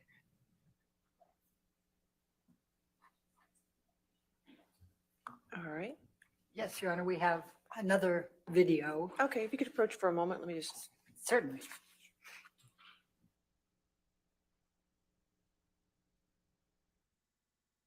Yeah, if you could just like approach for just a moment, please, so we could. Anyway, I threw up a short of them hitting the court. So I don't know.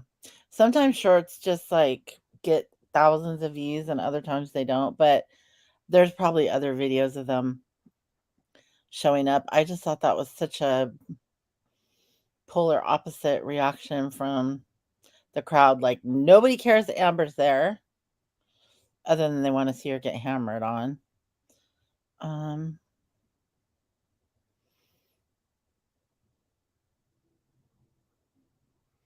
Also, where is Camille? She's sitting back today? I don't know, man. I don't know Sunnyside.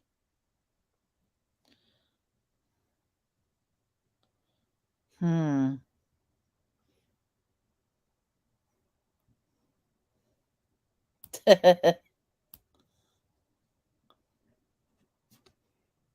Yeah, that's what I thought. I thought that was her, the wafy girl.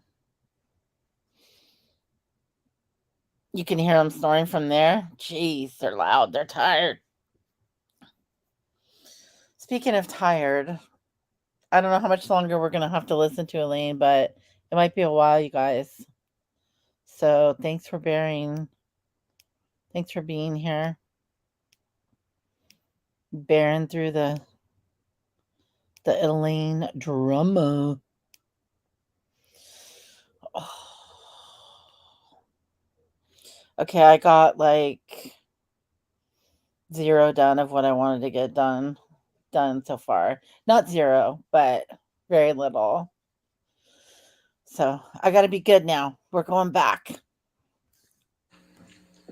All right, your next witness. Your Honor, we're going to call Christy Sexton, and this is by video deposition as well. All right. That'll be the last one for the day. Okay, thank you. Thank you, God in heaven. Ms.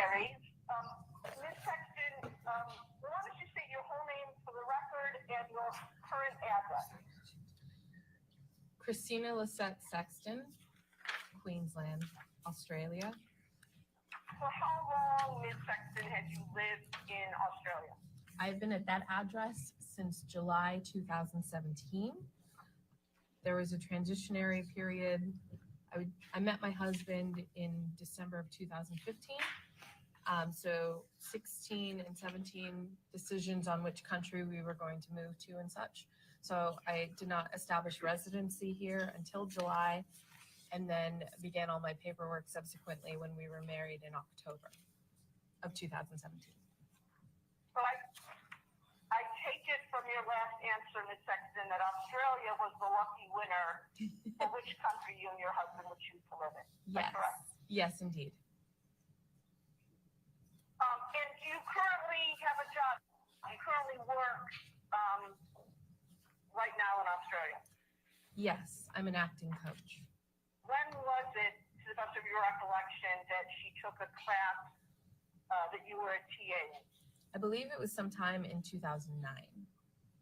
For how long did you remain Amber Heard's primary or exclusive acting coach? I don't know about exclusive. We don't have any sort of exclusivity contracts. She may work with other coaches.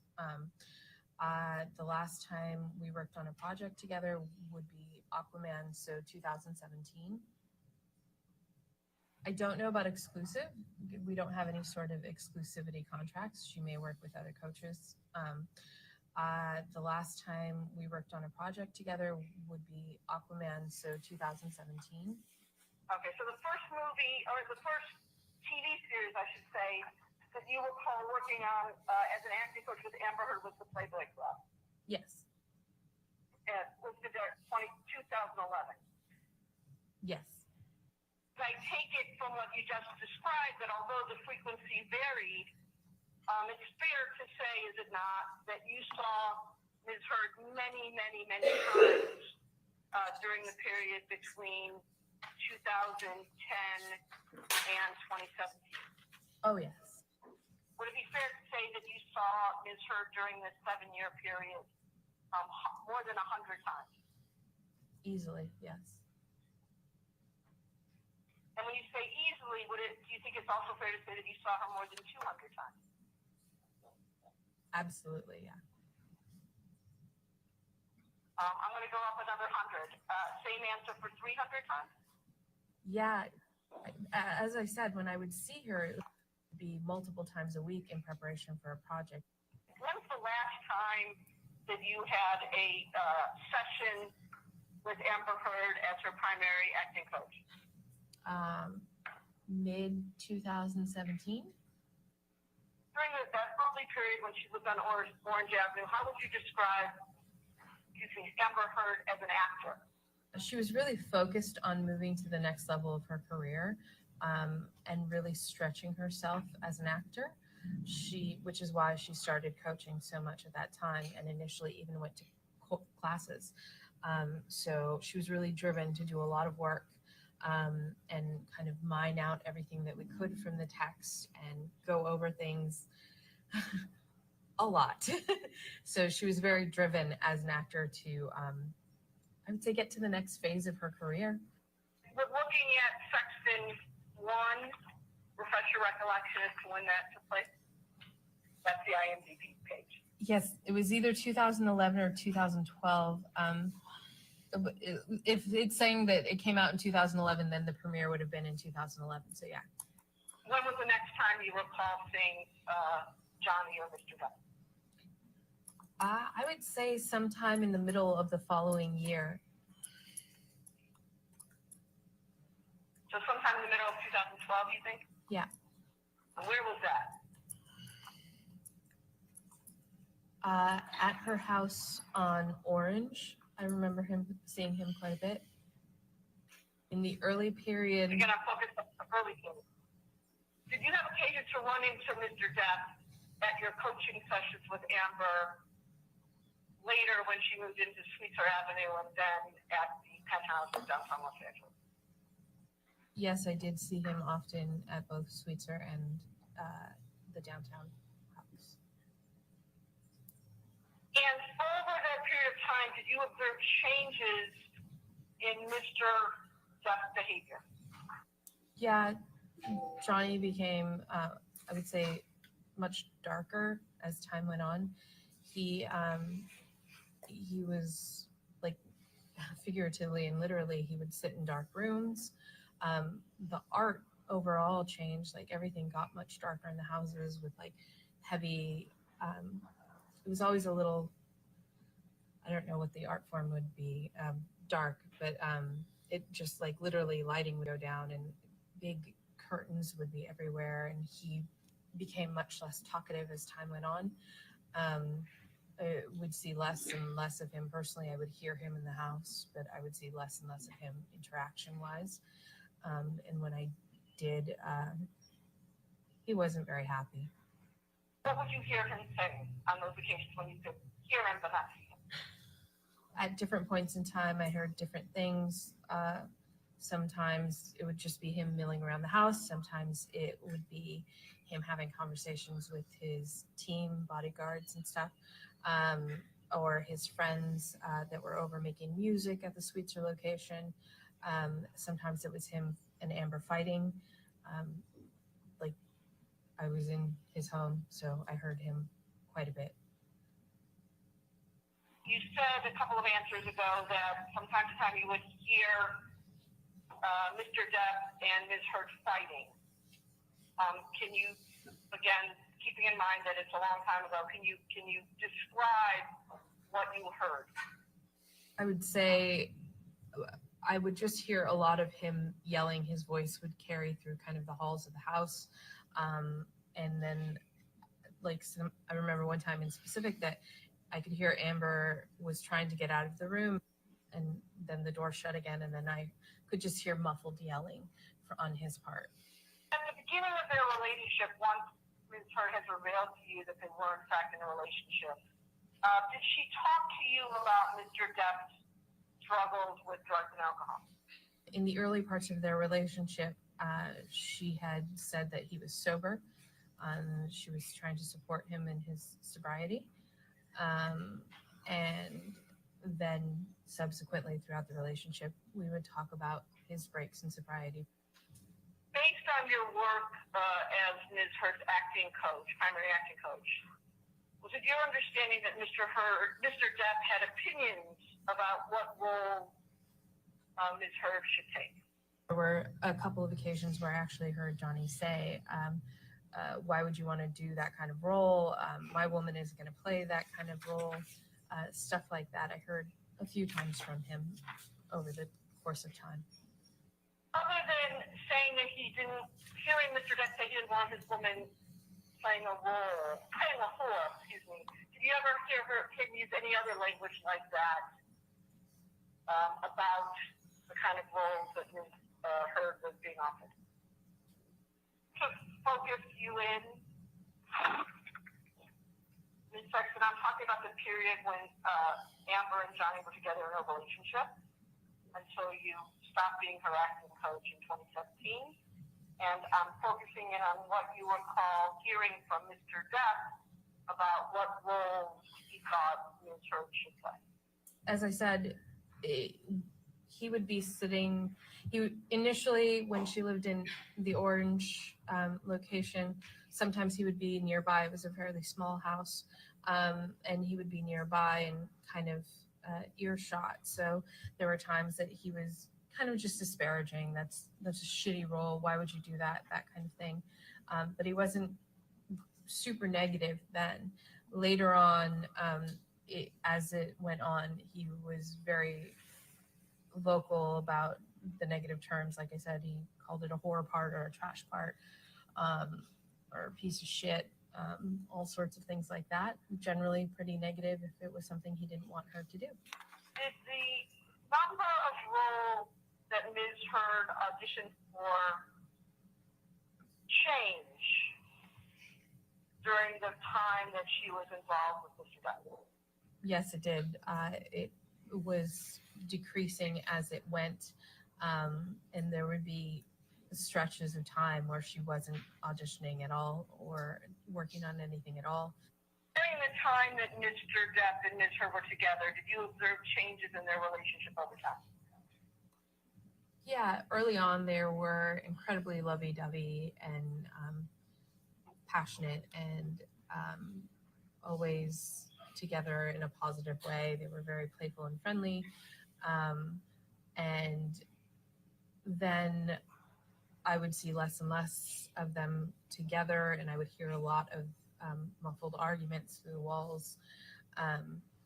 And when I did see him, sometimes the balance would shift. It went from being like a normal couple to very tension filled, especially those last few months that they were together.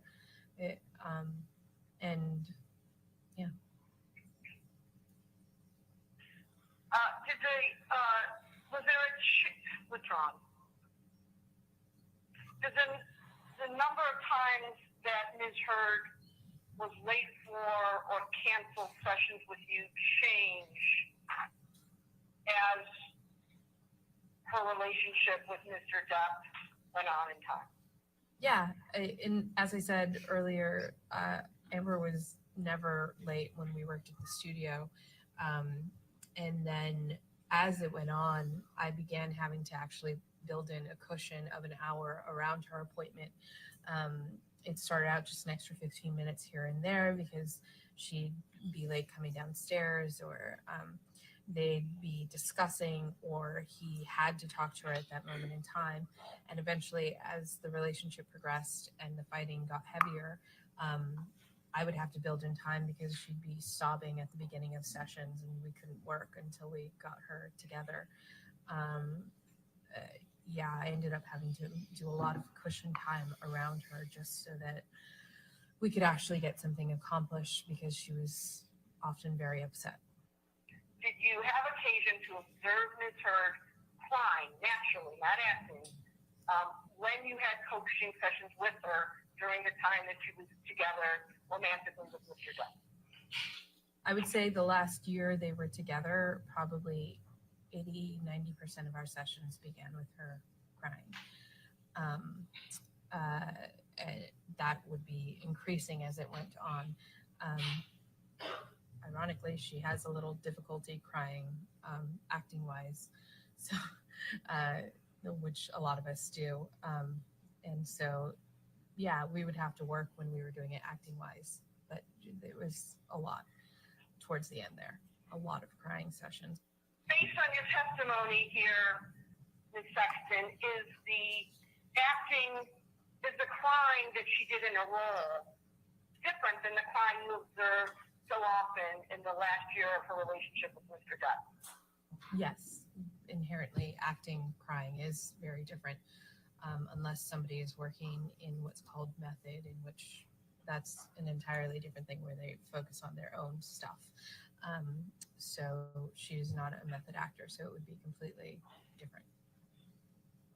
Speaking for your own yourself, Ms. Sexton, how did you react when you saw Amber at these sessions crying the way you described it? I have a caretaker personality, so I would prioritize taking care of the person in front of me over doing work, which is why I ended up building in all that extra time, because I cared about her as a human and I wanted to be there for her in as much as I could as a friend. So there's no point on working on something if someone isn't fully there or they're upset. It's more important to deal with the person and take care of them than work. And during those sessions, particularly in the last year when you saw Ms. Hurd crying so often, what was your understanding of the reason for her tears? I would hear them fighting and then hear her come in, and she would be a wreck after she came in. I couldn't make out what they were saying, and I personally wasn't trying to listen to their fights, so I would just hear the sounds of the screaming. And her usually, you could tell she would open the door and try to get him to be quiet, and then it'd go back to him yelling. And so that would directly occur before she would come down and be upset and trying to pull herself together. What do you recall seeing her say she told you that they were fighting about?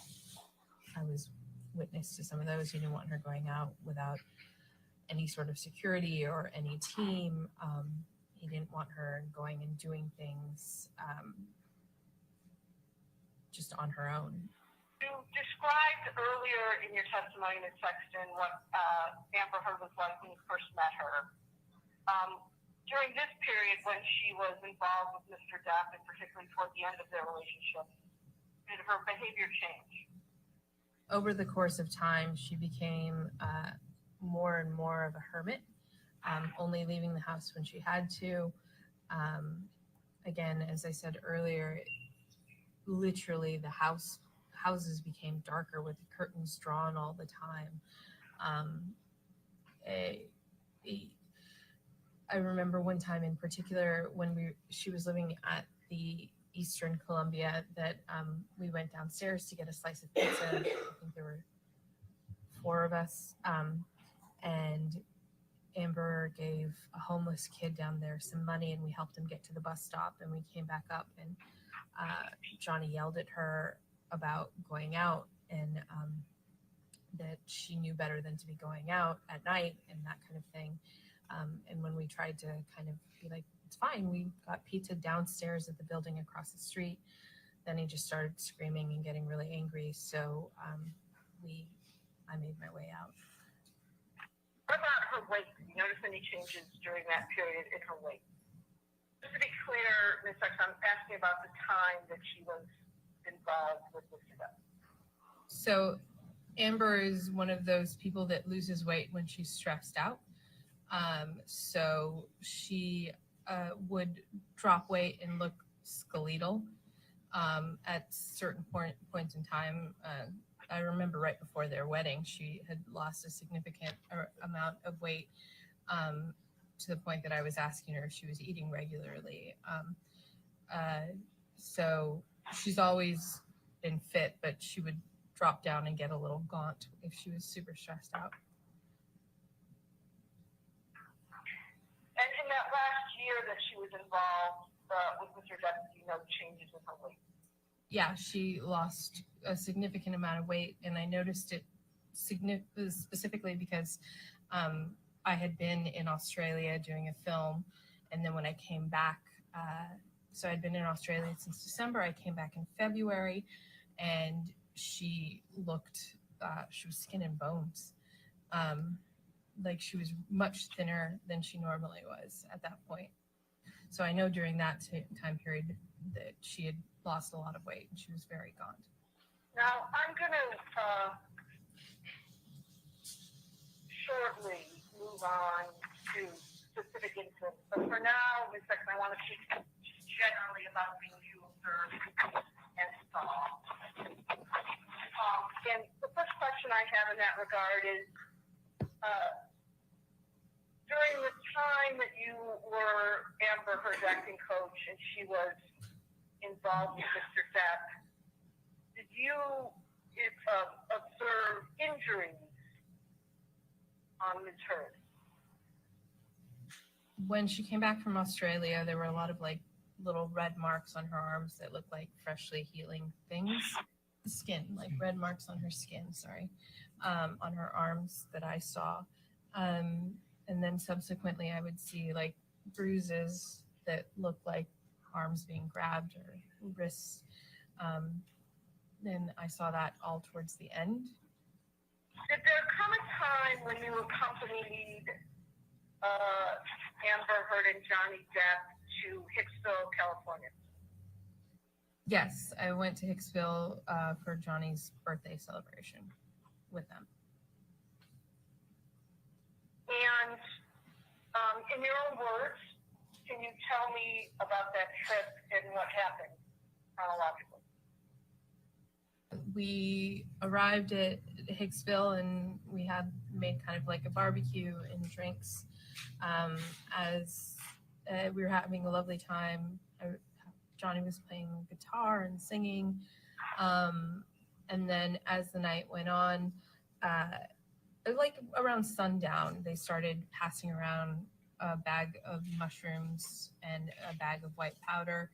I didn't even partake in the alcohol because I had had surgery a few months before, so I was the only one stone cold sober. Then I went to bed early, and while my friend and I were in our trailer and we heard the fighting happening, Johnny screaming and a commotion, we didn't come out of our trailer, and then the quieting down and everyone being like, oh, it's okay. The bodyguards, I heard them running over there. And then the next morning when we got up, the group was talking about what had happened that night. And then I kind of left that conversation and went to the trailer to check on Amber. And I saw the completely torn apart trailer.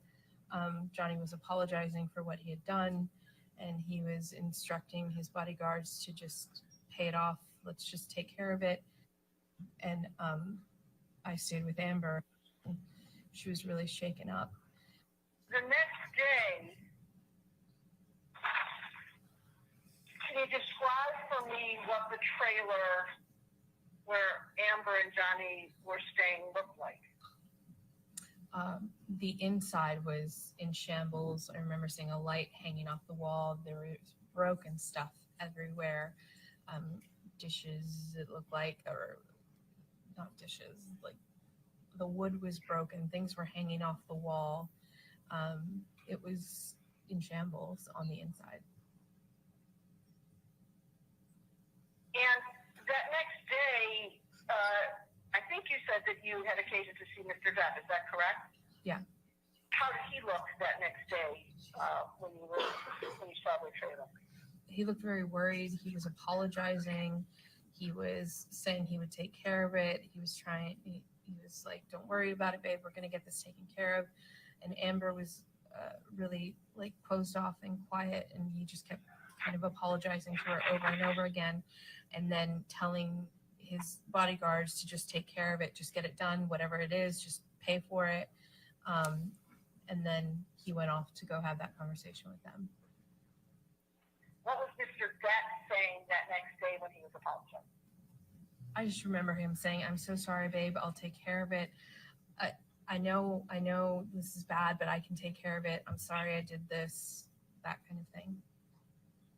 I think you said, testified in this earlier, but I want to make sure the record is clear. Did you recall Mr. Depp using the word monster that day?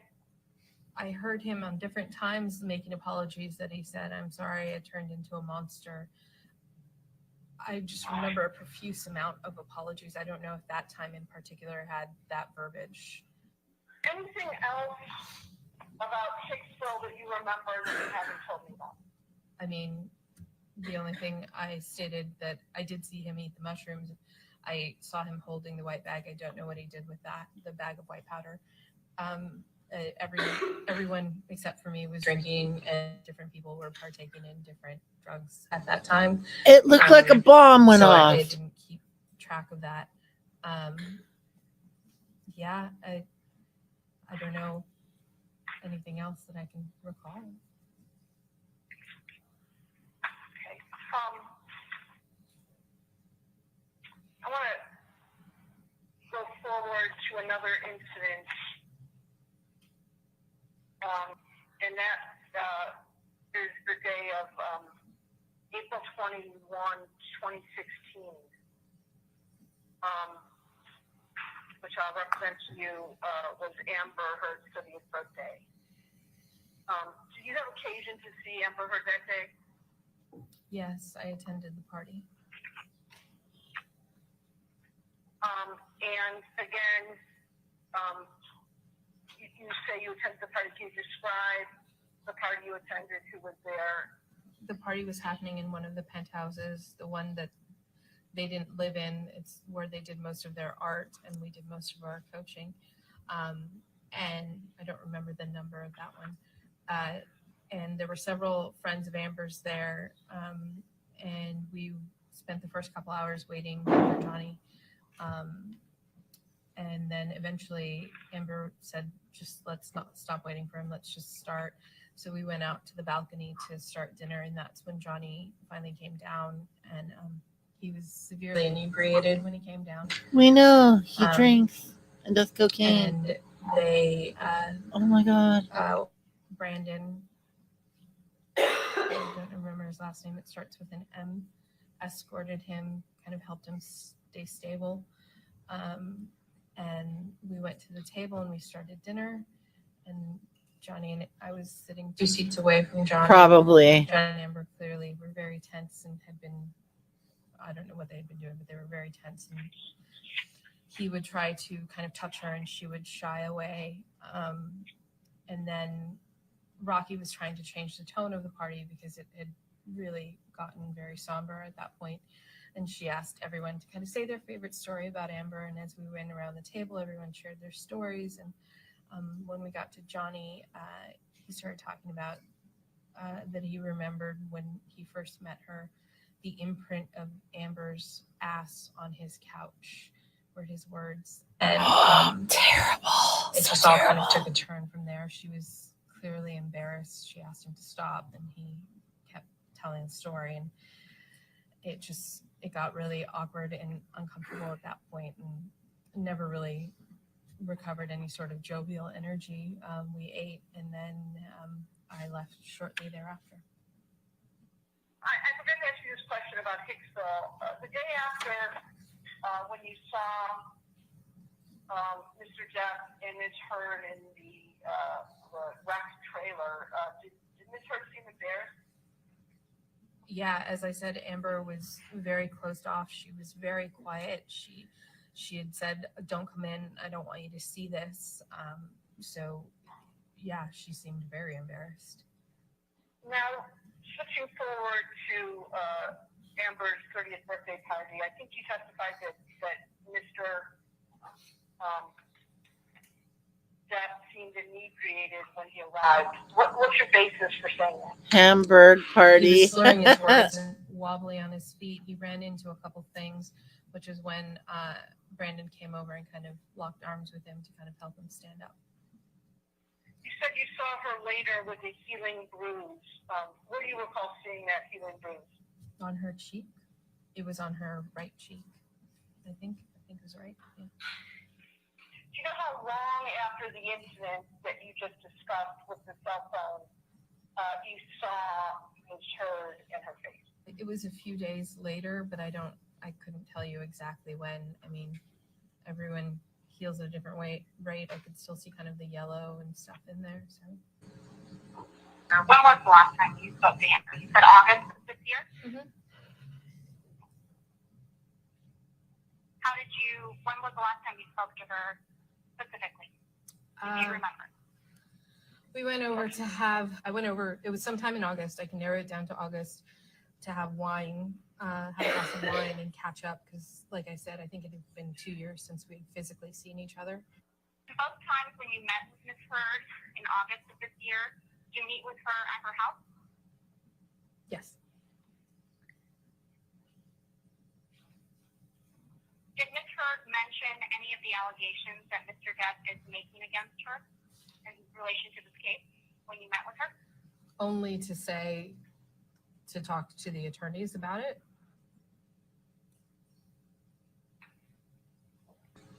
When you say only to talk to the attorneys about it, what specifically did Ms. Heard tell you? Like she said, would you be willing to sit down and talk to my attorneys about everything that you witnessed? And then afterwards, after I kind of talked about it all, it felt really intense to me and I felt incredibly guilty. Was it during one of these two times that you met with Ms. Heard in August of this year that Ms. Heard told you for the first time that Mr. Depp had allegedly raped her with a bottle in Australia? Yeah, she did talk about the bottle then. Yeah. Was it the first meeting that you had with Ms. Heard in August of this year that she mentioned that? No, it was after, like, I'd come to see her and had a wine night and catch up, and then after I had talked to the attorneys, after we had a good cry, we were talking more about what had happened, and she was It's saying them, she it's didn't not even tell me. everything. And yeah, that's when it came out. And just to confirm, Ms. Sexton, Ms. Heard told you about the bottle incident in Australia where she claims Mr. Depp penetrated her with it before your deposition, your first deposition in this case in August of 2019? Yes, it was after I had talked to the attorneys. After you had spoken to the attorneys informally, correct, at her house? Yeah. But it was before you were formally deposed in this case on, I believe it was August 30th, 2019. Yes. And just to confirm and make the record really clear, this was the first time Ms. Heard had told you that Mr. Depp had allegedly penetrated her with a bottle in Australia, correct? Yeah, she had told me about the assaults with the bottle, being hit with the bottle and the broken glass and everything. And then she had told me about all that many times before. And then this time she started crying and sobbing and started telling me about the assault, the creative assault. Are they done? And when Ms. Heard told you about this alleged rape that occurred, did she know that you were going to be deposed by her attorney? No, because they were all in the other room. They didn't even tell me that they were like, we may have you for a deposition. And that's when I had said to them, if you're going to do that, I would appreciate it if you did it before I left the States. And they said, we may or may not need you. And it was a couple days later that they then sent me the contact and said, we are going to subpoena you. Since you've known Ms. Heard, can you tell me how many times you spent maybe a significant amount of time with Mr. Depp? I would say probably around like 10 or 20 times. And of those 10 or 20 times that you saw Mr. Depp and spent maybe more significant time than him just passing through a room, how many times would you say he was or appeared to be sober? Not many. If he was coming down to have a conversation, he was pouring a glass of whiskey or rolling a joint or having wine. It always seemed to me that he's not a social animal, if you will, and he would have a drink or a smoke in order to go talk to people, is what it felt like. So most of the time I saw him, it was that. You would agree with me, though, Ms. Sexton, that someone getting a drink is different than someone appearing drunk, correct? For example, if it was his first drink of the day. So my question is a little bit more specific. Of the 10 or 20 times that you saw Mr. Depp, how many times did he appear inebriated? Not, holding a glass of whiskey or smoking a joint, but how many times did he appear inebriated to you? I would say at least half, if not more. How would you describe Mr. Depp's personality when he was or appeared sober versus when he appeared inebriated? He was very quiet when he was sober, and before he would start drinking, he was very quiet. almost a whisper mumble most of the time.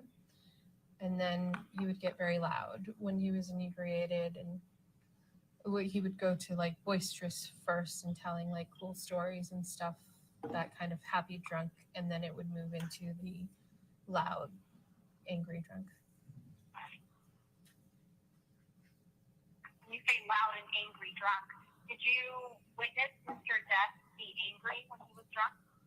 A couple of times, yeah. When was the first time you witnessed Mr. Depp appear to be angry and inebriated? I couldn't tell you the first time per se. I have images in my head. I remember him like yelling and screaming, and the bodyguard coming over and being like, "Hey boss, let's take this to another room." Can you tell me as much as you can remember of that incident? I remember being in the kitchen of that house, and he came down and he was yelling about something. Amber and I were having a conversation, and we were going to, I think we were going to work on something that day. It was later in the evening where it was really dark in there. Like I said, sometimes they drew all the curtains.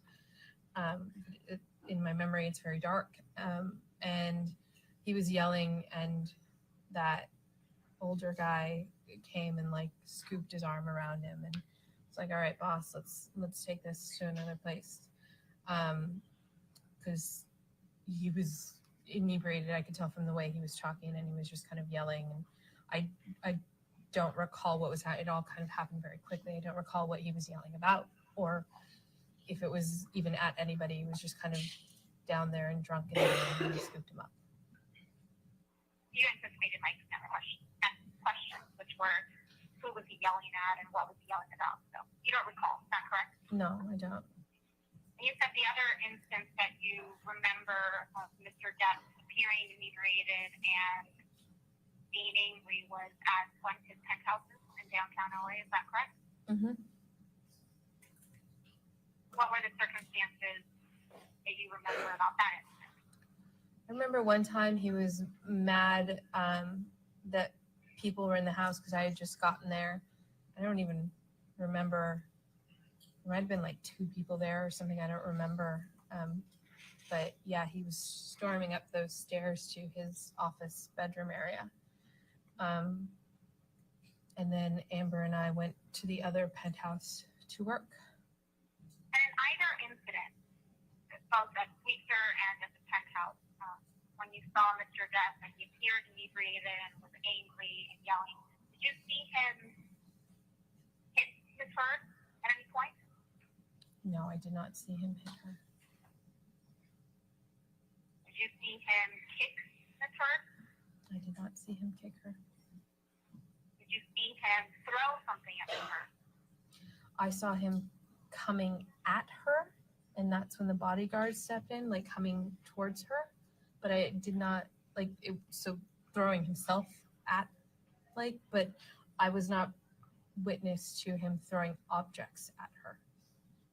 When you say he was coming at her, are you describing the incident at Sweetser or at the penthouse? Sweetser, he came in through that hallway, and we were sitting it was kind of like an island there, like right in front of the fridge, and I was in front of the fridge, and he came in from there, was like coming at her, and then the bodyguard came in and scooped him up. Just the incident, you don't remember what Mr. Depp was yelling about or Yeah. what? Yes. But it appeared to you that Mr. Depp was coming at Ms. Heard. Yeah. Correct? She was shaking and upset.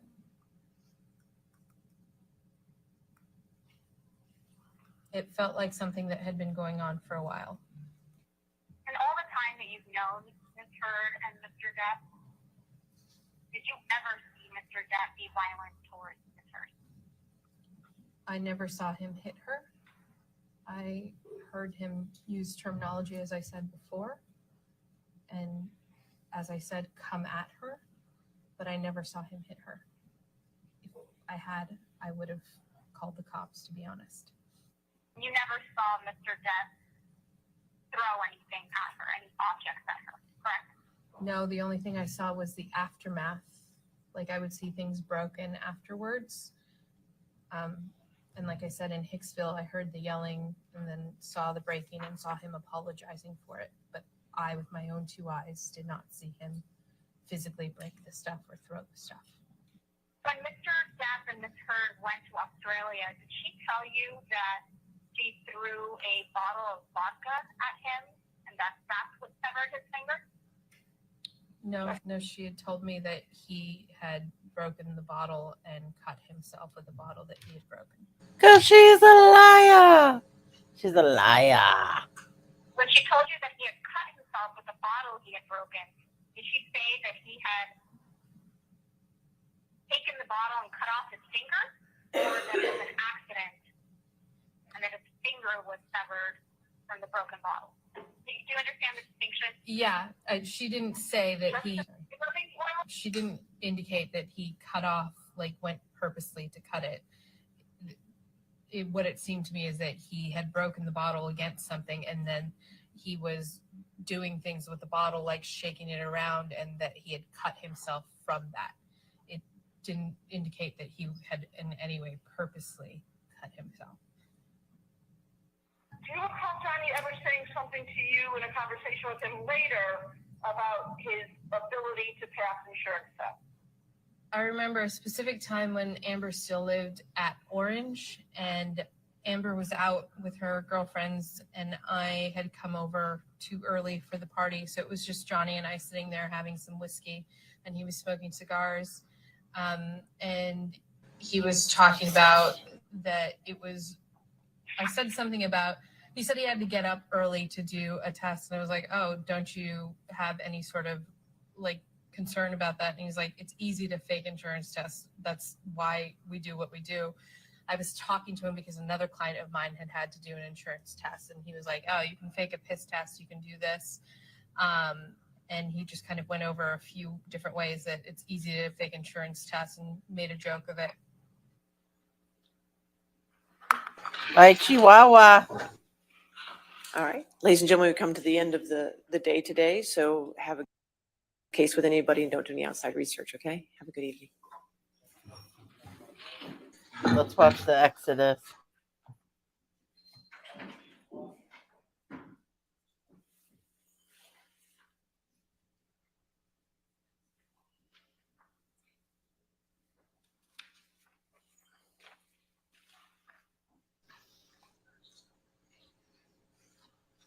Is it me or is this judge's hair growing through Do you the have any trial? remote witnesses tomorrow that you need access for? Do you need a WebEx? You don't need a WebEx link? Deposition designations and live witnesses. Depositions and live witnesses. Okay, all right, that sounds good. All right, everybody knows their homework, right? Okay, thank you. All right, we'll see you in the morning. Oh yeah, someone said that Amber and Camille were dressed the same day today. They are wearing the same colors. That's crazy town. Who's supposed to wake up? I'm awake. I'm awake. They gotta say bye to everybody. He's out. Not far. Yeah, right. The heels are the worst. All right. Amber's out of there too. Are they going to show? I guess the gallery is probably out too.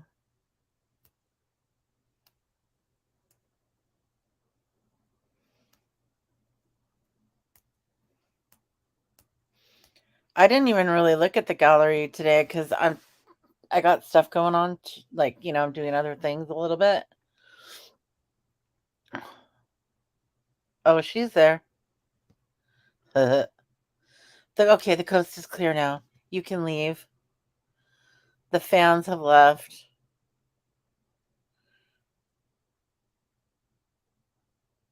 All right, she's out.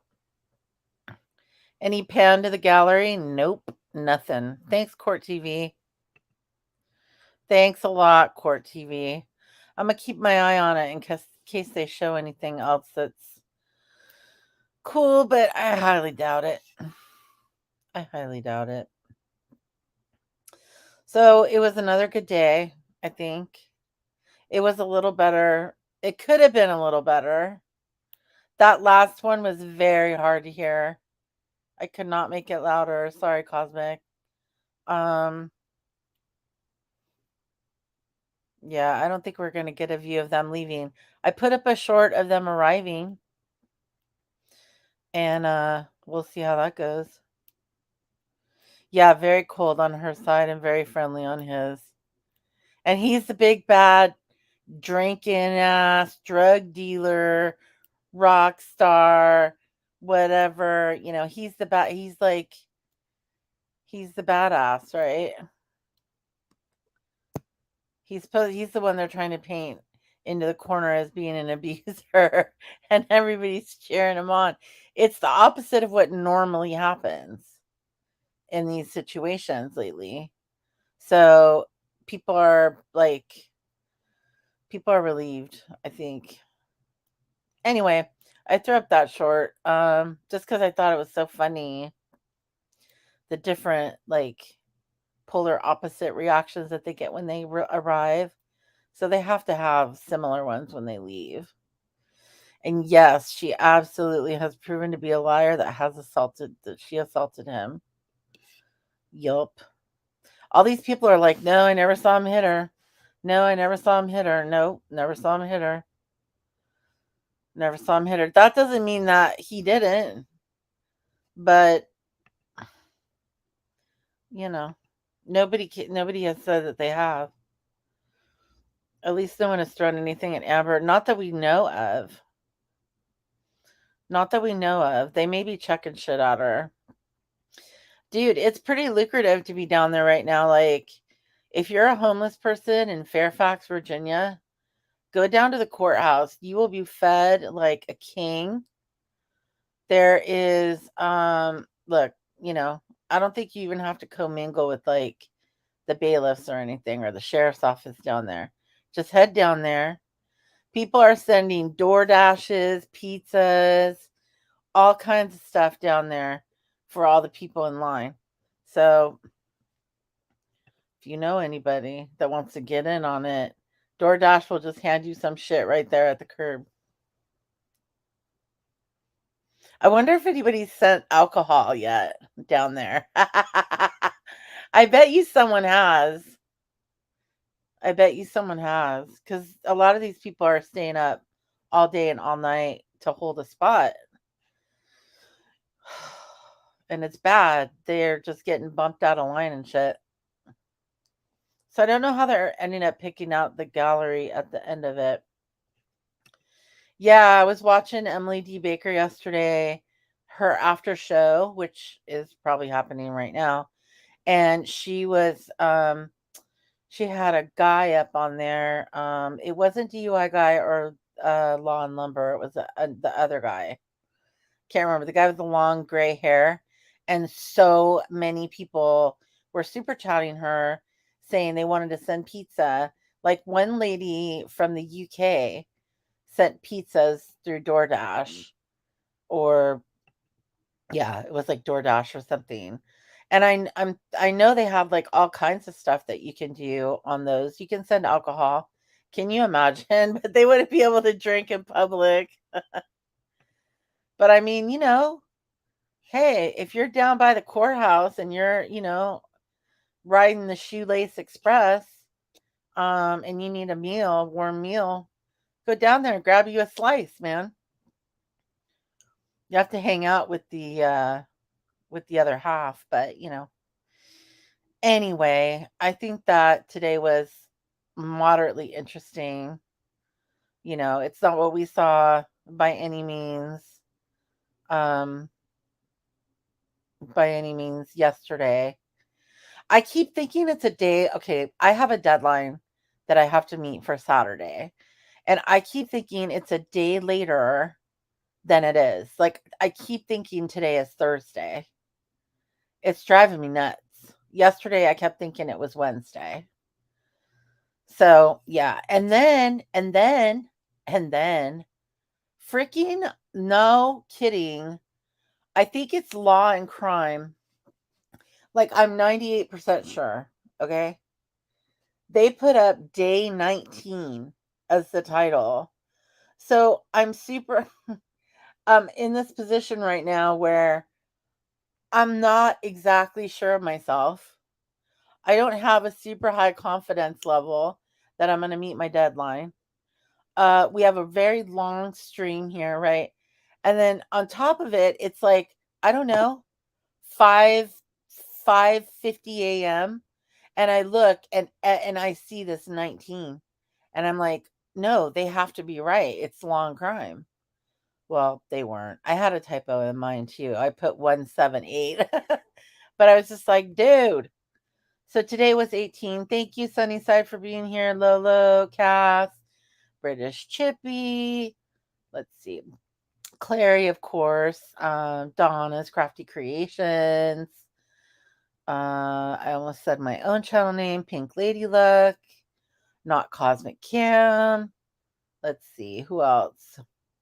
Oh, yeah, I think you're a pocket. We think you're a pocket typing Cam if you're still here. I don't know if you're there. Yeah, just everybody who came by. Jenna, she might have actually caught that nap. But I appreciate you all. And I'm very grateful that you were here. Thank you.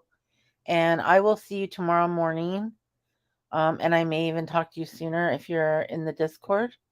If anybody joins a Discord voice chat today. Because I feel like people might not, be in the mood for the tude. But if you are, I'll be there for you. Little lady was here for a moment. Thank you for being here. All right, guys. I'm going to end this now. Let you go listen to some real legal eagles talking about what's going on. Go check out Emily Baker. She probably got like 100,000 people in her chat right now. And they're probably talking about the good old whatever it is, DoorDash shit that's showing up. Thank you. Thank you, Lolo. Aw. Thank you, Donna. It was actually the Brian I think it was. No, you know what? It was Wildflower. It was Wildflowers. Like, I can't talk in those other chats. So thank you for being here. I'll talk to you guys soon. And have a great rest of your day or a great evening. Bye.